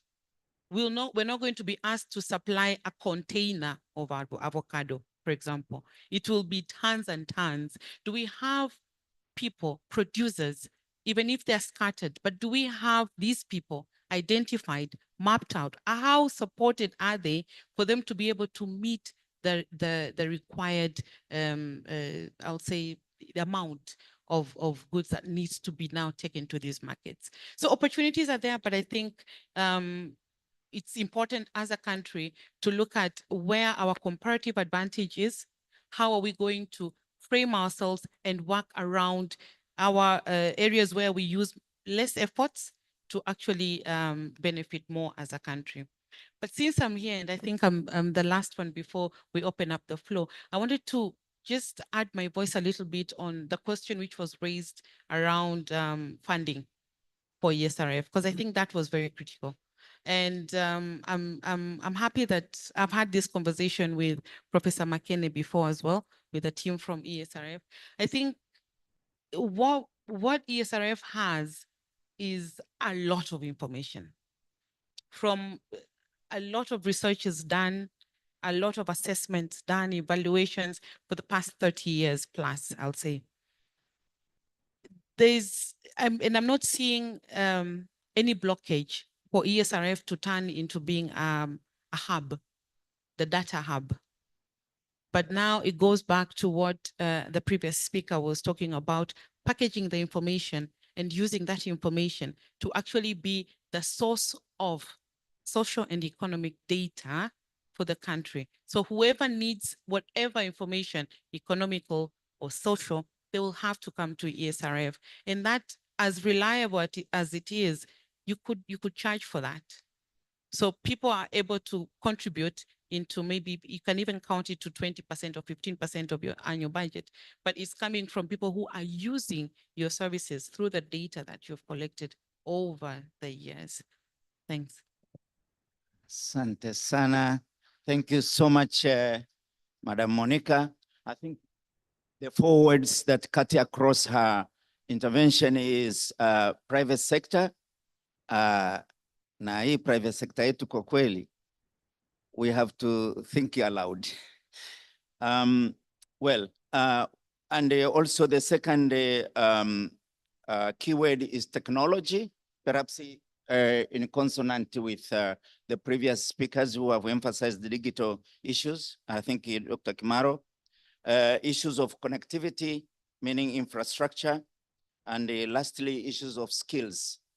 We thank you so much for that. And I'm sure this message as well to most of you in the room, now given the imperative of the African Continental Free Trade Area, AfCFTA, for which Tanzania is one of the 54 countries in Africa already implementing the agreement. And Monica's affiliation, trademark, the key actors behind supporting most of these countries, including our own Tanzania. She handles a lot of countries, maybe 30, but Madam, because she's a Tanzanian, I'm sure anaweza katupa kiupendeleo kidogo, na nitumie nafasi hii kumshukuru pia sana kwa sababu amekuwa previous country director na sasa amekuwa regional director, na tumeona faida zake. For some of us who are in the consultancy industry, we see a number of appreciation from the government supported by Trademark Africa. Now, we are left with 15 minutes, 10 to 15 minutes, and we are sitting between ourselves and lunch. So really, we'll make a deal perhaps to have only 3 questions. But the instruction Vivian gave me is that I should make sure that one of the questions should come from a lady. I don't know who that lady is. So please, if you can assist in terms of mobilizing the questions. If you don't have, I will ask myself.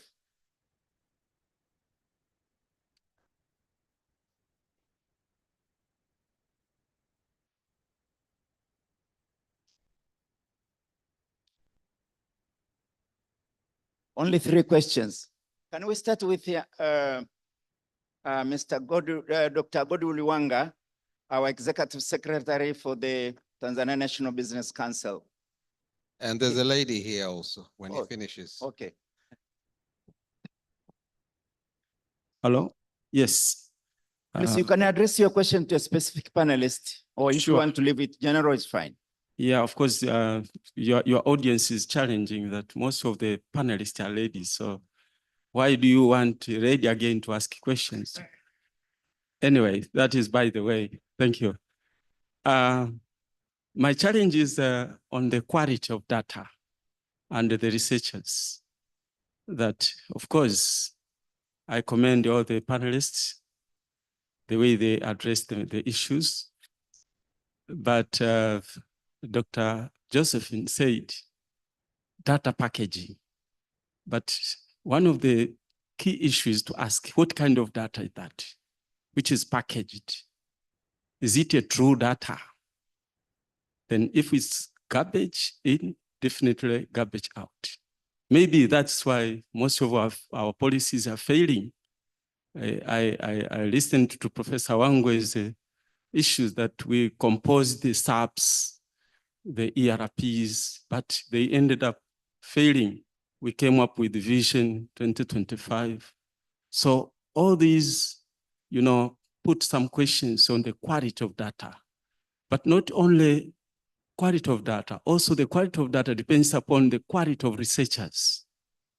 How true are they, all those researchers? Given that we have the data and we are doing all the analyses and we use them to inform the policies, but the informed policies end up failing. So why? So that's why I think we need ESRF, that it's one of the institutions which is really going to the ground there. That's what we used to do. I remember when I was with Professor Wangwe during the 1994, that was one of his key emphasis, that just go and make sure you go to the ground level and go get the data and then bring it. Even if you don't find any data, that is a finding by itself, rather than just, copying and pasting or compiling some of the data estimates and end up, informing, the policies which are not implementable, which not reflect the. So I will really emphasize that we need ESRF to deal with real issues on the ground. If it is dealing with real issues, definitely will still be relevant to our economy. Thank you.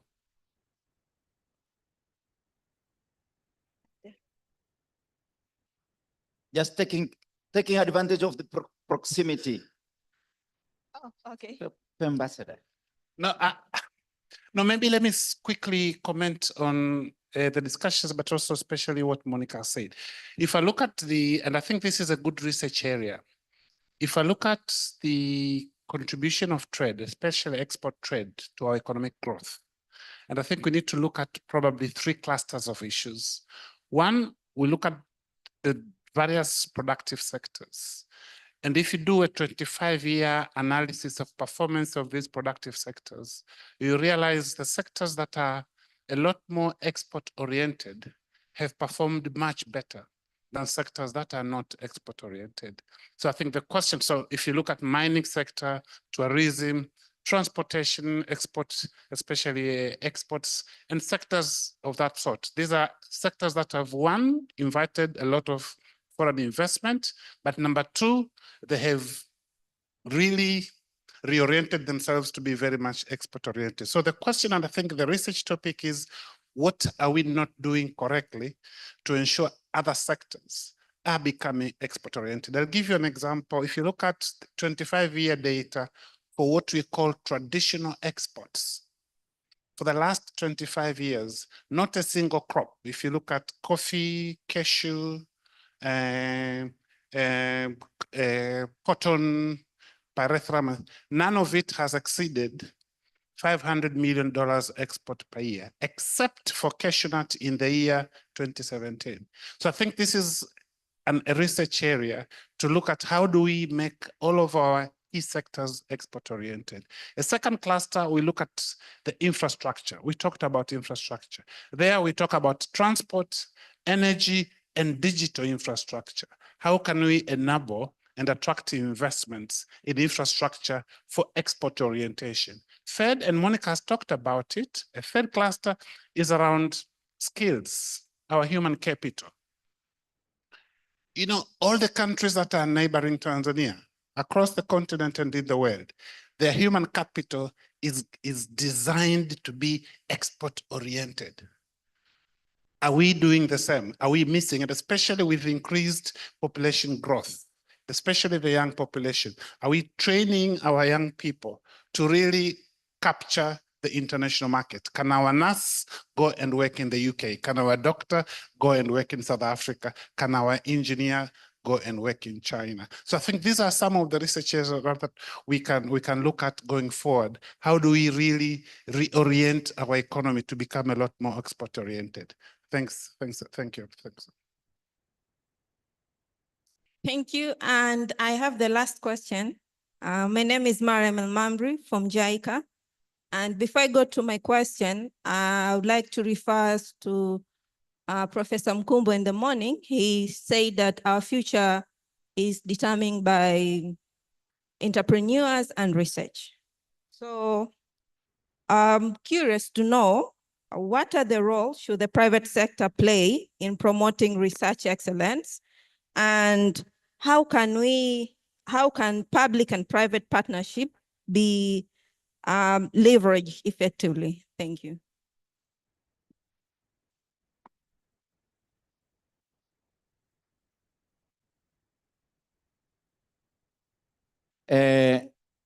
Unless there will be any burning one, but I will give the floor to panelists to respond. I'll start with Monica, because I think you had a number of questions.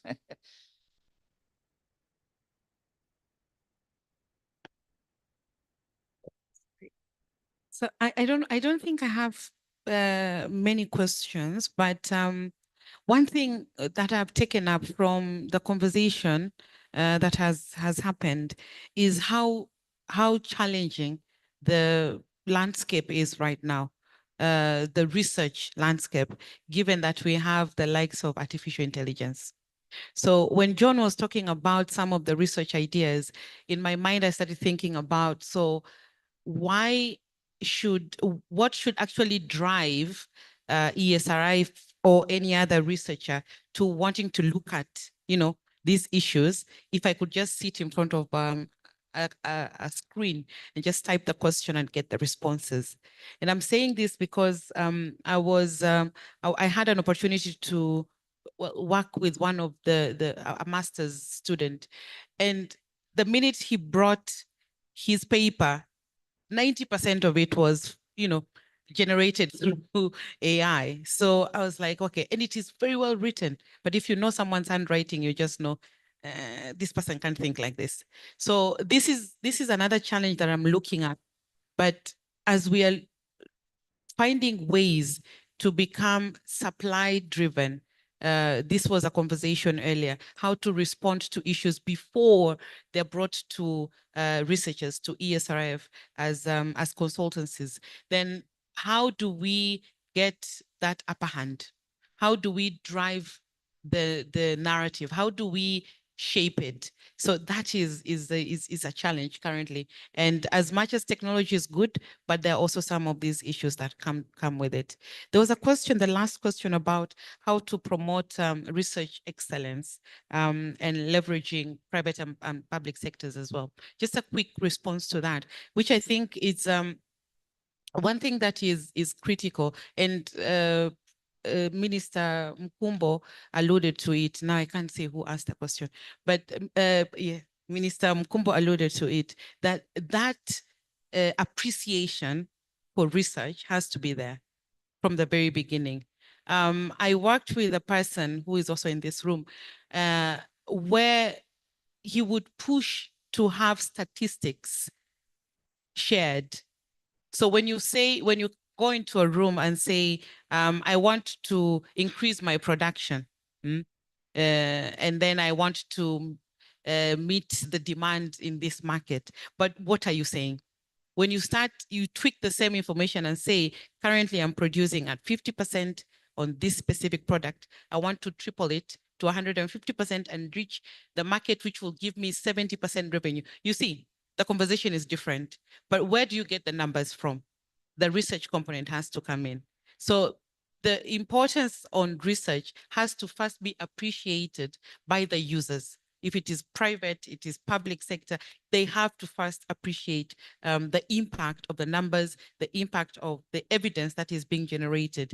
Because with the evidence that is being generated, you can in fact have proper strategic direction crafted out of it. So it is that appreciation and can happen from, you know, how now it's growing into the leadership. And hearing the vice president, the minister talking about importance placed on numbers and evidence generated, I mean, that gives us, you know, a whole, you know, fresh breath, I'll say, in terms of how our policies, our directions are going to be set as a country. So I would just say that for now. Thanks. Indeed. I wonder whether Dr. Josephine would like to take a question on quality of data and the quality of researcher to underscore your point about data-centric reforms. I want to appreciate the question asked by Dr. Wanga on the quality of data and quality of research. That is very important. And at some point, I think we are not late. We can as well look at the role of academic institutions in training researchers. And also in the context of what I was also discussing previously, also on the role of monitoring and evaluation, that is also somehow aligned with research. I think it is important and high time for training institutions, for anybody who comes from out of university to have reasonable, and I'll say reasonable, quote unquote, reasonable. How do we find that reasonable skills on research? So that when you go and work in the private sector, when you work in the government or work in non-government organization, you can advise with evidence and you have that what it takes for a researcher to have. So the role of training institutions and universities is very important. But also I like to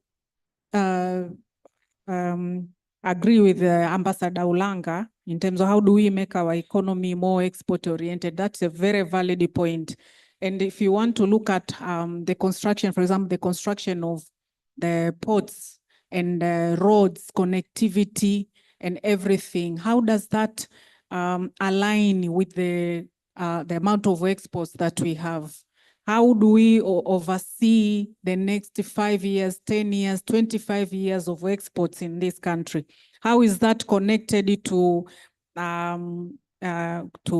value chains and processing industries close to the ports that we are building, close to the roads that we are constructing? All these things need to be aligned and be thought of through research and data. Sure. Asante sana. Dr. Laura Madete, you can respond to a question from Mariam from JICA regarding the role of private sector, role of PPP. Just briefly, half a minute. Yeah, I can just say briefly that the government cannot do everything on its own, and the private sector is affirmed, at least globally. We can, I don't know, we are still trying to work on the private sector in Tanzania, is affirmed for its, what should I say, innovation, ability to raise capital, ability to raise ideas, agility. So those, so we need ideas from the private sector to be able to do, and they are credited for being the source of innovation. So there are a lot of things that the private sector can do, and that's why we need to develop it. And it is important to work in collaboration, because for the government, it has the role of providing the provision of services, provision of goods where the private sector maybe is not efficient. So these are components that need each other. So I would say that it is important to have a developed private sector.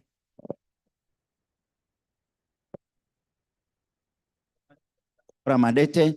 Now, in conclusion, perhaps if I can take a floor just to say thank you once again our panelists. But personally, if I can also add a point that one aspect of ESRF that has not been mentioned or given its due importance is the capacity building function. ESRF has been a stable and resilient capacity builder. If you look at the profile of people who passed through ESRF, you will give evidence to that remark. So on behalf of others as well, because we have seen waheshimiwa, big people going to lead Africa at the continental level, at the regional level, passing through ESRF through the capacity building aspect, trained to be thinkers, trained to be analysts, and trained to be solution providers. And you can see by yourself. So thank you once again, ESRF, and big up for that. Thank you very much. So a round of applause to our panelists. You'll give me mine. Thank you. Asante sana. Thank you very much. But Dr. Kweka, you missed a good opportunity. If you had sat in the middle, you'd have been a king among the queens. But you chose to sit on this side. Please take a picture. While they're taking a picture, a few comments, please. We're going to lunch now. Lunch will be served on the first floor downstairs. So you go into the elevator or lift, press 1. When you come out, lunch is going to be. A hand for them, please. Good. As you leave this hall on the last door, there are 2 people giving out coupons. You need the coupons to get lunch. So please get your coupon. And the lunch is on ESRF. Now, when we go to lunch, the last 2 sessions are going to be very exciting. And we will start promptly at 2:30. So please eat your lunch, not very, very quickly, but enjoy it. Come back here, go through the posters that are outside in the corridor, see the history and what ESRF has done through the posters, and then come inside and sit down. And at 2:30, we start with the last 2 sessions. These sessions are going to be on research in informing policy and processes. And this is where we'll hear Professor Issa Shivji talk about research and consultancy and how they interact between the two. And then there is the issue, and then the matter of equity and global research, which will look into local context. So after that, thank you very much. Give yourselves a hand for being such wonderful listeners, and do enjoy your lunch.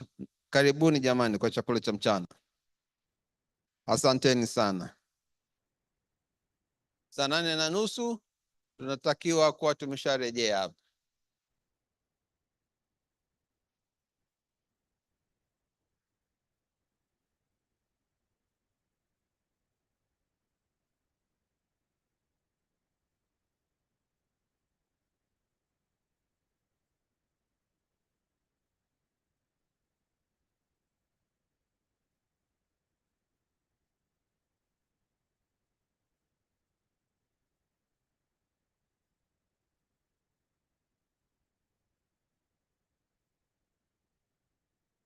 For 30 years, the Economic and Social Research Foundation, ESRF, has been at the heart of Tanzania's transformation.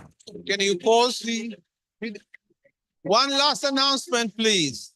For those who got trophies, can you please come up to the front so that you can get your container? The box that holds your trophy, rather than carrying the trophy open in your hand, you can come and pick up the box where you can put your trophy inside it.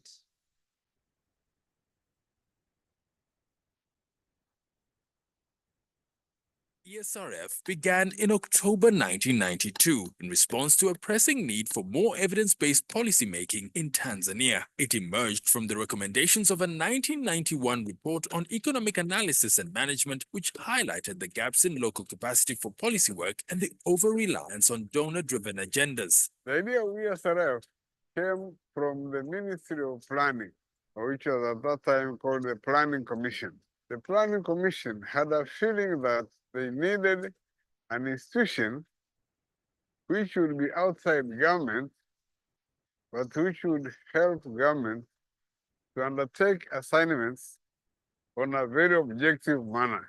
They put up a team of 4 experts, 2 from the Planning Commission and 2 from academia. Now, I was one of those from academia, myself and Professor Vanakadi from the University of Dar es Salaam. So we wrote a paper and submitted to the Ministry or the Planning Commission.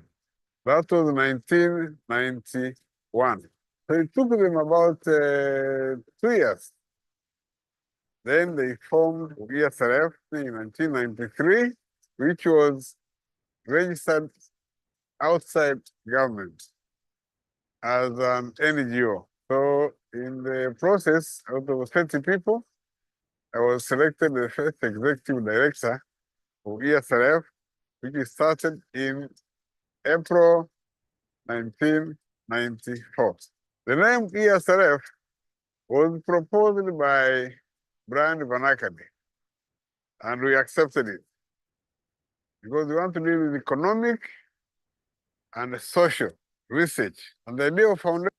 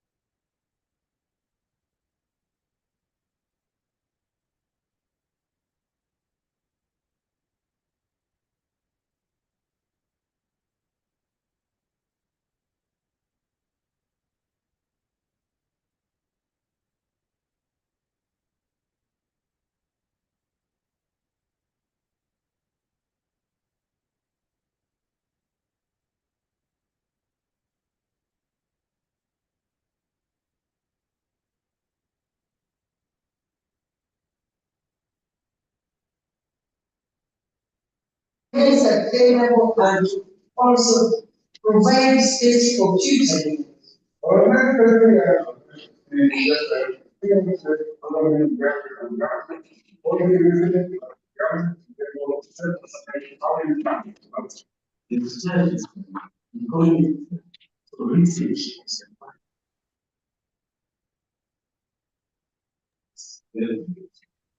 Yeah, we build stronger tomorrow.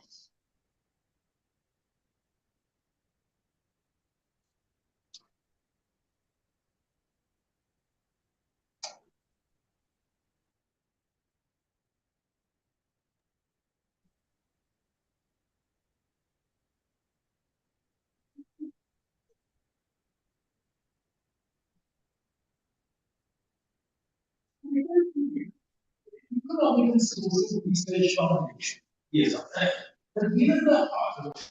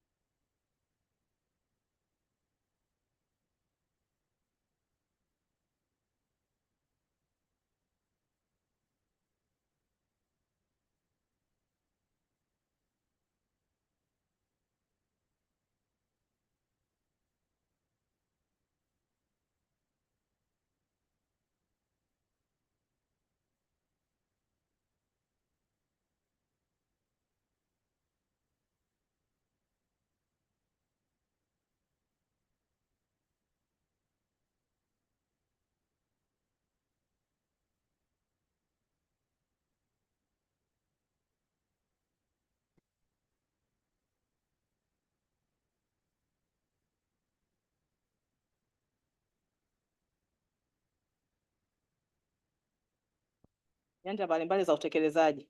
Maeneo ya mradi ni maeneo makuu matatu, kwa maana ya kazi hasa za mradi zimegawanyishwa kwa ajili ya kurahisisha utekelezaji katika maeneo matatu. Eneo la kwanza ni utafiti wa msingi, baseline research, ambayo inaongozwa na taasisi ya ESRF, na eneo la pili ni uwezeshaji ambayo inaongozwa na taasisi ya Women in Social Protection WSP. Alafu eneo la tatu ni tathmini ya mradi. Maanake mradi ukishaufanya basi ujue umeweza kusaidia kwa kiasi gani. Kwa hiyo lazima kufanya tathmini ya mradi. Sasa hili zoezi litaongozwa na taasisi ya REPOA. Kwa upande wa maendeleo sasa ya mradi, kwamba tulisema tumeanza mwaka jana, tumeshafanya kitu gani? Sasa tunafanya kitu gani, na huko tunakoelekea kwa miezi michache iliyobaki tutafanya kitu gani? Kwa upande wa maendeleo ya mradi, huu mradi kama tulivyosema ulianza mwaka jana, na mwaka mzima kulikuwa kuna maandalizi pamoja na kufanya sasa huo utafiti ambao ulifanyika, utafiti kati ya mwezi wa 7 mpaka mwezi wa 9 katika mkoa wa Dar es Salaam, lakini pamoja na Dodoma, kwa sababu tulitaka pia kuwasikia wadau katika serikali kuu maoni yao mbalimbali, namna gani ya kuweza kuwawezesha wanawake wajasiriamali ambao ni wamiliki wa biashara ndogo ndogo na za kati. Kwa hiyo tuliweza kuwaona wadau katika mikoa hiyo miwili, Dar es Salaam pamoja na Dodoma. Kwa upande wa Dar es Salaam tuliweza kuwaona wajasiriamali ambao wawakilishi wao pia wako hapa katika wilaya zote 5, na wasilisho hilo atafanya mwenzetu mratibu wa mradi Mr. George Temba, ili tuweze kujua, maanake lengo la leo pia ni kuweza kujua utafiti uliofanyika mwaka jana hapa Dar es Salaam matokeo yakoje, na tutajifunza nini kutokea hapo, na tuna maoni gani kuhusiana na hayo matokeo kwa ajili ya kuendeleza kwenye awamu ya pili na awamu ya 3 ya mradi. Lakini baada ya kufanya utafiti mwaka jana, mwezi Aprili mwaka huu tuliweza kuwasilisha matokeo ya utafiti serikali kuu Dodoma. Lakini pia mwezi Mei, baada ya kuwasilisha matokeo ya utafiti, tuliweza kuingia katika awamu ya pili ya utafiti huu, ambao awamu ya pili inahusiana na mafunzo mbalimbali. Baada ya kujua changamoto mojawapo katika mafunzo ambayo yanahitajika, labda ni mafunzo ya kuweza kutumia mfumo wa serikali wa TANEPS, na sasa unaenda NeST, namna gani ya kuweza kupata ama kuapply zabuni mbalimbali. Kwa hiyo hayo mafunzo yameanza na distinguished delegates, naomba tuketi Bambi ambaye anawakilisha WSP, tuweze kuanza shughuli yetu. Walioko nje mnaomba muingie ndani kusudi tuweze kuanza.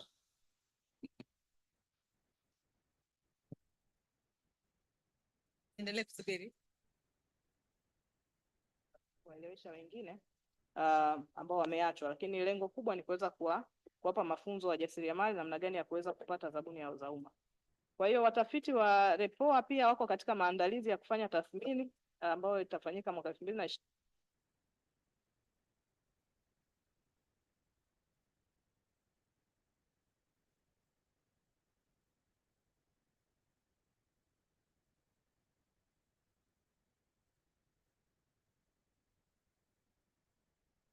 Habari ya mchana. Hongereni kwa chakula cha mchana, lakini pia na kwa kupita kutazama maonyesho ambayo tumeandaliwa na wenyeji wetu. Tunaendelea na ratiba, na sasa tutakuwa na vipengele viwili vya kuwasikiliza wenzetu wataalamu ambao wamejiandaa kwa hii siku ya leo. Lakini pia tutaenda na ile modality ambayo tumeiandaa au imeandaliwa, kujitahidi kuwepo ndani ya muda kidogo. Tuko dakika 11 mbele ya muda, lakini tunaamini kwamba moderators wetu wataweza kuturudisha kidogo tuweze kuwepo kwenye muda. Tunafahamu pia kwamba tumetoka kupata chakula kizuri, kwa hiyo tuwe huru endapo utaona kwamba kuna unyemelezi wa kuhitaji kupumzika, kuweza kusimama na kujinyoosha hapa tulipo, ili usiweze kupitwa na mambo mazuri ambayo yatakuwa yanaendelea. Sawa. Kipengele kinachofuata nadhani sawa na ambavyo imeainishwa kwenye ratiba zetu. Moderator wetu atakuwa Professor Jehovanes Aikaeli. Professor? Oh, asante.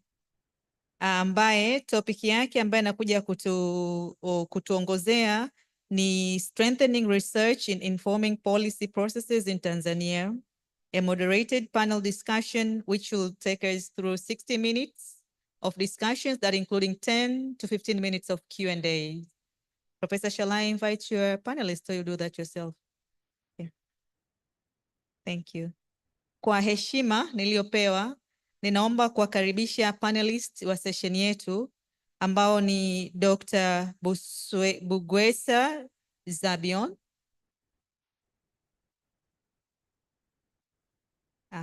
Karibu, Professor, Doctor. And Professor Isa Shivj, Emeritus Professor of Law, School of Law. Karibu, mwalimu. Miss Salma Emmanuel na Miss Vivian Kazi. Profile zaidi za panelist wetu nitamwachia moderator, ataendelea kutu take through. Jamhuri ya Muungano wa Tanzania.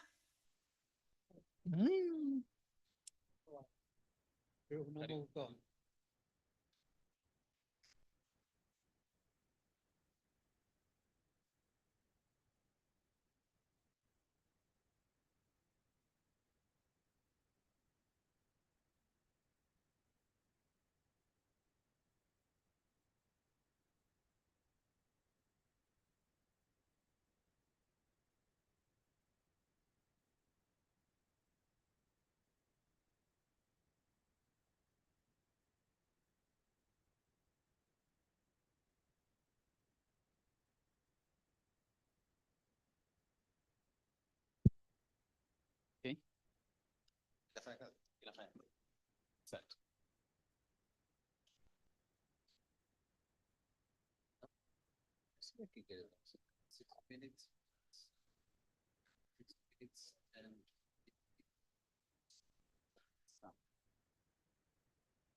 Okay, good afternoon, everybody. My name is Jehovanes Aikaeli.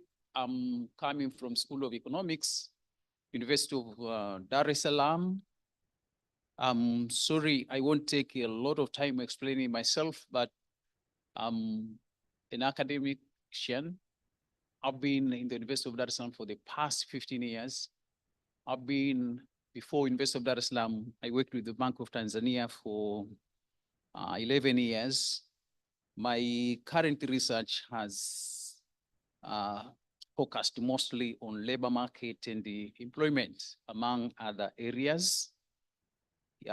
Given the interest of time that we are already cautioned about, I'm going to have my 4 panelists, distinguished ones. I'm not going as well to take a lot of time to introduce them, but it will be fair at least to tell where each of them can be found.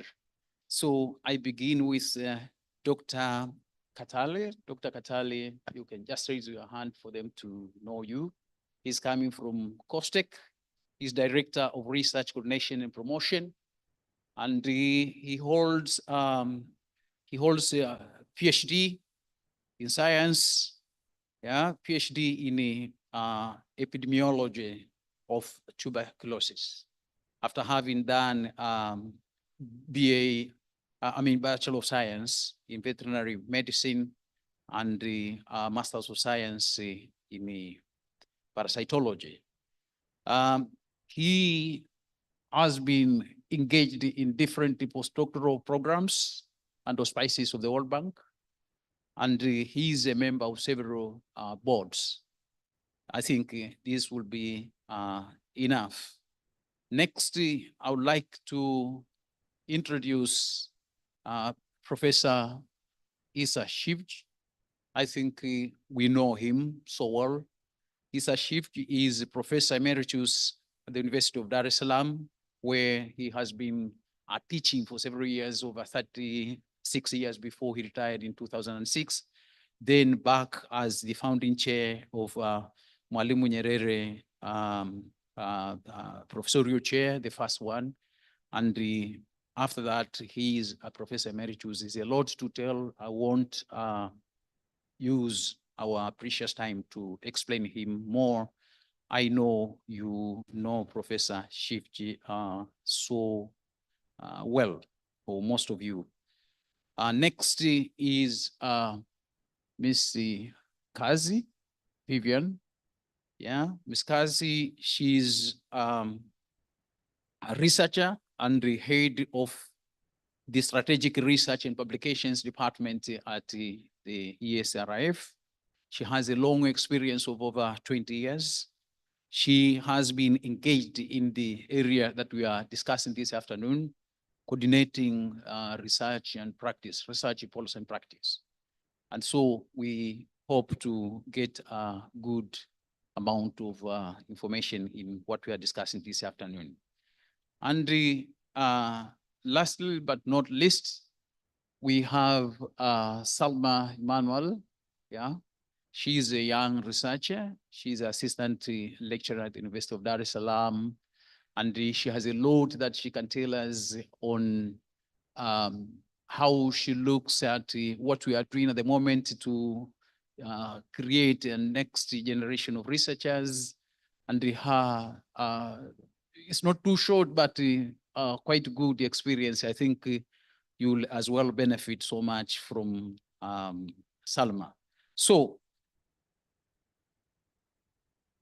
we will try as much as possible to focus to time.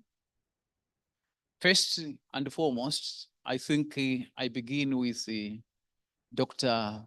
Katal.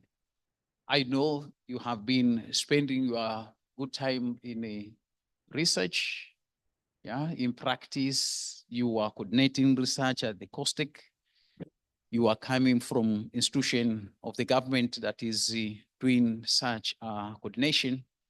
And we would like to hear from you to tell us how do you ensure as COSTECH that the ethical standards in research are taken into consideration, to begin with that? And of course, regarding the sensitivity of research information data, as well, the current issues and challenges we're having with the artificial intelligence. How do you mingle all around there to make sure that things happen as should be? You are welcome. Okay, thank you, moderator, for your invitation. But also I would like to join my colleague to congratulate ESRF for the effort they have made in 30 years. As a government institution which is responsible for coordination and promotion of science, technology, innovation, we promise that we will continue collaborating with the ESRF to ensure that they achieve their mission and the vision. So coming back to your questions, we know that COSTECH is a government institution and is responsible for coordination and promotion of scientific, of research, scientific development and innovation. So we play a crucial role in ensuring that the conduct of research in a country, especially in this area of technology development, ensure that the ethical standards are followed. So we have made a number of initiatives to ensure the ethical conduct of standard in the country is followed. So we normally develop a framework and the guidelines. And this guideline actually, they provide comprehensive procedures and ensure that the researchers actually must follow when conducting research in the country. And normally they give principles such as the respect of privacy, informed consent, and the participants also allowed to withdraw at any time of research. For example, we have developed the National Research Integrity Framework in 2020. And this framework normally gives standards for ethical conduct in research to maximize the quality, but also the robustness of research. So in doing that, in 2022, we facilitated the development of standard operating procedures for research ethical committee. These were sectorial research ethical committee. We facilitated 4 institutions in Tanzania mainland, but also in Zanzibar. And this institution include the TAFORI, this is the Tanzania Forest Research Institution, the TAFIRI for fisheries, TARIRI for livestock, TARI for agriculture, and Zahiri, Zariri, Zari, and Zafiri in Zanzibar for health, livestock, agriculture, but also fisheries, respectively. So I would like to also mention that we managed to establish research ethical committee, review committee, and this ethical research committee assesses the research proposals and ensure that they comply with the standard which are in the research integrity framework. And normally this research ethical committee, normally they evaluate this proposal before they approve for execution. And based on this development which we have done, we have some of these regs or research ethical committee. Some of these research ethical committee are in operation, and of course the others are still composing the members. Another initiative which we've made as a commission is training and the building capacity, especially of members of the research ethical committee, but also the institution. So we have offered a number of training programs, but also workshop to each of these research institutions. And this actually to help the researchers, but also the members of this committee to ensure that they understand the importance of ethics in their daily activities, but also to equip them with the necessary skills, especially to handle sensitive data, including AI data. But also as a commission, we don't work in a silo. We cooperate with the other international standards. For example, currently now we have a project in collaboration with the University of Maastricht, but also the Uganda National Council of Science and Technology. And this project is on a research integrity code and open science platform. Of course, we also collaborate with Kenya Medical Research Institution and the Kamuzu Kamuzu University Health of Allied Sciences.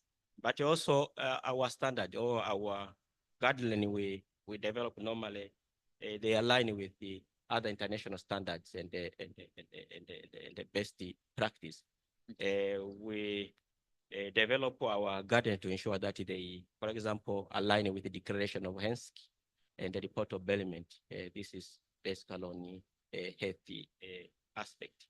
But to ensure also that the research which we approve comply with our guideline, we normally do monitoring to ensure that they comply with the standard we have set. And normally we do this regular audits and assessment. This is done yearly or every after 6 months. And this is done in collaboration with the sectorial research institution to ensure that the monitoring of this research project is very effective. For example, we have collaborated with the National Institute for Medical Research for Health, TAWIRI, and the other research ethical committee. Thank you. But to ensure also that the market mechanism in place, we have developed a national data sharing framework for research and innovation.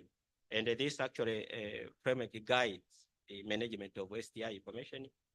And this framework was launched just 2 weeks by the Permanent Secretary Ministry of Education, Science and Technology.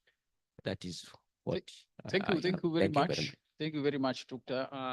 We are told that the framework is now for data sharing is existing. Operating standards are there.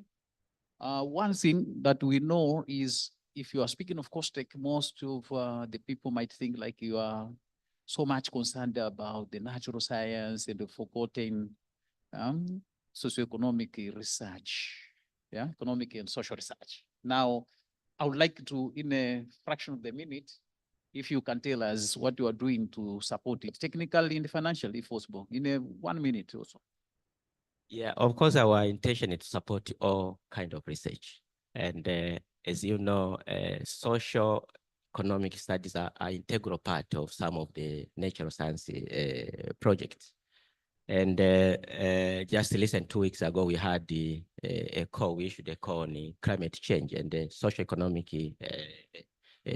research was also part of those objectives which were in those proposals. Of course, the challenge we know is the finances and the resources. Otherwise, we are willing to support all kind of research in the country. Thank you very much.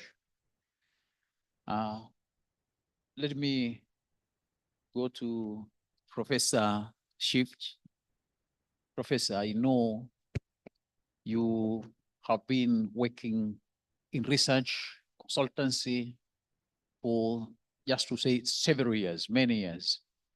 And of course, you can tell us the relative importance and the way you look at it, the way you weigh the two. I know nowadays a good number of policy making practice depending on a consultancy, at times forgetting long-term research. How do you talk about the two, you compare the two? Thank you. Najua hiyo panel baada ya chakula kizuri na changamoto zake. Chakula na mawazo yanashindana, lakini inshallah mawazo yatashinda. Post-tax credit, the first major social project that is supported was writing Mwalimu's biography. It was a major research, and 3 volumes have been published, and 4th volume is in preparation. Now that was wholly supported by COSTECH, not a single cent from outside. And again, to COSTECH's credit, the researchers and writers of the biography are left totally independent to do the work as it should be. Having said that, I want to make a few remarks on basic research. I won't be saying much new, but maybe try to synthesize between what the Vice President said, what Professor Wangwe mentioned in his presentation, and what Professor Kitila, three remarks that he made. It seems to me that it's important for us right from the beginning to distinguish between basic research and consultancy and policy research. Consultancy, I think it has been said, is of course very constrained.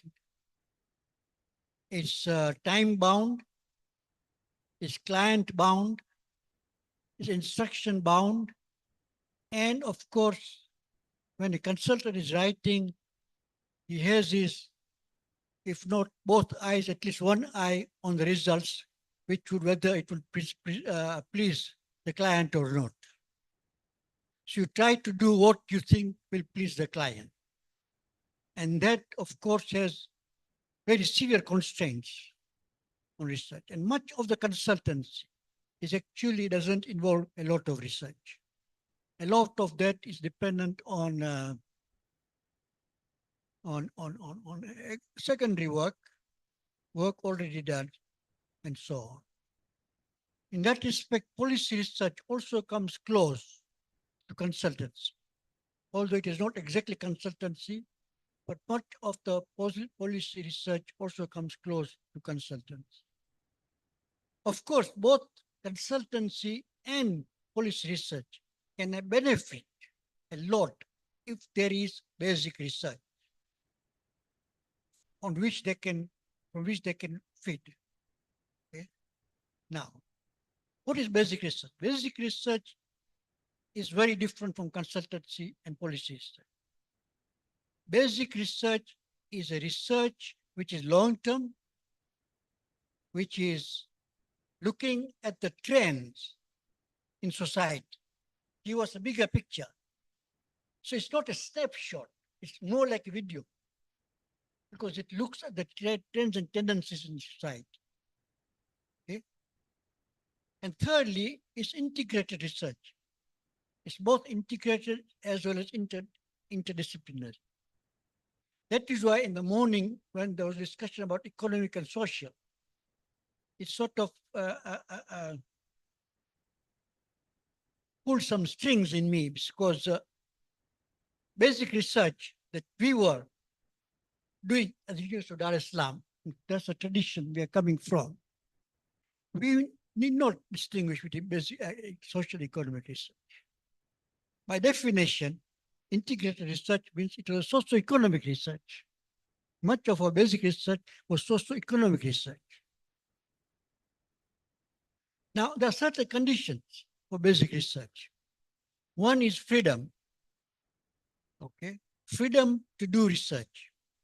Freedom even to choose the topic of your research. You're not directed, you're not instructed. And freedom is only one which can enable objectivity, as Professor Wang was emphasizing again and again. Second is that basic research is a fearless research. In other words, without fear, you are looking at the research, you're looking at your data, you're analyzing. Without caring for, without looking over your shoulder as to whom it will please, whom it will displease. And the third is respect for truth. Professor Kitila was talking about speaking truth to power, but you cannot speak truth to power if you do not have respect for truth. A good researcher, a good basic researcher must respect for the truth. That is to say, he or she fearlessly is prepared to stand by the findings of his or her research and fearlessly publicize and fearlessly defend. So these are the kind of conditions, it seems to me, which are necessary for basic research. For this respect, in this regard, it seems to me that the best institutional house such research is university, is a university. So university is a site of generating new knowledge. With respect, think tanks, research institutions outside the university are not very well suited or very well placed for basic research. And for reasons that were given actually, because they suffer from real constraint. And when I say university, I mean public university. Look at most of the universities in the north or elsewhere. Good research is done in public university, not in private university. And this is what was happening in the University of Dar es Salaam, at least for 30 years. Before, for various reasons, we turned to consultancy. Consultancies killed basic research at the University of Dar es Salaam. It also killed the very mentoring of researchers at the University of Dar es Salaam. Researchers cannot be taught research in the class. That can be given the basics. But real training happens in the field, where a senior person together with a junior researcher goes into the field and does research. And that is where researchers are trained. That's how we were trained. Okay? That's how we were trained. So if you are thinking of having good researchers, young researchers, then that is the place. So I think that is where I should end by saying that let's rethink. If you're talking about generation of new knowledge, if you're talking about basic research, which is very important, even for your policy research and for consultancy, then I think we have to start revisiting and rethinking our universities, public universities. Thank you very much, Professor. I think you can add for just a minute. You tell us how should the legal framework evolve in a way that supports the research process, and of course take into consideration the issue of the ethical standards, privacy of information. In 1 minute. You want me to be specific, I can be specific. Yeah.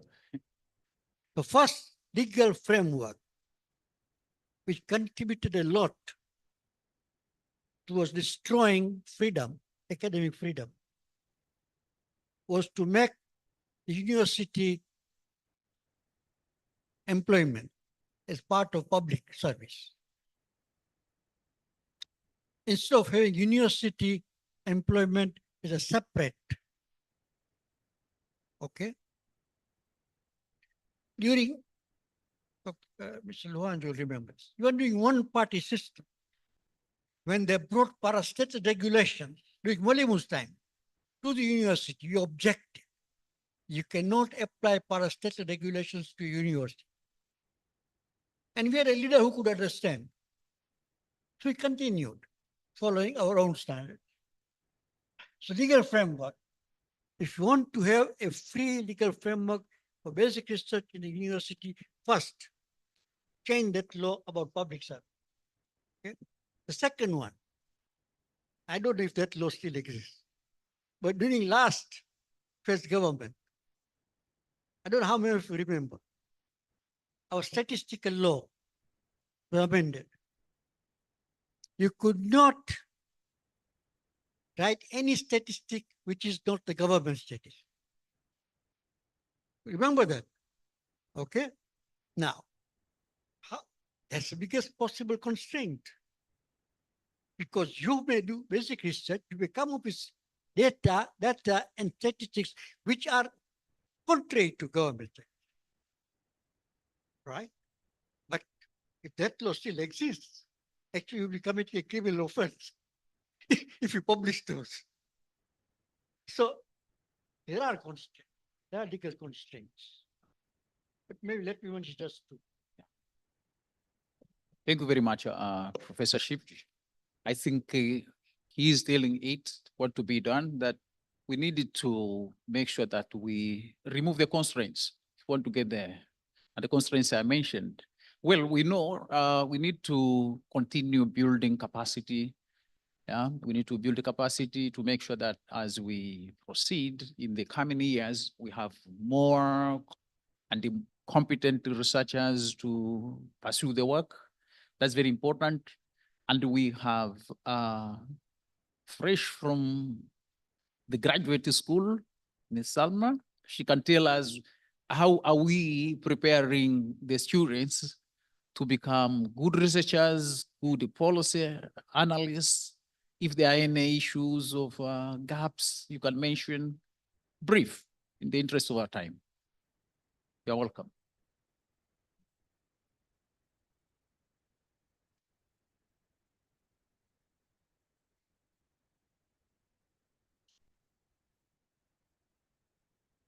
Thank you so much for this opportunity. I want to thank the organizers of this conference for inviting me here, and I hope that this conference will generate key action points that will add to the discussion of how research can contribute to policy. So quickly to your question, in my perspective, I think that we are there are efforts in preparing young researchers to conduct research and efforts to build capacity, but I still feel that there are some things that are lacking.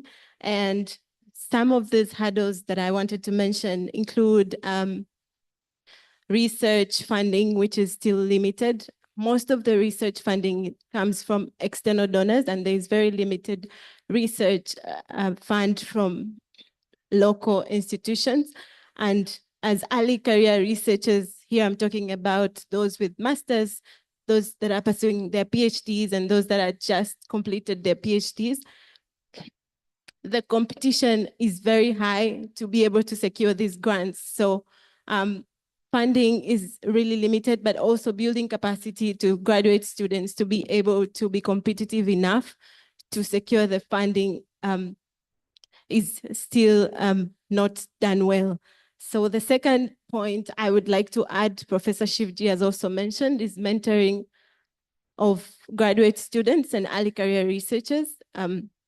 We're still really lagging behind in terms of mentoring young researchers and here I'm talking about peer-to-peer mentoring, collaboration between young researchers, but also mentoring by senior researchers. So I feel like there is a lot that has to be done, and we really have to be intentional about mentoring graduate students and building their capacity in research methods and also data analysis, data management, and all this policy design, et cetera, in order to prepare them to be good researchers. And that is still lacking in the research environment here in Tanzania. And the third point I would really like to mention is access to data. Most of the young researchers depend on secondary data to conduct their research because they don't have enough funding to conduct primary research. But access to administrative data to some of the government agencies has become really a problem. Most of the data is considered to be confidential, and it's very, very hard to access this data that would expand the scope of research to these young researchers and would build their capacity to be able to conduct the research. Thank you. Thank you very much. Salma, do you think there are any challenges that you would like to mention, especially when it comes to the universities discharging their functions to build future researchers? Any challenges you can mention more than these? University of Dar es Salaam, any other with higher learning institutions? Well, the key challenges I see here is access to funding, mentoring opportunities, but also access to data. Those are the key challenges that I'm really seeing. But there are also many opportunities out there for young researchers. Maybe I could speak a little bit about my experience. I got the chance to work for the World Bank in Washington, D.C., and there I was exposed to different data skills, data management, different research methods that the global community is currently working on, and also a global network of experts. And I think this is what we as higher learning institutions, think tanks are lacking in exposing our graduate students to global networks, giving them access to these resources. Some of them are free. There are so many trainings that are online and digital trainings that are there, but people don't have access to this information. There are many free repositories that have data from journals and codes, data codes, and research papers that you can really replicate and learn. But I think we need to do more in terms of giving out this information, but in terms of also mentoring our graduate students to be able to do these things on their own and build their capacity. But also, I think we need to be more intentional about making sure that the international research projects that come to the country really involve Tanzanian young researchers, and these researchers play a meaningful role in those research projects and not just putting their names in the project while they're not really building their capacity. So I think those are the few things that I would really like to bring to your attention, and I think this is the right platform to be able to point that out. Thank you very much, Salma. I think we see it, we need funding, we need mentorship, we need access to information to make it. One of reasons, I think, Ms. Vivian, you are engaging and trying the best you can is to coordinate research, yeah, policy and practice. And would like to hear from you the challenges that are faced when it comes to filtering research results into, yeah, policy and practice. Briefly, you're welcome. Thank you very much, Professor Ikaeli. Starting with our challenges, the question on the challenges that we've posed. As researchers, there are so many challenges. Some are direct, some are indirect, that we face when we wish to engage with different policy actors. First, the very first challenge for the researchers, when we have ideas, idea generation, because before you do research, you need to have some ideas. And you read through literature and you find the gap that you need to do research to fill that gap. So the very first challenge would be, now this is my idea, which I think it will to the research. Whom can I work with and how can I do it given the limited resources that we have? So the very first challenge is to make our ideas being applicable by doing research with enough funds. And even if you get funds, you cannot do research with the scope that you wish to do because among others, the limited finances. So I think that is the very first challenge that most of us researchers we face, to get enough funds to undertake research, being it socio-economic research, being it hard science. The issue is access to finances that can really assist us. It might be that maybe it comes from the government, but currently, I think maybe my friend Dr. Bugwesa from COSTECH might explain more. But we thought that both socioeconomic and non-socioeconomic research, we might get some funds from COSTECH. And COSTECH is under the government. And from some agreements at the regional level, at least 1% of the GDP should go to support research. But that is not the case. And most of the time we face challenges of getting enough funds to implement our ideas, research ideas that we have in mind. The other challenge might be, these days, especially as technology is growing, issues of artificial intelligence, it's good because it's something that can help researchers do research in a very much scientific way and updated modern technologies. But in order to implement that, you need to have funds to use artificial intelligence and other modern technologies that you can use to undertake research. But that again comes to the issue of finances, but also have enough expertise to undertake research. So that's another challenge in terms of enough expertise.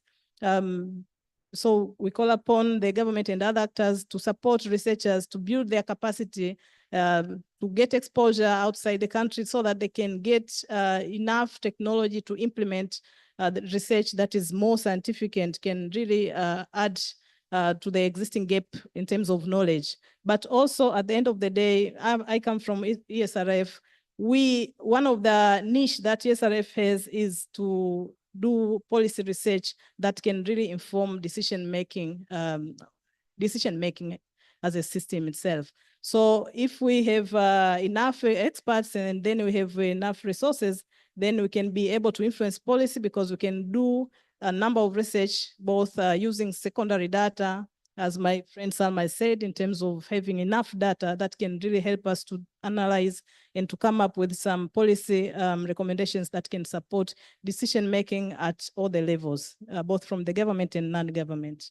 The last challenge, but not the least, research fatigue. These days when you go to the field and you do requests for the consent from the respondents, like the households, they they are now getting fatigue.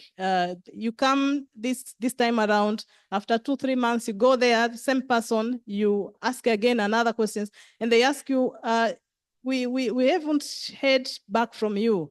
The previous research that you did, can we get feedback? But most of the research funds, they have limited finances in terms of disseminating to at least to some of the representatives from the people that we have interviewed. So the issue of research fatigue is also another challenge. People are getting tired to get some researchers every now and then. And there are some regions that they are really tired of getting, because there are some regions among the 26, there are some regions that are more preferred by researchers. I'm not sure if it's because of accessibility. And there are some areas that are not yet researched further. And yeah, I said that was the last. Yeah, thank you very much, Vivian. She's emphasizing the issue of feedback. People are tired of answering your questionnaires, but no feedback is coming. Yeah, of course, the financing and expertise, they are among the issues that she has mentioned. Thank you very much. After having got this very good treasure of information from this good team here, it's time for the floor. Kindly be brief, very brief to the point. Half a minute, if possible, go straight to the question. Or comment, not necessarily questions. We are not commenting the presenters. So feel free if you have any idea, any information to add on, or a question to be clarified, you can tell us if you want this question to be answered by who among them, or they may be sharing as well. You are welcome. Comments, questions. For those who scan the QR code, you can send your questions online and we will see it and we'll help you ask the question. Just raise your hand. Okay. Okay, we begin from here. Professor, you're welcome.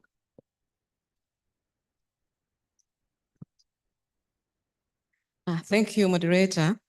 I think it was fascinating to hear from you, Professor Shivji, talking about how only universities can do basic research. And you emphasize on 3 things: freedom, fearlessness, and respect for truth. So what do you see as the role of think tank in research? You feel that think tanks could not do basic research? And why is that? And perhaps looping back the question that was raised by Dr. Mwaijende earlier in terms of objectivity in research and consultancy, because I think it was very interesting the way you separated the 3: basic research, consultancy, and policy research. Thank you. Thank you very much. We can take the second.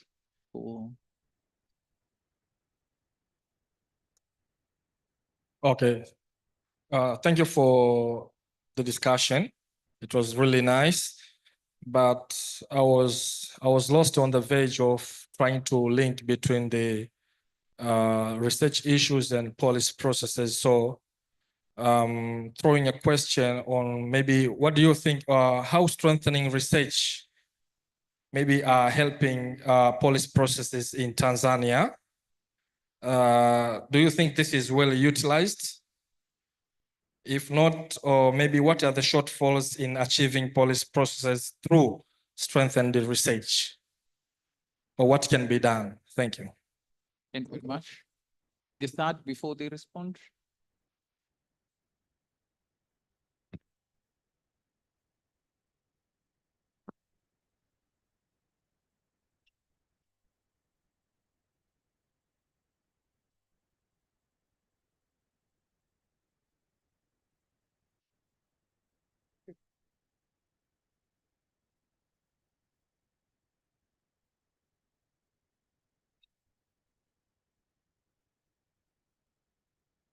Thank you.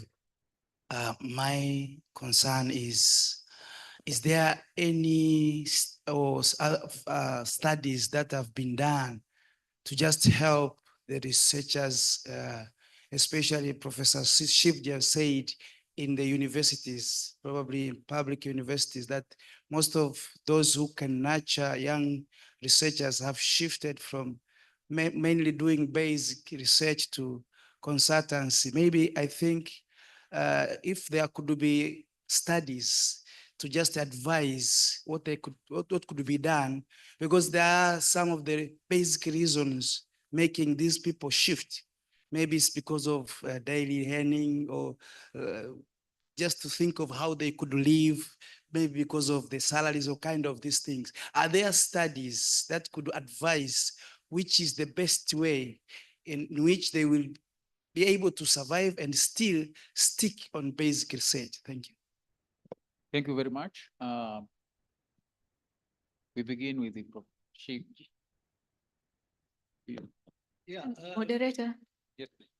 samahani, kulikuwa na swali la mwisho hapa Okay. kwa ruhusa yako. Let's receive it. Karibu. Yeah, asante sana. Very briefly, what I wanted to say as a comment is that really in terms of strengthening research to inform policy processes, I see a two-way process here. There must be a demand. It has to be demand driven. And for this to be demand driven, I think there is a need for a very strategic and predictable consultative process between the researchers and those who are really doing policy decisions. And I think this can be done between the research institutions and the policy consumers, as well as the business community. So I think there must be a demand. Otherwise, if there is a disconnect in terms of what is to be researchable, if there is no demand, then the usefulness of that research becomes really a challenge. And this is also can be a basis on how even the financing, the capacity issues can also be sorted out. Thank you. Sorry, MC, moderator.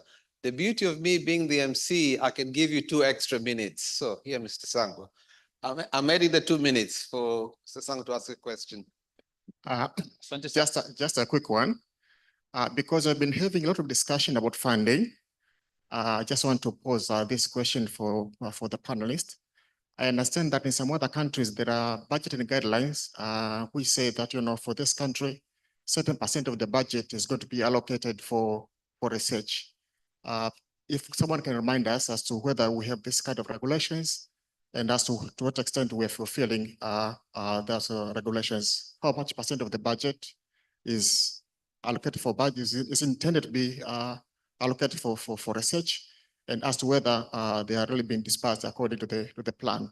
Just one question. Thank you. Thank you very much. Prof. Shipji, you'll help us approach the freedom, fearlessness question, the first question. You also will help others can as well venture in if you feel like coming into that. There's something,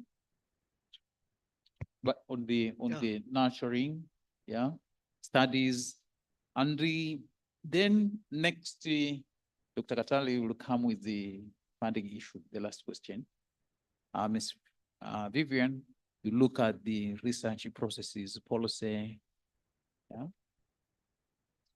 The first question on, having said what I've said, what then is the role of think tanks? Let me quickly recall that during the 30, 35 years of the University of Dar es Salaam, at that time we just had one public university, there were no think tanks. And some very excellent basic research was done in University of Dar es Salaam. We had Economic Research Bureau, and we had BRALAP, Bureau of Resource Assessment and Land Use Planning. Go back to those papers which are produced. Okay. Excellent basic research. Now the question is, basic research is not demand driven. If I take but think tank work is demand driven. And that's a constraint in basic research. That does not mean that basic research is not useful for policy. it is extremely useful. And I'll give you a couple of examples. Some of the debates that took place, for example, the critique of import in the subsistence industrialization in Tanzania that was produced at the University of Dar es Salaam did not bear immediate results. But 5, 6, 8 years down the line, the government admitted that it was a wrong strategy. And the government adopted basic industrial strategy. By that, it was too late in an economic crisis. So basic research does have a role to play. I could give many examples, but let me stop there. Second point about, what were the reasons? Are there any studies? Yes, there are studies. If you care to read them, there are studies. And the reasons are maybe for young people because they are not told these things or they're not taught these things. With the structure adjustment programs in the 80s and the economic crisis, of course, university was starved of resources. There was a time, one time, where a professor was getting only about $50. I was a professor there, so I know. Okay? So people moved to greener pasture. Some went to South Africa, others moved out, and others moved out to form these think tanks and work in those, and others went to NGOs. So that depleted the university of some very good people. Okay? And at what point, don't forget, the World Bank advised Africa that we did not need university because returns were not high. Okay? Of course, people refused. We continued the university. But the orientation and the programs of the university changed. They became very professional and much less emphasis on social science and humanities. Okay? So that's another story that we have to keep in mind. But there are studies. And that's why I was saying that some of these things you have to really go back and think about. Finally, there are two things, Chair, I would just like to quickly comment on. One is information, another is capacity building. I know this has almost become kind of mantra. But in my view, there's no lack of information. There's enormous amount of information with internet, even in Tanzania, there's a lot of information. Information by itself is not really a problem. Our problem is how to analyze that information. How to be able to analyze information to make it meaningful and useful and relevant to us. How to distinguish between what is essential information and what is peripheral information. On capacity building, again, this we talk a lot about. This country was one of the few, the first years of its independence, 10, 15 years after independence. It had no problem of capacity. Okay? And I'll give you a very concrete example. In 1990, I was honored to be appointed the chairperson of Land Commission, Presidential Land Commission. Okay? The first visit I was paid was by the World Bank delegation. Came to see me. They said, we're very happy the president appointed this, we're very interested in it, etc., etc. Now, then the head of the delegation started churning out the names of experts. These are the experts, we can offer these experts to you, to the Land Commission. So I listened to him politely. After he finished, I said, thank you very much for your offer of experts. Fortunately, our first leader was very conscious. He built many institutions of higher education. So I already formed my team of experts for doing research. So I don't need experts. But if there's any financial offer, you will accept it, while it's a grant and while it comes through President's office. They are not seen again. Okay? That commission report, research, writing, everything was done just by Tanzania. There was no foreign experts. We had capacity. We had capacity. But then, of course, various reasons, we actually shot in the leg, destroyed our educational system, we destroyed our capacity. Again, the Luhan, you will remember, you were told to sleep the government. 10,000 civil, experienced civil servants declared redundant. Then we found we had no capacity. So they brought the young fellows as technical advisors. There was a time when every ministry had a technical advisor. Yeah? You don't know. Who ran our banks? Who ran our insurance after nationalization? Tanzania. So I think some of these historical lessons have to be learned, right? Thank you very much, Prof. In the interest of time, Mr. Doctor, you can see. Okay, thank you. I think you mentioned that I should respond on the funding issues. Yeah, I think funding research is a challenge everywhere. As you remember, there was the Abuja Declaration of 1980, where member states agreed to set aside at least 1% of the GDP. And currently in Tanzania, actually, we have at least 0.52% of GDP, which is set aside for research. So there is a number of efforts which have been made by the government to ensure at least we have funding in research. But also as a commission, we have made a number of efforts, including we are the member of local and the international organization.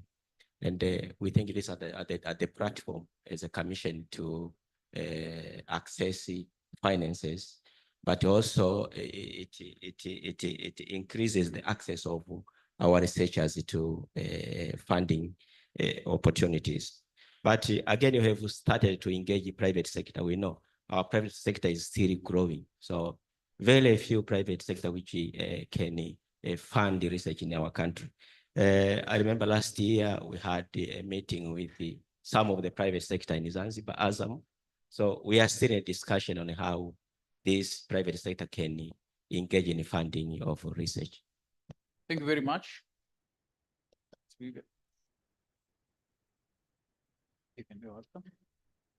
Thank you very much for the question on the policy and research and policy nexus.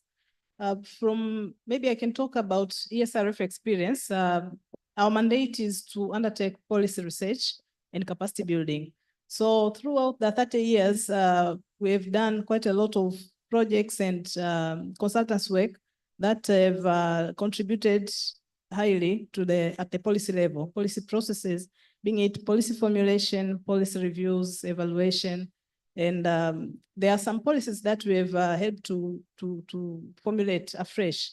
We worked with the Zanzibar Private Sector Development Policy and its strategy back in 2018, but we have also been in a core team when it was the time of developing the current vision 2025 back in 1998, as you remember in the first session when Professor Wango was presenting. ESRF was developed the technical team that worked on development of the vision, doing consultation and writing the document. But even after that, we reviewed, it was the midterm review in 2010. I remember I also participated. So we informed policy in terms of contributing to strategies, policies, and plans for the government of Tanzania, but even beyond Tanzania, because we also worked with the East African East Africa community to develop the East African Community Development Strategy, 2 development strategies in 2010, and before 2010. So apart from doing projects specifically to support policy processes, there are some projects that we've been doing apart from that, independent projects that we got funds from some other sources, but at the end of the day, the findings have been on impact to the policy level. Like the recent project that we did with funded by IDRC, it was on empowering women-owned small and medium-sized enterprises through public procurement. Under that project, we worked in 3 years. It has ended this year. And we were able to influence policy, but also through the NEST, the procurement system, to support women who can be in a group of 5. Previously, they were supposed to be in a group of 20 to access the tender, but now they can be in a group of 5 because of our research that we informed them through research so that it can be changed and it can accommodate as many women as possible. And also we've worked with the Prime Minister's office, but also the Minister of Industry and Trade in the development of Blueprint Plan of Action, which is under the private sector, but supporting business environment and investment climate through research that we've been doing. Apart from some other policies like the microfinance policy, the national tourism policy, energy policy, environment, just to mention a few. Thank you. Thank you very much, Vivian. Yes. Answer your question, because you said that now what then is the role of think tanks? We have them, we can't go back. But I would say that 2 things, very important conditions. One, as Professor Wangwe was saying, the government has to give core funding. If you rely on private sector, if you rely on donors, you will not be able to do the kind of thing that the think tank should be doing, in my view. Secondly, it must have necessarily freedom and independence to do the work they want to. And this is not too much to ask for. During the Land Commission, I took them to South Korea. South Korea established an institute, giving it 100% and full freedom to do research and advise the government.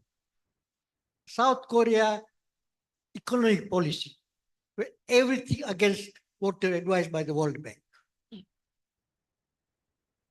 They did everything against the advice of the World Bank.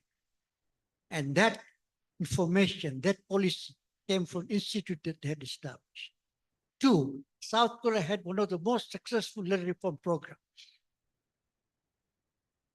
And that was internally generated. It is possible to have it. The question is, will we be able to convince our politicians of that? Thank you. Due to gender issues, one last question for gender. Thank you very much.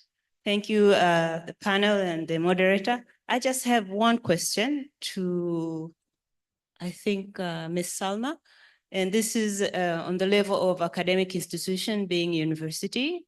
And this goes in terms of building skills and capacity for the graduate students. I wanted to know at what extent your institution or any university here in Tanzania engage with other alike international universities in terms of research, doing a similar topic together and build their capacity and learning with each other. And also, at how many of these published documents, journals, are they being published by, let's say, international level journals? Or at what percent? How many percent of this published in the international journals? Okay, thank you very much. Salma, Thank you so much for the good question. I am going to respond to that question, but I would also like to ask Professor Aikaeli to top up on that because he's my teacher as well. Okay, so the first question is how much the University of Dar es Salaam is collaborating with other institutions in terms of capacity building of students and staff, right? So to answer that, I would reference on my own experience. I have been mentoring undergraduate students at the University of Dar es Salaam by exposing them to people in the industry. So I've worked with TPSF to organize trainings to these graduate students about soft skills and things like how to write their CVs, how to interact with the corporate world, They would also go for study tours, but also there are initiatives to invite these people to do guest lectures at the university. But we also cooperate with other think tanks like ESRF. I myself have worked with ESRF, and I'm currently working with ESRF on a number of research projects. And we are also working with them in a number of trainings and building capacity in the impact evaluation lab. So I think the university is also collaborating with other universities globally, but also other think tanks and research institutions here like CREPOA, ESRF, et cetera, regarding the publications, Professor, please, if you can assist me. Okay, thank you very much for that nice contribution. And let me venture in. He has asked the teacher to help. Well, in terms of publications, it is fine. There is a lot of engagement in publishing international journals, and that's one of the requirements, and people are doing that. That's fine. Collaborations are still there, but indeed decreasing as time goes. That is obvious. But one thing more important, when you are speaking of university, you are speaking of multi-country, multi-ratio, etc. There's where this word university comes from. When I did my first degree in the University of Dar es Salaam, out of 7 courses, I had 4 courses with the international lecturers participating in teaching. And of course, the university staff, I think Professor Shifji knows it better than we do, had a good number of the international scholars who are engaging in teaching. Nowadays, when it comes to employment, the University of Dar es Salaam and other universities, these are public universities mostly, I think one of criteria for you to score a place is you are Tanzanian. And so you can imagine of the sort of, the caliber of the teaching staff. I'm not saying they are incompetent, but I'm saying where is this university aspect, the issue of university? Is one of the things that we've been speaking about, that we need to have all the instructors in economics are Tanzanians. Where is a different flavor from elsewhere? Are the students getting that university theme that you are mentioning in this education? And for that matter, in research, etc. Those are the issues that need to be thought, especially from the government perspective. We must mention this, that the university staff used to be really international staff. You may have Tanzanians so much preferred in almost everywhere, but not in creating knowledge, that the creation of knowledge is a prerogative of the country. I don't think so. So is an area where we need to think about. Publications will be international, that's fine. We'll emphasize on this for promotions and everything. Yeah, funding will obviously increase if you have staff that is so much mixed from across the world. That's what used to be. So there are issues that are really challenges to be mentioned, and you don't need to hide this. The universities that are truly universities by the definition of the university. Let me stop there. Professor Shifji, thank you very much. Dr. Patalis, thank you very much. Mr. Vivian and Salma. Professor Shifji mentioned about South Korea, and then I thought of which are the countries that are funding research substantively, who are leading the world. Actually, the first country is Israel. 4.7% of their GDP is going to research, and you can tell what they are doing. Then comes South Korea and Japan, and then other countries follow. I know US is putting a lot of money, but the leading in terms of the initiatives, inputting money there, these countries are ahead. They've done a very good job. We are running short of time. We are given a task not only to do our job, but also to try to manage time. So indeed, a good job, well done. If we give them a clap. A clap to everyone, every participant. Thank you very much. Let me return to you, sir. Thank you very much. Thank you very, very much for this session. I think, you need another clap. Another clap for them so that they can stand. Oh yeah, to stand and to take a picture before you leave. There's a picture at the podium. Where's the photographer? Piga picha iko wapi? Anakuja eh? Sawa basi. Sasa Steve ungekaa katikati, sasa mnamweka pembeni jamani. Mnataka ile jenda nini? Okay, sawa basi. Okay.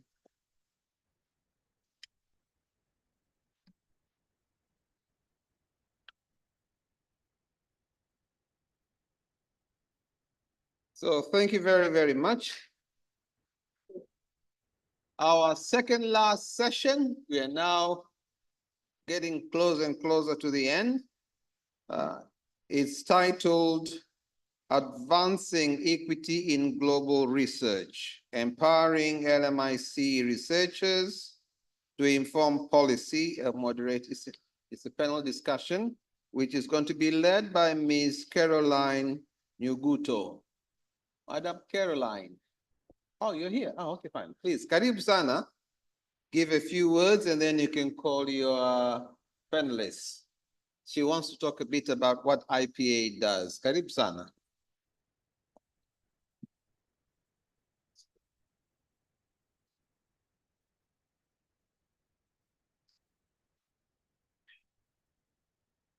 Good afternoon, everyone. What a wonderful way to celebrate ESRF's remarkable contributions to Tanzania's development through evidence-informed policy. So hongera sana to the ESRF team. So throughout today's sessions, we've heard from experts, thought leaders on key topics shaping research and the policy landscape. And we've explored ESRF's impact over the years, discussed the challenges, the opportunities. And so I just thought I would take this opportunity to introduce IPA. So my name is Caroline Nyuguto, and I work with Innovations for Poverty Action. So I am honored to represent IPA at this very important event. We are we're a global research and policy nonprofit focused on reducing poverty through evidence-based solutions. Our mission is to discover and promote effective ways to reduce poverty. And our vision is more evidence, less poverty. I'm joined here by some of my IPA colleagues from the IPA Tanzania office based here in Dar. I think there are a couple of them, great. So at IPA, our theory of change addresses two major challenges as we see it. One is that there's not enough evidence on what actually improves the lives of people living in poverty and what doesn't. And then secondly, the evidence that does exist is not always used to inform programs and policies. And this leads to wasted resources and enduring poverty. So at IPA, we aim to solve these problems by designing innovative solutions, rigorously evaluating them, and partnering with decision makers to turn evidence into action. This approach ensures we can generate effective programs and ultimately reduce poverty worldwide. Our strategic ambition rests on three pillars: create stronger evidence to deepen knowledge on reducing poverty, share evidence strategically so as to influence decisions and shape conversations, and then thirdly, equip decision makers to use evidence to improve the lives of the poor. We are also especially excited to share our researcher diversification strategy, as it aligns with this conference's focus on diversifying voices in research and promoting inclusive policy processes. We launched this strategy in 2021 to promote diversity and inclusivity within IPA's researcher network, while also trying to address the barriers that limit LMIC researchers from leading impactful research projects. Statistics show globally that there is underrepresentation of researchers from low middle income countries. It remains a challenge. There was a study done between 1999 and 2019, looking at publications in the top 20 journals, and only 16% of the publications featured researchers from low and middle income countries. 11% were collaborations, and a high 73 were from researchers from high income countries. So this underrepresentation limits local researchers' ability to shape research agendas and generate locally relevant evidence. The researcher diversification strategy focuses on 4 key pillars to address these gaps. So that's to expand development research networks, enhance access to funding, promote pipeline development, and support research communication and policy engagement. Our presence at this conference aligns with ESRF's mission and reflects our shared goal of ensuring that evidence shapes policies in ways that improves lives. So we're really here to learn and exchange knowledge with other institutions committed to bridging the research and policy, strengthen collaborations with local partners and institutions like ESRF, and support the next generation of researchers by promoting diversity and inclusion in global research. At IPA, we believe that research conducted by those closest to the issues creates more relevant and impactful evidence, which is essential for effective policymaking. We recognize that no single organization can address development challenges alone, and that's why collaboration with research institutions, with donors, governments, and local researchers is a cornerstone of our work. Today's panel that will cover key issues, including the research landscape in Tanzania, strategies for aligning research with policymaker needs, improving the uptake of research outputs, and success stories of collaborations that have influenced policy. I am honored to now introduce our distinguished panelists. I'm not sure if Constantine, he's online. Okay, great.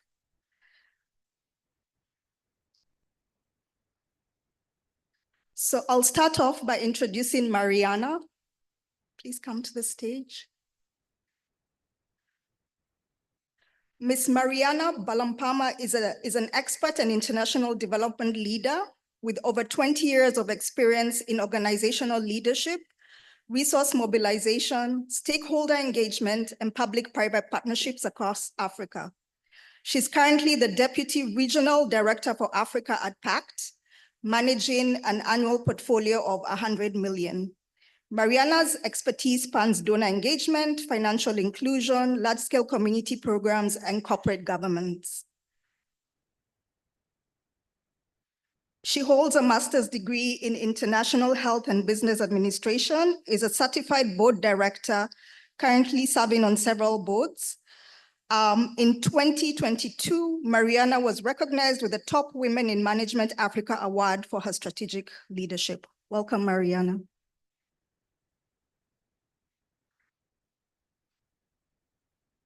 Next, I'll have Dr. Ja. Thank you. Dr. Ja Mkupete is a development economist and lecturer at the University of Dar es Salaam, Mkakawa University College of Education. He holds a PhD in economics from Stellenbosch, focusing on child health and nutrition, inequality in Tanzania, employing econometric techniques and machine learning for land use analysis. His research interests include human capital, climate change, food systems, and gender dynamics in sub-Saharan Africa. Welcome, Dr. Ja. We then have Zakayo Zakaria.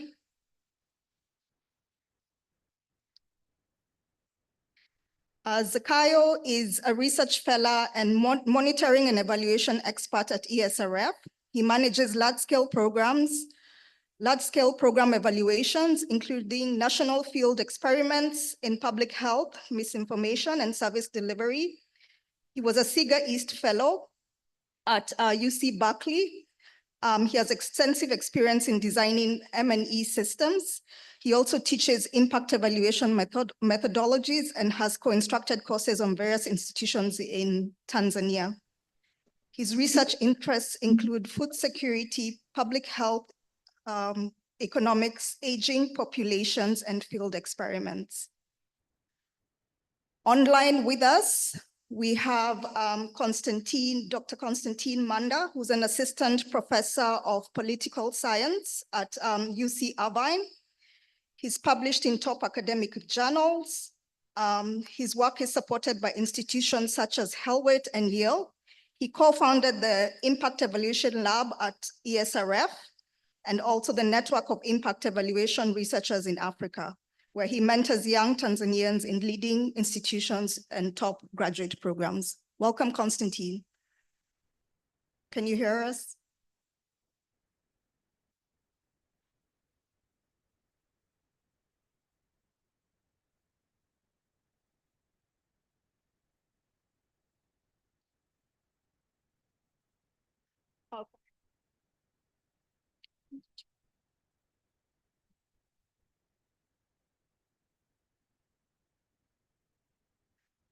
With that, I think we can begin. To Mariana, and actually to each of you, we'll just have each of you answer this question. So what does the current landscape in Tanzania look like? What are the major challenges and opportunities for research here? Mariana, you can go ahead. Thank you so much. And it's really an honor to be amongst this August convening and truly speak at this anniversary of ESRF that has been such a big mainstay of my career, and I believe as of many of us. I think the current research landscape in Tanzania overall is robust. There is good collaboration. There is definitely government buy-in. And where we are going, there are definitely more room for improvement or strengthening. And in my perspective, I think one important area that we can look at the current landscape and going forward is really utilization of data. This has been spoken in this room since the beginning. My sister Josephine also outlined, the breadth of data that exists within organizations, within projects, and even in government institutions. That could be packaged and utilized for planning and for assessments.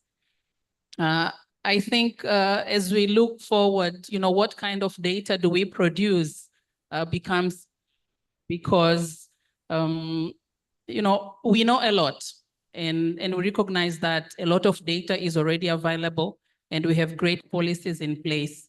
But how do we measure how what we know works best? I heard somewhere that Tanzania has been dubbed as the land of pilots, meaning we're good in trying, but we don't quite roll out. So I think that becomes important. For me, implementation science is an area that I think has continued to be important in terms of really looking at how things work while we're implementing them. I think the second area that has been working well and needs to continue is interpretation of these results. Research is not easy, and these findings are not easy to understand. You really have to be an academician to decipher some of these numbers. So I think one of the things that we could further strengthen is how do we make communities and populations get to understand what kind of data we are speaking of. In the last few days, someone shared with me a report around the least indebted countries in Africa. Maybe some of you saw that. And the question was, so where is Tanzania? In a provocative way that maybe we're not doing as well. But if you looked at the list of the countries that were listed, it was really countries that were still struggling in terms of peace building and resilience. And probably that might have contributed to them being, least compliant or least recipients of debt rather than Tanzania. So I think it's how do we understand what the data around us means? And I think this has important social political implications because, you know, the correct narrative of research data at community level really contributes to a hopeful nation. I've been around Africa a bit, and you feel that sometimes, you know, people hearing a lot of negative messages over time takes the morale, the spirit of a nation down. And I think really creating an environment where what we know is understood as it should be is important. But finally, I think another important area is community engagement. And it has been spoken here a lot that, you know, how do we ensure that communities are actually part of ownership of research results? We are not just extractive. Madam Vivian spoke about research fatigue. And I mean, this inevitably happens because people feel that whatever I'm responding to you and taking time to articulate myself is not bringing direct results to me. So how do we ensure that communities are part of and parcel of us? I was looking around our conference actually, and if we, you know, look at ourselves, the audience, we are mostly from one side of research, right? It would have been nice to have community members here really speaking of, you know, what kind of questions do they have and what has research meant for them? And going forward, what would they want to know? So I think in a way, we pose questions on behalf of communities that we've never been part of. I once was involved in research in collaboration with IPA around female sex workers.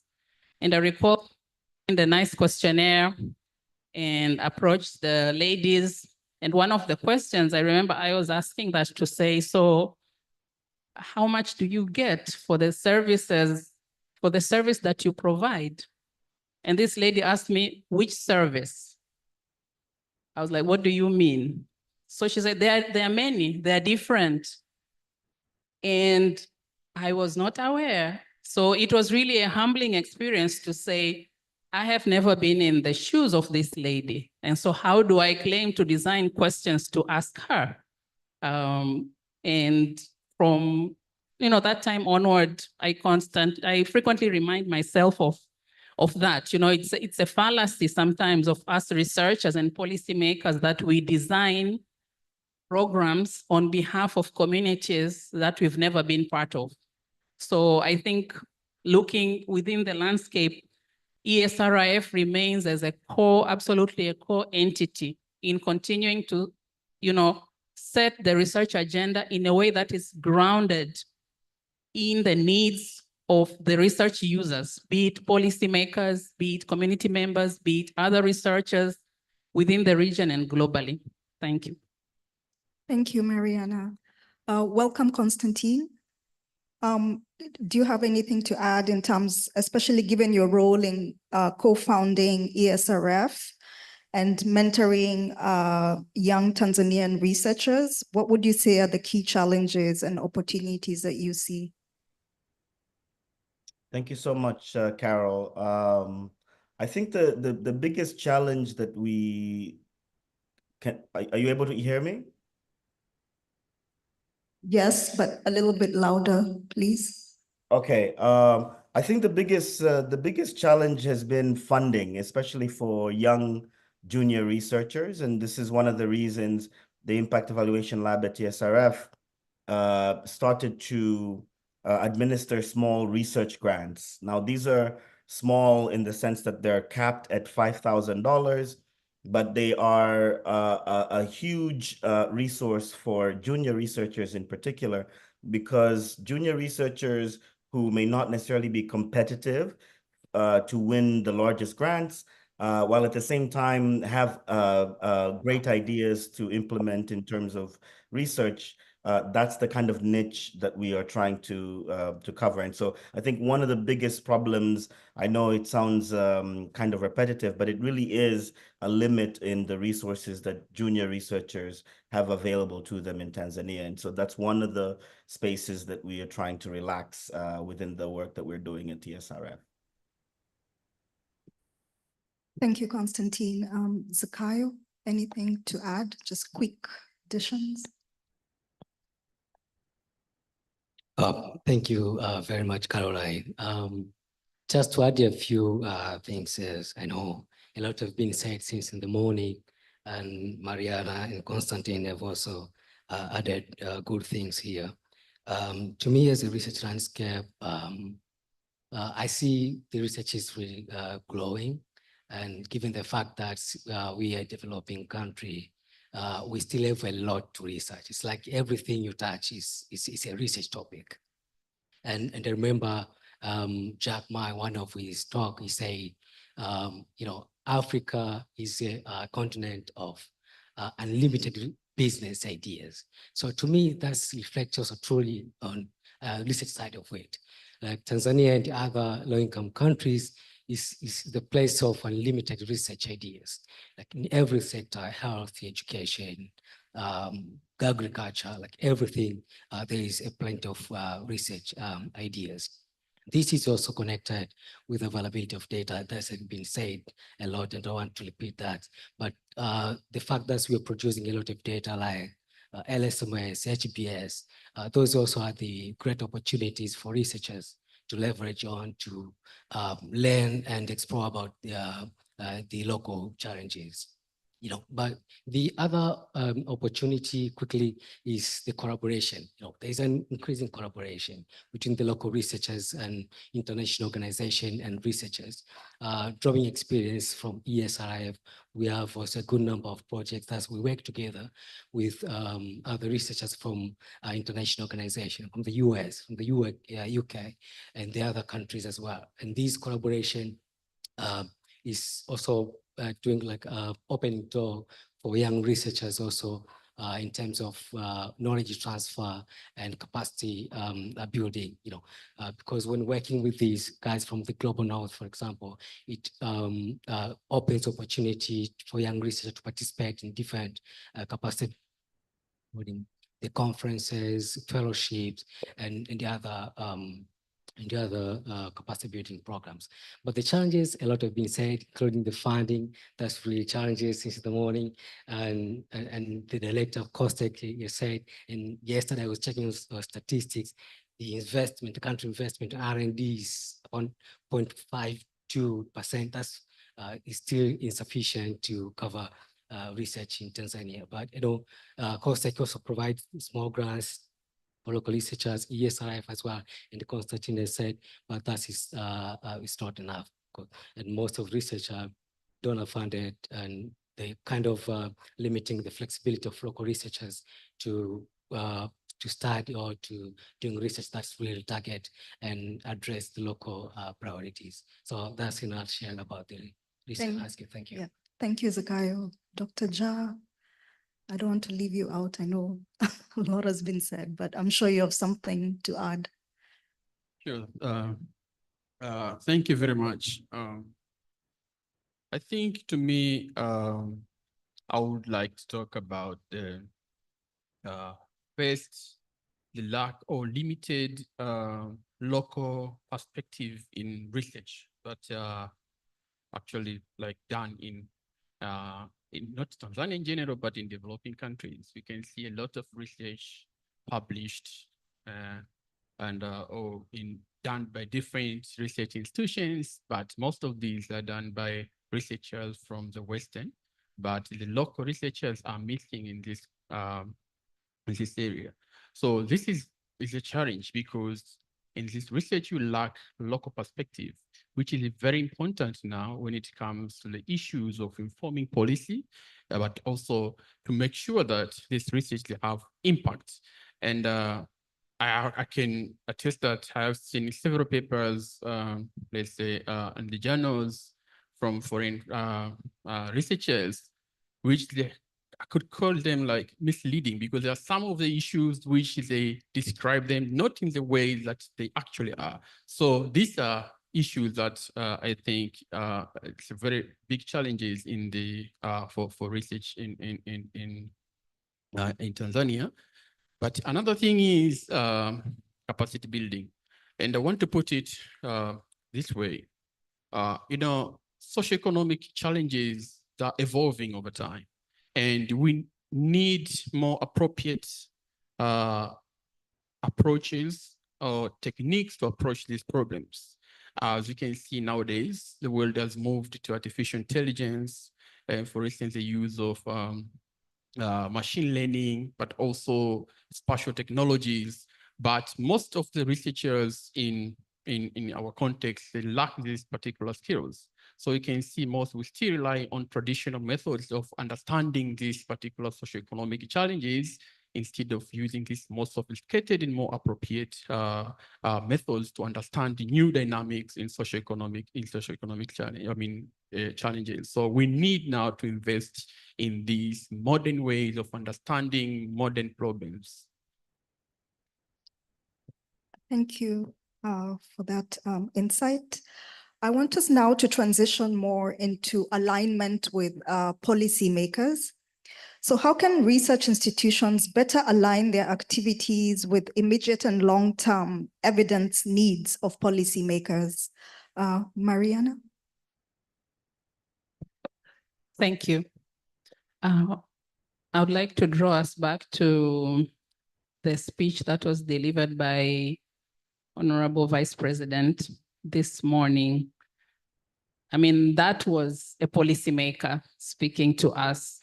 And you will agree with me that was a truly profound speech in terms of what is the direction and what are the research needs going forward. I think I was personally challenged by first admiration that this very high-ranking leader was able to observe all this going on in our community and articulate it to us researchers, implementers in that way. So I think that those conversations should continue. I believe the doors are open in a way that, you know, ESRF and the rest of us, if we want to say, you know, what do you need? Policymakers at various levels, we do have a response. As Honorable Mkumbo said, it was coming from a thinker to thinkers, you know, not just a politician, but truly our leaders who think and know what they want. So I think that remains very important in terms of alignment. And again, as Honorable Mpango said, you know, the development landscape is changing and new questions will come.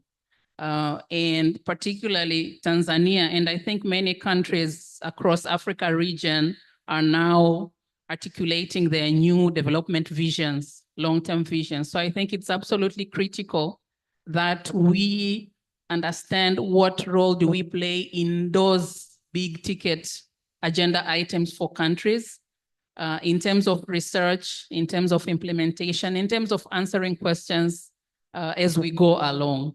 But I would like to highlight two factors that I have found to be important, you know, in alignment with policymakers. And one is trust. Truly, this is a relationship that's based on trust. It is trust about the quality of research that is coming out. It is trust in responsiveness of findings, of answering questions that are needed within that time. But it is also trust in, I call it research diplomacy. I don't know if that's a word that exists, but sometimes we scientists, researchers, you know, really we are like, we put it in black and white as it is. And sometimes it repels politicians in particular, because they feel like what you're telling us indicates that we've done nothing. So I think we researchers also have a role to play in understanding how do we deliver our message in a way that's diplomatic without distorting the truth, but it's really collegial, collaborative. You know, hakuna mtu anayependa kupigwa madongo. So there is a way of relaying a message that will foster collaboration, that will foster, you know, future research. But second is a niche. And I think that is why ESRF is here and all of us are also listening and learning. You know, after 30 years, why are we here? what remains or what going forward, what is the importance of us. And I think it requires a rethink of, in this whole ecosystem that was mentioned in the beginning. There is the academia, there is consultants, consultancy firms, local and global. This space is becoming busier and busier. And I can tell you, even I come from an international NGO. We used to be implementers. Now we are also looking at advisory services, sort of entering into the research space. And it will remain like that. But I think it is, what do you bring to the table? Honorable Honorable Mkumbo said in the morning that the Planning Commission is also a think tank. So if that is a think tank, if the University of Dar es Salaam and other public institutions, as were promoted by Professor Shivji, are think tanks, then what is our think tank on top of or amongst the others? So I think that requires continuous thinking from all of us. But I feel like there's a lot to be done. As has been said here, so much still needs to be understood. And this country is at a step where we truly want to see bigger things, better things happening for the next 25 years. So there's room for all of us. I think coordination remains key, but institutional identity and vision also remains very important. Thanks. Thank you, Mariana. Constantine, do you have anything to add in terms of the alignment with policymakers? Yes, I think I can make kind of 2 points. One from the researcher point of view, so the kind of supply side, if you will, and then the other from the policymaker point of view, which is, you can kind of consider it the kind of demand side. I think from the researcher point of view, I think we definitely have to do our homework as researchers to figure out what are those interesting priority areas that Zakayo spoke of, that policymakers have.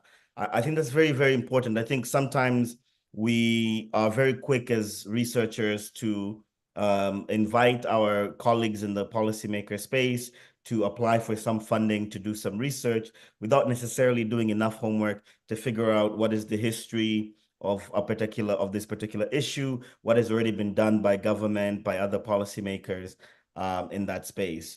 I think from the policymaker point of view, they definitely is a need to also, I think, as you say, as Mariana says about trust, there really needs to be an equal trusting relationship, and the policymakers it's very key that the policymakers invite the researcher. It's very important that the policymakers are willing to share information, including what has been done before, sources of data in order to test and refine ideas. And I think if both those two elements are included, you have an exciting collaboration between both the researchers and the policymakers. The researchers will have done their homework to figure out what are the priority areas. The policymakers will trust the researchers and allow them to co-design a particular research project with mutually beneficial trust. Thank you, Constantine. So we're now going to segue into research uptake. This is for you, Zakayo. What causes low research uptake by policymakers, and how can data sharing and sourcing of research for policy decisions be improved? Thanks, Caroline. That's a good question. To me, I can say, I don't know how to put this, but can I say disconnect or a weak connection between researchers and policymakers? Because most of the time researchers work in our office developing research questions and research hypotheses, and then you go to the field, collect data, and analyze the data. And the only point when we interact with the policymakers is maybe during the dissemination of the research results. And the way we disseminate these results is too technical to even these policymakers to kind of understanding and allow them to uptake. So what I think is to to improve that connection between the researchers and policymakers. We should work together, researchers and policymakers, from the beginning of the conceptualization of the idea. You know, and most of the time we put policymakers on the other side as information providers. We collect data from the Ministry X, and then we come analyze data. But I think we need to make them engage in every process of the research. Let them be part of the information seekers. Let them be part of the information processors. Let us co-design the intervention together.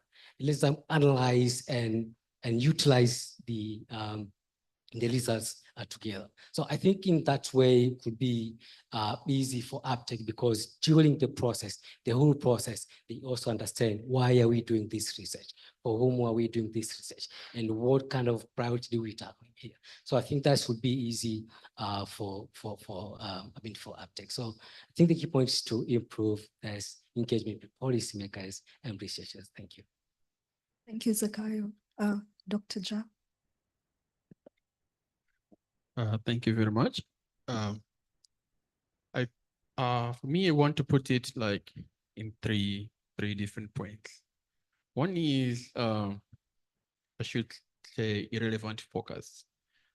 And here, I think we should all ask ourselves, like, what are the motives for researchers, especially in academic institutions, to produce demand-driven policy research, given all these constraints that we've been talking about, from warning, lack of funds, inaccessibility to data. So sometimes we find that researchers, they use their own resources like to do research. And why should they like now produce demand-driven research instead of focusing on their motives for academic publications paper and for promotion? So you see, these challenges make researchers now to focus on what they think it benefits them, papers for promotions and just for publications. And most of the time you find that now these are irrelevant to policymakers because it does not align to what, does not solve their problems. So now you can see it is very hard now to, for this research to align with the policy interest. And second, I would want to say poor communication. You know, most of researchers are not trained as communicators, but as researchers. So they can write good papers, they can do good research, but how do they communicate their research findings so that the policymaker can be able to digest and incorporate them into the daily policy issues or policy activities? So you can see a lot of research have been done and published, but dissemination is poor. You can see there is no like summaries of these research findings in terms of like brief. So I think lack of this simple, digestible kind of research findings, it limits uptake of research to policymakers. And another thing I would say, policy window and timing. Like sometimes you can see, like right now, the government is busy developing Vision 2050, but now they need information now to incorporate in this development. But you can find that there is no research, or there are research which are ongoing, but they take longer than the time it requires for this policy to be developed. So I think poor timing of research production also is a constraint for research uptake. And lastly, I think I would like to join with what Zakayo said, engagement. We do research, but we don't engage policymakers. I think early engagement of policymakers, especially from the start, for them to know like what is going on, what is about to be produced, so that are aware of what they should expect. I think it is important now to increase the uptake of the research. Thank you. Thank you for that. So what I'm hearing is collaboration and ensuring that we're all working together right from the start. So I'm sure we've discussed the challenges, we've discussed opportunities, but I'm very sure there are success stories of collaborations that have successfully influenced policy through evidence. So if you could each share examples from your own work, that would be helpful. We can start with you, Constantine. So the biggest success stories for me are the various young junior researchers that we've been able to engage with at different stages of their capacity building. In particular, I want to really shout out my colleagues, my young colleagues at the Impact Evaluation Lab at ESRF, folks like Noella Ringo, who is leading our, among other pieces of work, work that we did on a randomized evaluation of an SMS intervention to try to encourage COVID-19 take-up. We have obviously Zakayo Zakaria on the panel as well, who has experienced many different aspects of the capacity building within our infrastructure and ecosystem. We have Dorothy Matekele, we have George Temba, we have Marco and others who are doing various different things, including leading the design of research projects, maintaining relationships with policymakers, with funders. And I think the largest success stories are all of these wonderful junior researchers who have either gone on to do a PhD training inspired by some capacity building training that they took with us, all of the young people who've managed to secure consultancies as a result of the training that we've given them, all the junior researchers who've been able to access greater research funding that has also created other positive multiplier effects in their career.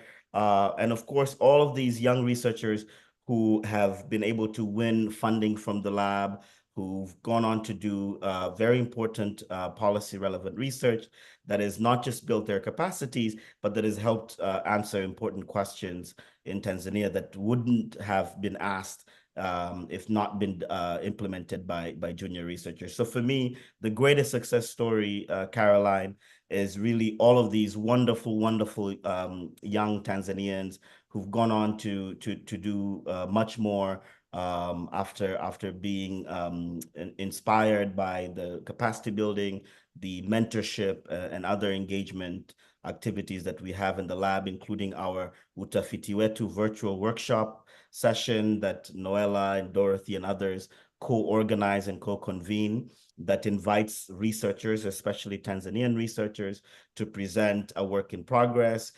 Research design could be qualitative, it could be quantitative research design that tries to answer an important policy question. We recently, even today, had hosted a session by an international researcher. And so all of these spaces around capacity building, for me, is really the largest impact that I at least have been a part of, and I suspect will continue being the largest aspect of research that we continue doing, is building the capacity of junior researchers to get the best academic training, both internally in Tanzania, but also externally outside of Tanzania, as well as continuing to be competitive in winning research grants to be able to implement these research projects.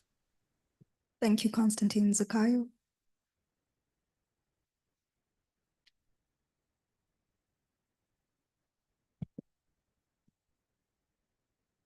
Thank you, Caroline. I think Constantine has said it all. Maybe to add is, these collaborations does not only make the young scholars as collaborators within the project, but also to lead the project. So in that way, also build that leadership skills to young researchers, and as well as to be able to write a full research grants or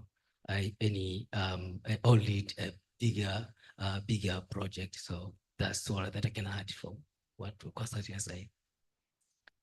Mariana. Thank you. I'll share with you briefly an example that constantly inspires me. And that is how the problem of overfishing in Lake Nyasa, also known as Lake Malawi, Lake Nyasa, was addressed. So this lake is bordered by 3 countries and a robust source of fish, which is a dietary protein that is relied on by communities across the lake. So over time, because of illegal fishing and other activities, the fish stock really depleted. And, you know, countries came together to address this problem, having recognized the challenge and done joint research. You know, the 3 countries conducted a joint biomass survey of the lake and truly determined that the fish species, fish sizes, fish behavior had gone down considerably. Having understood that, you know, communities were also engaged through a plan that really spoke to them. I remember on the Malawi side, one of the favorite fish, a tilapia species, it's called chambo. Nafikiri kama sato huku kwetu. So they launched a chambo plan, a chambo restoration plan that spoke to, you know, every community member to say, yeah, chambo, we've seen chambo disappearing and we want to understand and want to be part of, you know, bringing back the chambo. And so that plan went on for 5 years across the 3 countries.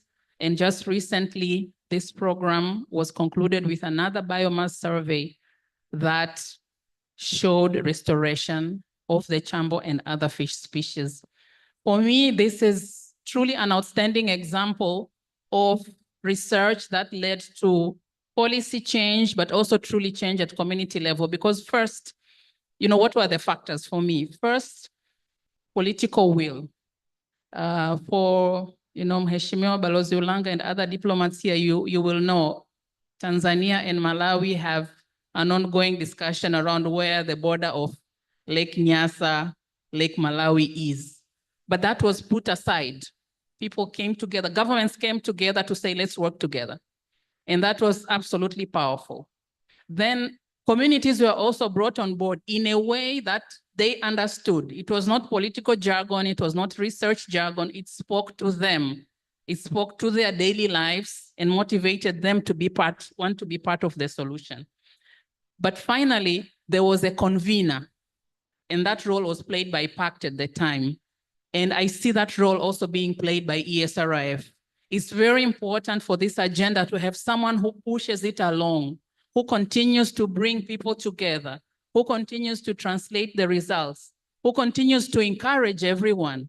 You know, when that plan was going on, governments changed, you know, elections happened, many things happened in these countries, but that plan endured because there was a central entity that was propelling it along.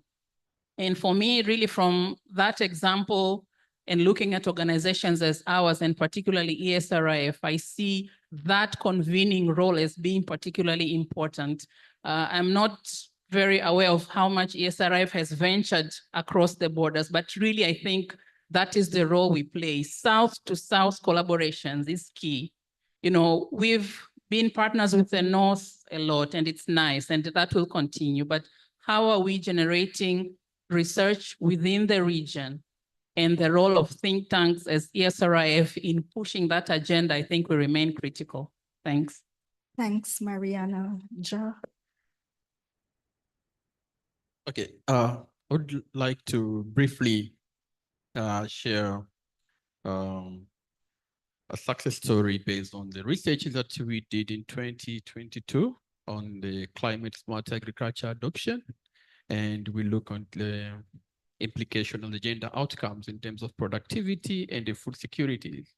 And in this project, so we actually try to incorporate some of the issues that I highlighted of engaging policymakers, like from the early stages, and to share with them about the progress or of progress of the research and the final outcome or final output of the research, and we had this workshop.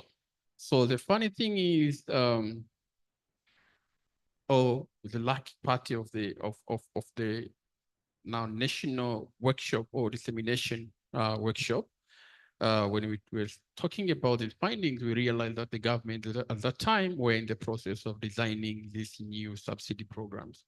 And now our research was kind of relevant and timely at that time, because now we moved our discussion now from not just only from the research findings, but now on how best we can incorporate the gender aspects into this new subsidy program. So for me, it was great because at least I could see myself making an impact in terms of the policy aspect or designing of the government policy based on the research finding or research that I've done. Yeah, that is what I would like to share briefly. Thanks.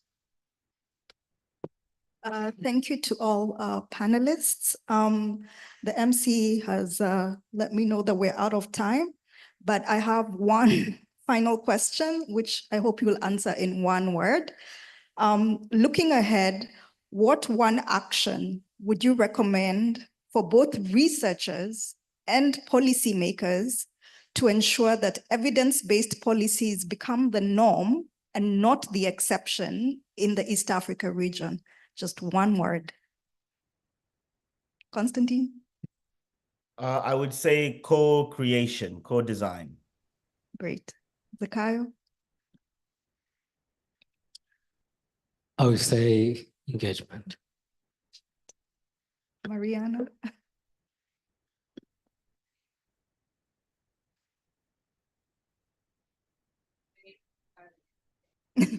It's being done already. It's happening and should continue to happen. So let's move on with it. Thank you. Great. Ja? Co-production. Great. Thank you. So I think we can take some questions.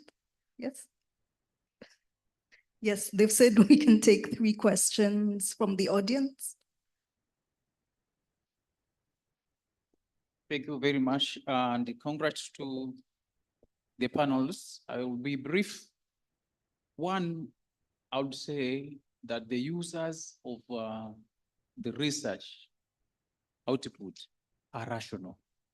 And if they are rational, it tells us that a very good departure point is what you mentioned at the end, that we need to inculcate in the minds of our people, whether researchers, they are policymakers, that decisions, whatever you are implementing without research is actually sort of null and void, to be sort of culture.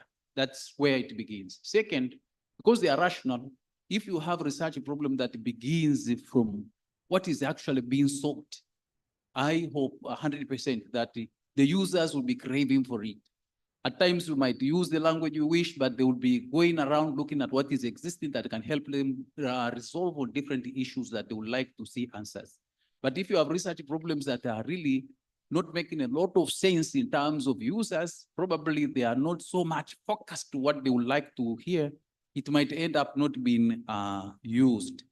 Collaboration is important, engagement is important, like I was mentioning, and it is engagement from both sides, the policymakers, the researchers, etc., to work together. But what I wanted to highlight is, if the research problem will be emanating from the real problem that concerns the community, the society, and the users that we are intending, they know they are seeking information on that particular aspect, they will definitely move on to the use. So just to mention that it is not a sort of, the researchers would like to solicit the users to use. They are rational, they are searching for information that will help them. So what we need is actually to hit on what they would like to as well get for the use. Just a comment. Thanks for those remarks.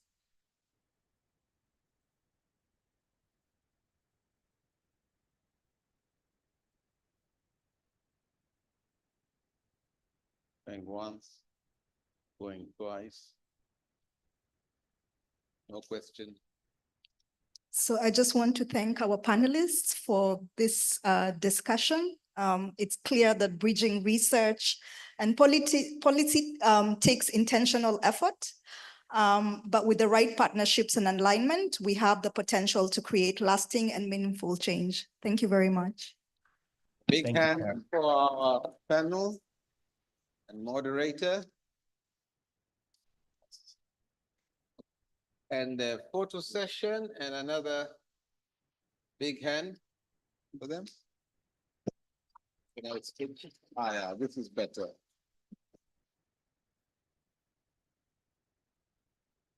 Now we are at the next to last session. He's right on time, Ambassador Balozulanga. We kindly invite you to give us the wrap-up session. Karibu sana Balozi. A clap.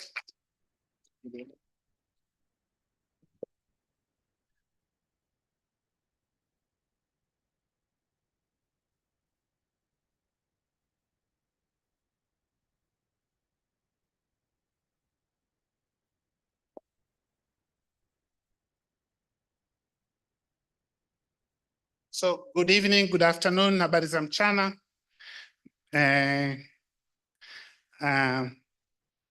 I've never attended, not in recent time, a session that is as punctual as this one. If you look at your timetable, I think from 4:45, we're supposed to do the wrap-up session. We are within that time. So that gives me a challenge. So I think I remember the comment about time management that the Vice President talked about earlier. I think ESRF is an exception.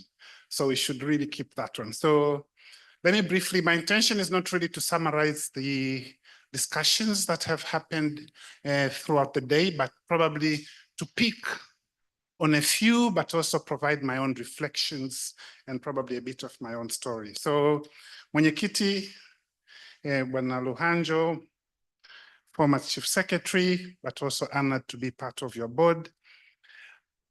The Executive Director, Professor Fortunata Makene, Excellencies, distinguished guests, ladies and gentlemen, it's truly an honor for me to stand before you as we conclude this remarkable conference celebrating 30 years anniversary of ESRF. As you probably know by now, I'm standing before you first as a former staff of ESRF, but also in my current capacity as a member of the Board of Trustees of ESRF. So today we are not only marking a milestone of 30 years, we are also honoring 3 decades of contributions that have shaped policy, have driven development, and have strengthened Tanzania's socio-economic framework. Since the inception of ESRF in 1994, we, or the organization or the foundation, has played a very central role in transforming Tanzania's policy landscape. Through research excellence, through policy analysis, through capacity building, the foundation has empowered decision makers with evidence-based insights, informed critical government policies, and nurtured a generation of policy analysts whose work now steers the country development in key sectors. Ladies and gentlemen, if I reflect on my own career journey, I joined ESRF way back in 1998. This shows how old I am now. And I joined as an accountant. It was probably, I only had about 2 to 3 years, people like John Kajiba. I had less than 3 years of post-graduation from my BCom in University of Dar es Salaam. So I was very young and inexperienced. But I was given so many opportunities to exercise and explore my potential in the area of project management, project leadership, such that in about 2 years, I was given what I still believe was the biggest professional challenge of my life, establishing the Department of Commission Studies and becoming its first coordinator, whereby I was asked or was tasked with the responsibility of coordinating. And I remember that day, Professor Wangwe said, from now on, you'll be coordinating all commissioned studies, and everybody and anybody undertaking commissioned studies will be reporting to you, including myself. So Professor Wangwe reporting to me. I couldn't sleep that night.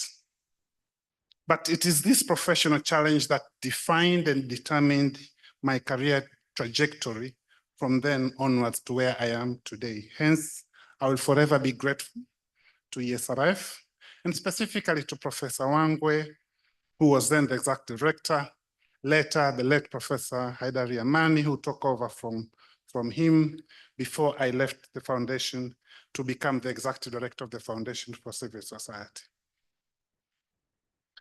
Colleagues and friends, the work of ESRF has touched every corner of Tanzania's growth narrative, from advising on economic policies that have spurred development to addressing social challenges and creating solutions for equitable growth. The foundation has been a trusted guide for over 3 decades. I was talking to the press earlier this morning, and they were asking me examples. And one example came to mind. I'm not sure if colleagues from ESRF would know this, but we did a study called a policy study on economic empowerment of the poor in Tanzania. It is that study that resulted into the creation of the National Economic Empowerment Council that you know of today. I'm not sure if people know it. When I was at ESRF,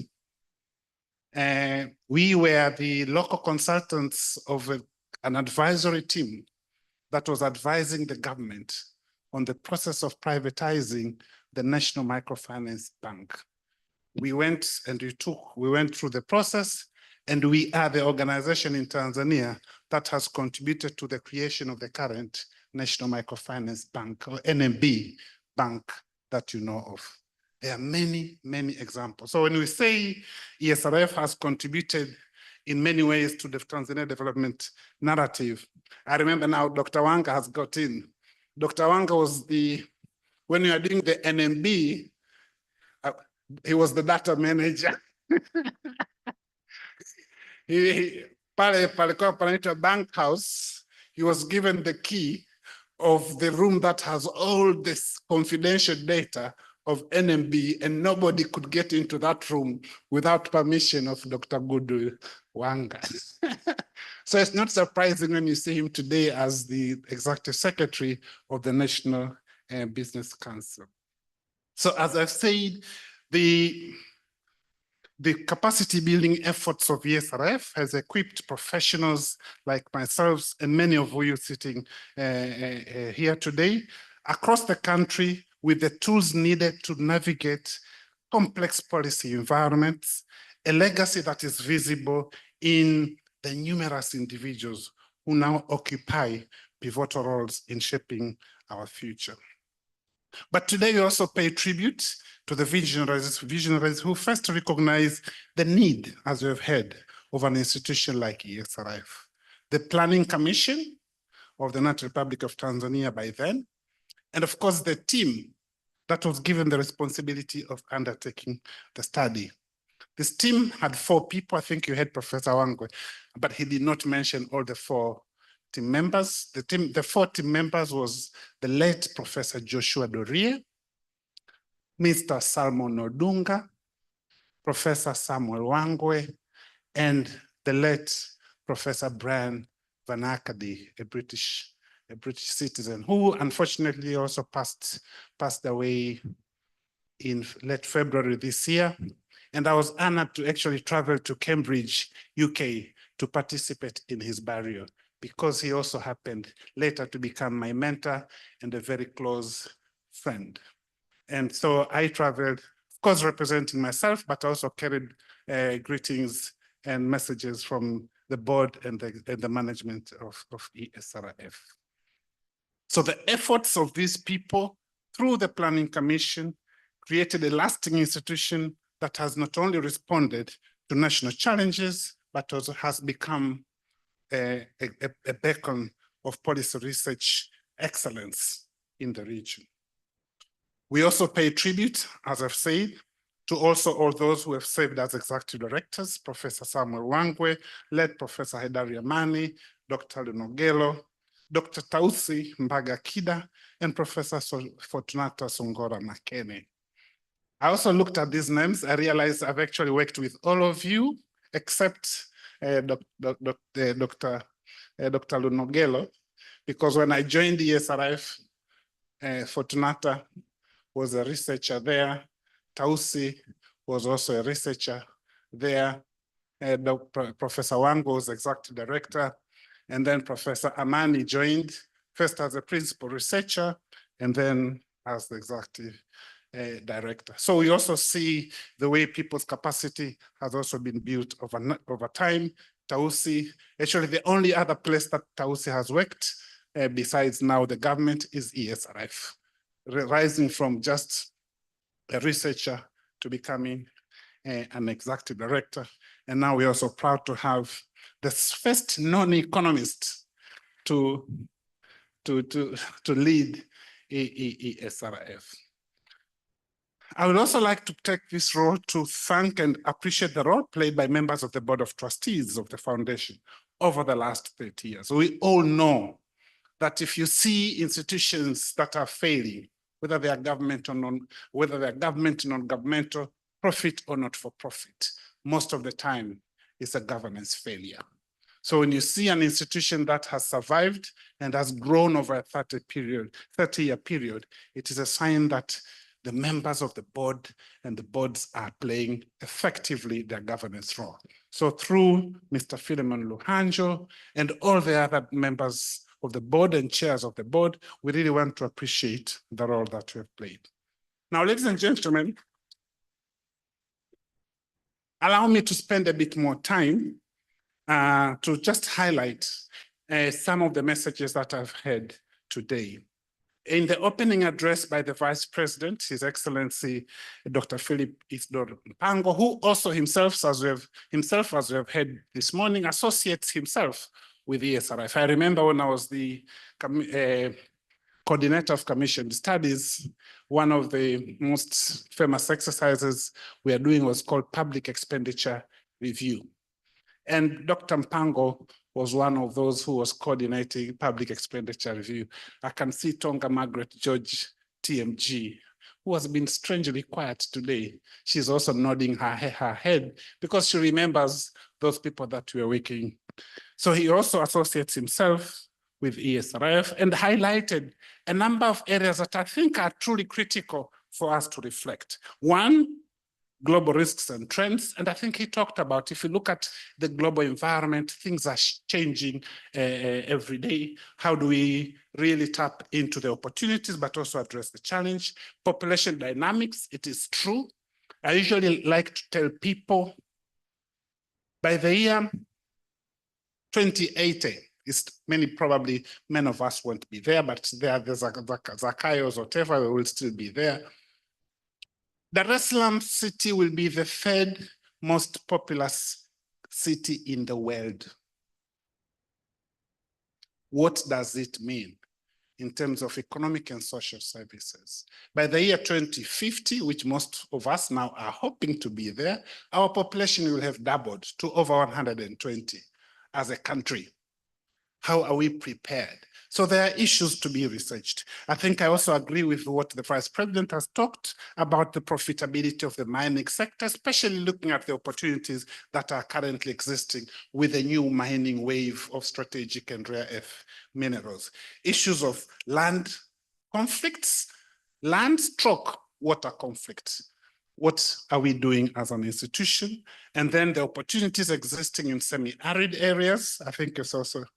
And lastly, the cultural and behavioral issues. It is true, if we do not address the culture, if the cultures are changing slower than the pace of development, cultures will pull back development. You introduce SGR, you introduce all this sophisticated infrastructure, but are the people really into that culture. Also, Professor Kitila Mkumbo talked about similar issues, looking at the global issues, raising the profile of research, engaging government and private sector, speaking truth to power, and addressing collaboration. So for me, I think this is also lastly, as we almost going to the end of my closing remarks, this is an opportunity to also, as we look back, it's also an opportunity to look forward the next 30 years. If we are to meet, and those of you who will be here by the year 20, I think most of us will be there, by the year 2054, we are doing a 60-year anniversary. What are the type of challenges that we need to be looking towards the year 2054, or say 2050, or say 2044, when we are doing 50th anniversary? I think there are several emerging areas. Some of them have been mentioned. One, artificial intelligence and digital transformation.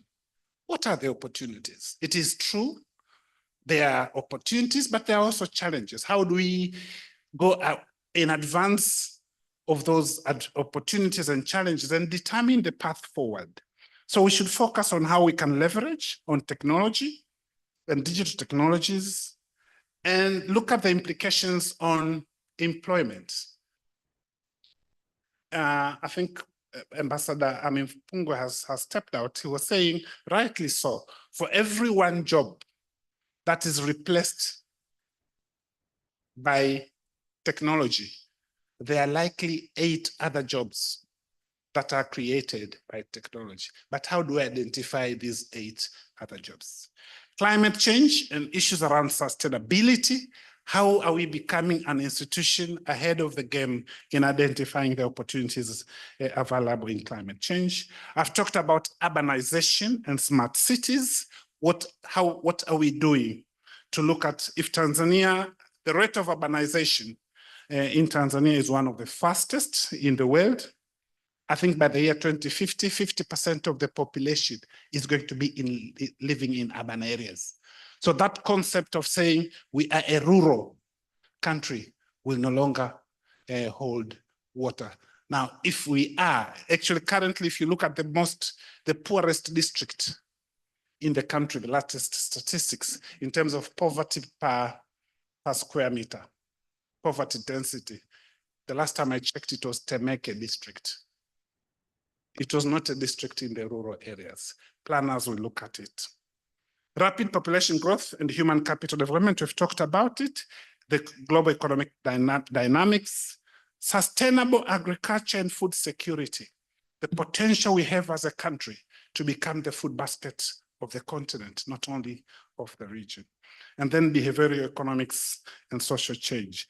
Tackling the cultural and behavioral issues require a much deeper understanding. I was talking to Dr. Goodwill Wanga, how difficult that subject is going to be. Now we have a non-economist as the executive director. How do we create this nexus between behavioral, social, cultural, and the impact on economic development? So we really have to have that deep understanding on how these factors influence economic productivity.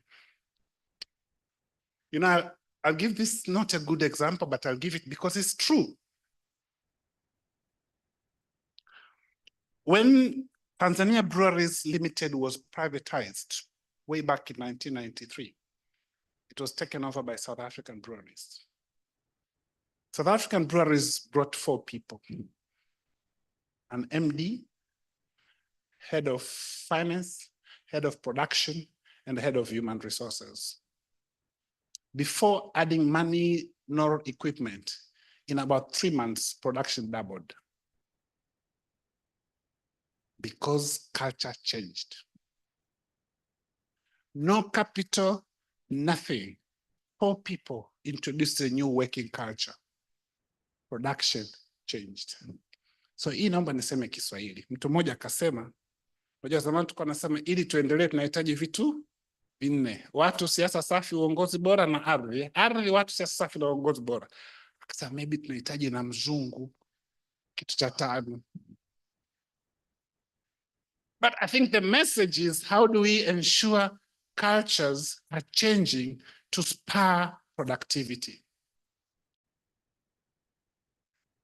last proposal I have, if you look at, people like TMG, Tonga, I've seen some, you have a lot of ESRF colleagues sitting in here quietly. Either these were staff, consultants, associates, interns, etc. We probably could think of creating an ESRF alumni network.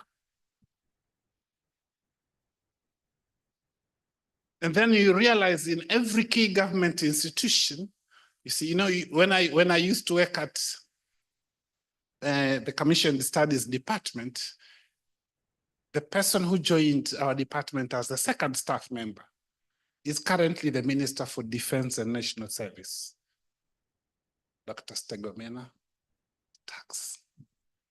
So you realize that you have a network, and then later, that is when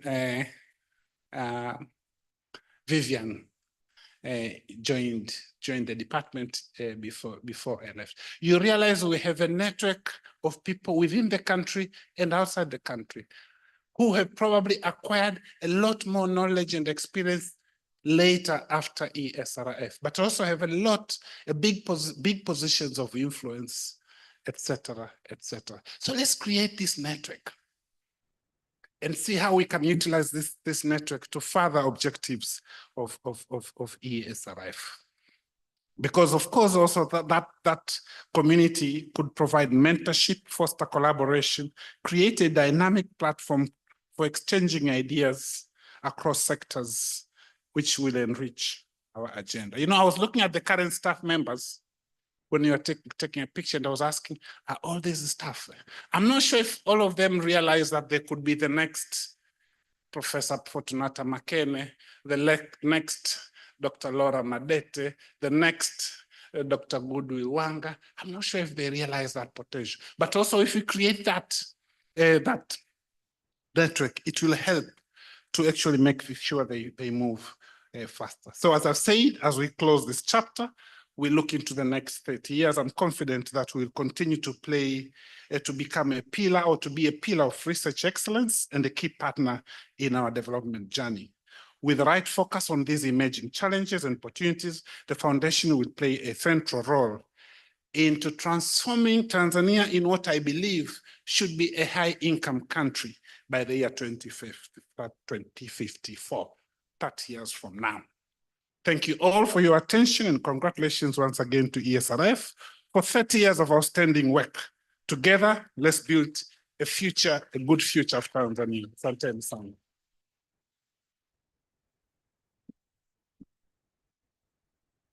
Thank you very much, Ambassador Bulanga, for those words. We have one more thing that we need to do, and that is to go to the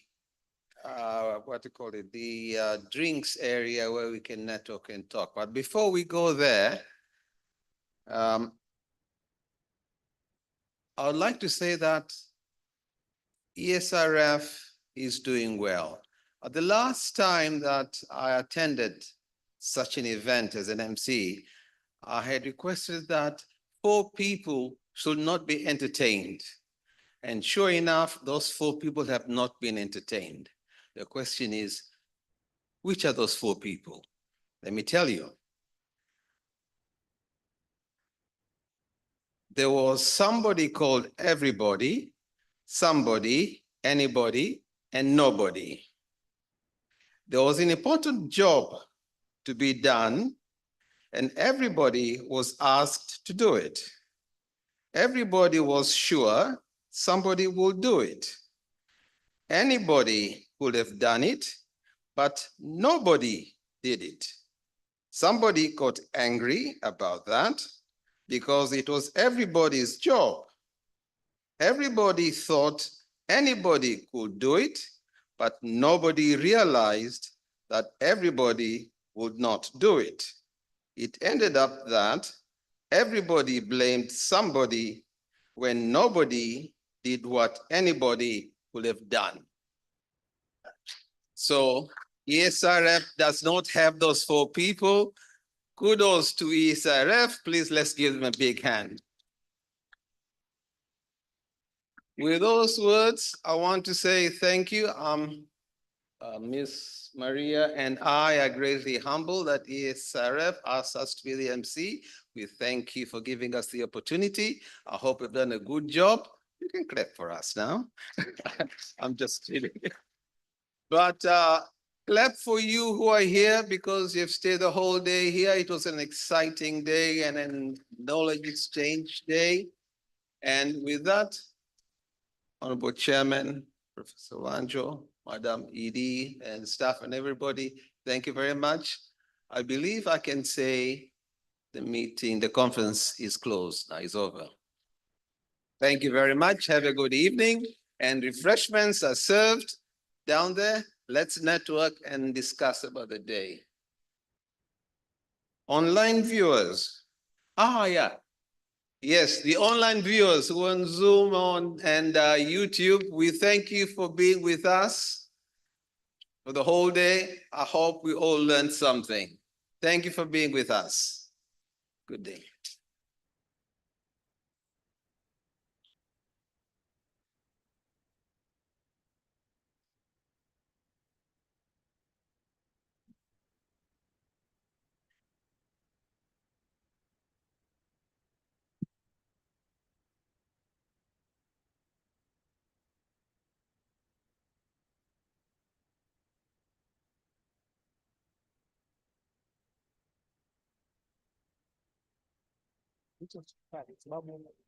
Displaying excellence in policy research, capacity development, and knowledge management.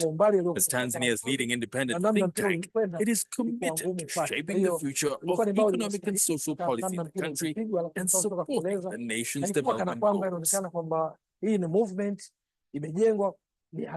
The story of the ESRF began in October 1992 in response to a pressing need for more evidence-based policymaking in Tanzania. It emerged from the recommendations of a 1991 report on economic analysis and management, which highlighted the gaps in local capacity for policy work and the over-reliance on donor-driven agendas. The idea of ESRF came from the Ministry of Planning, which was at that time called the Planning Commission. The Planning Commission had a feeling that they needed institution which would be outside government, but which would help government to undertake assignments on a very objective manner. They set up